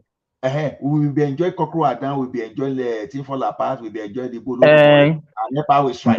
But even back then, we don't sit around and start talking about TV. What's on TV now? We talk about life, man. We used to have conversation about during that life. time, if you are outside 9 o'clock, my papa don't lock the gate. If you are outside 9 o'clock, my papa don't lock the gate. Now outside you go sleep. Now outside. To tell you how it was. So, but this day, this day now, TV, everything. No. When I want mean, to get in fact, no, hold on. In fact, this is the time. This is even the time where conversations should be more about life, because now they are exposed to more life than even we were exposed to. You are exposed to the world. You are exposed to science. You are exposed to more knowledge. But hold on. When I chill out now, even even the British kids or white kids, the European kids, they don't sit around talking about Premier League or La Liga all day. They talk about more important things about life, But it's Nigerian youth are just in condition to. I don't know who brainwash us again with this. Mike. Those children are smarter than us. They are more brilliant than us. They are not. Ola, I don't agree with you. They are not smarter than us. Okay. Now, They are brilliant in toxic culture. I fought very hard because of the limited resources for me to learn programming, right? It took me several years to master programming. The same programming that it took me several years to master, these guys, they mastered it within a year to 2 years these days because of the access to technology. So those people that want to do it, what you are talking about is academia.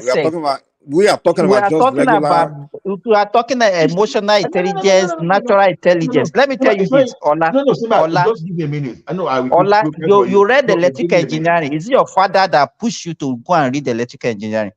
I said I wanted to survive. That was why. It's everything. All the decisions were made by you. You have. Let me tell you. In Nigeria, and I don't know of the Western world, though, you see a kid that is writing WAEC. He cannot even fill a WAEC form on his own. They cannot even fill JAM form on their own. Is it your father that filled your JAM form for you? Well, see. Those the two we have. Now, when you ask somebody, I just want to support what Mike is talking about. Though. Go and look at all those SS3 students in Nigeria now. Ask them what they want to do. They don't know. Simba, during those days too, when you go to all those Nyagba, all those Sekirade, all those areas in Kogi that now inside bush they take the right exam for them too. As far back as it is not even. I'm not talking about passing exam. I'm talking about people matured enough to even know what they want to achieve in their life. The ability. Now, Simba, let me tell you something. When I wanted to study medicine, let me tell you, my father discouraged me. It was my own decision that I wanted to become a doctor. Do you know that? Hold on. Let me get one thing straight, one perspective straight. When I'm talking about someone being intelligent, it's not measured by maybe your degree or things like that, or maybe you've been going to school that is just you becoming an expert in one particular field. But we're talking about general life, just social intelligence, like sitting down, understanding life. That level of intelligence is what I'm talking about. That people of these days, they don't have. They are limited. Hold on. They are supposed to education, go get the degree and all that. Even some of these guys, there was some one group, WhatsApp group I was part of. I used to play football with some boys like that, young Nigerians. So they have that WhatsApp group where they all be chatting all day. We just be joking, chatting, having conversation. A lot of these guys have degrees. They are professionals. And when they're chatting, what they're talking about is Manchester United, Chelsea, they don't have that. And I'm like, dude, when we were growing up, like during my time, the kind of things we'll be discussing will be some highly intelligent social things, like, about life. Like, you're learning wisdom every day, learning some kind of philosophy. We were philosophical minded. That's what I'm saying. Back then, our fathers now. Nisuru. But you are talking about, what's about They are degree, smarter degree. than us. No, New they are generation not. They of are guys just are no. smarter. See, we don't want to accept that fact. I Okay, understand where you are smart coming from. in what regard? In what aspect? It's very see now. Let me tell you You one you thing. start telling me about some academian things. No. Wait. You are looking at least from one lens. Don't forget you have to relate this into population too. You have to make it the percentage. You pick sample. You don't just pick individual all those things. This guy, the more knowledge you are exposed to, the better you are. More than the previous generation. You were linking the thing to our own environment that time, but you have to subject this thing to their own environment These too. kids are not exposing themselves to real knowledge. They should be Let, exposing themselves to only. let me Wait, tell you in one this thing, Papa. information age. Wait now, wait. An average Nigerian kid, what they are researching online is scores of Man U, Chelsea. They are not really looking Àbí into. kán wọn lọ pornography, kán wọn They are lọ not. They are not look pornography. exact. They are not look or looking at babes. All those things, Instagram Because models. They are we not. did They are not not. They are have, not using that we didn't internet have to go and access to expose those themselves to things. real We, science of the world and things like that. Mike, we didn't have access to those things. That's why we are talking this way. If we had access to those things, our behavior too will have been different.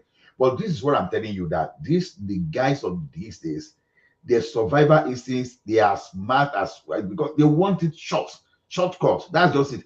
Shortcut does not necessarily mean they are going to do illicit things. Now, let me give an example. There was a time that people were saying, "Oh, GT Bank were losing their staff just because some people are Japa and all those things." I tell you, my boss told me that it's not about Japa. That some of these guys, they are right there in Lekki there. They are right there. These people, they will just learn programming, the programming in vogue, and they will sit down there and they'll be applying for job in America and everywhere. Knowing very well they will pay them less. No, I'm just telling you what happened. I understand. In terms of hold on now.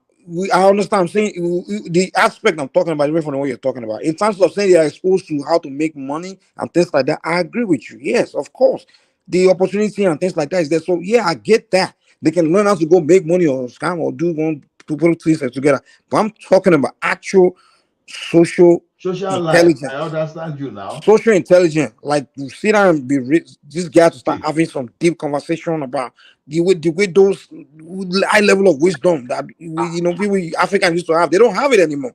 They can't talk Can about we too say much. that the opportunity that they have is also a distraction for them? It's a distraction. That's what I'm saying. It's a distraction. They are behaving the way they are behaving because they have opportunity. Now, Simba and Mike, if you wanted to watch Bojo those days, you'll be looking for one of a friend. You'll be dodging from their dad or their parent not to catch you. But today you have your phone. They will do everything on their phone without even being scared of anybody. You understand? They have access to too much information. In fact, more than several thousand more than what we had information to. We had access to. But they are not hacking into the right information that they should be hacking to. They only Mike, thanks. Mike, thanks for letting me in too late. Mike, thanks for letting me. All this type of argument. It's showing that there is no government in place. First of all, let me attack one of these. I don't know whether Nasimba been Remy or whoever. Sports is not about money. It is about physical education. To prevent you from getting sick. We're going to use simple English here. You know what I'm saying? That is why that even so our own hero, our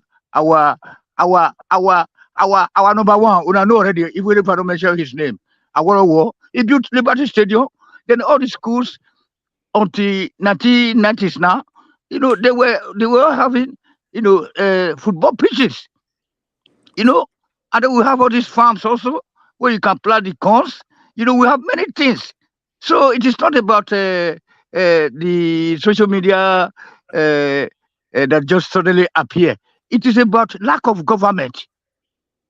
It simply means lack of government. The kids are no longer looking up to welfare offices to fear. You know what I'm talking about? I still remember in Djibouti, if you move around in the street, you are not on uniform, school uniform. The police, sorry, you are on a uniform, you are not in the class, or you are not in the uniform. The police will call you. Why are you not in school?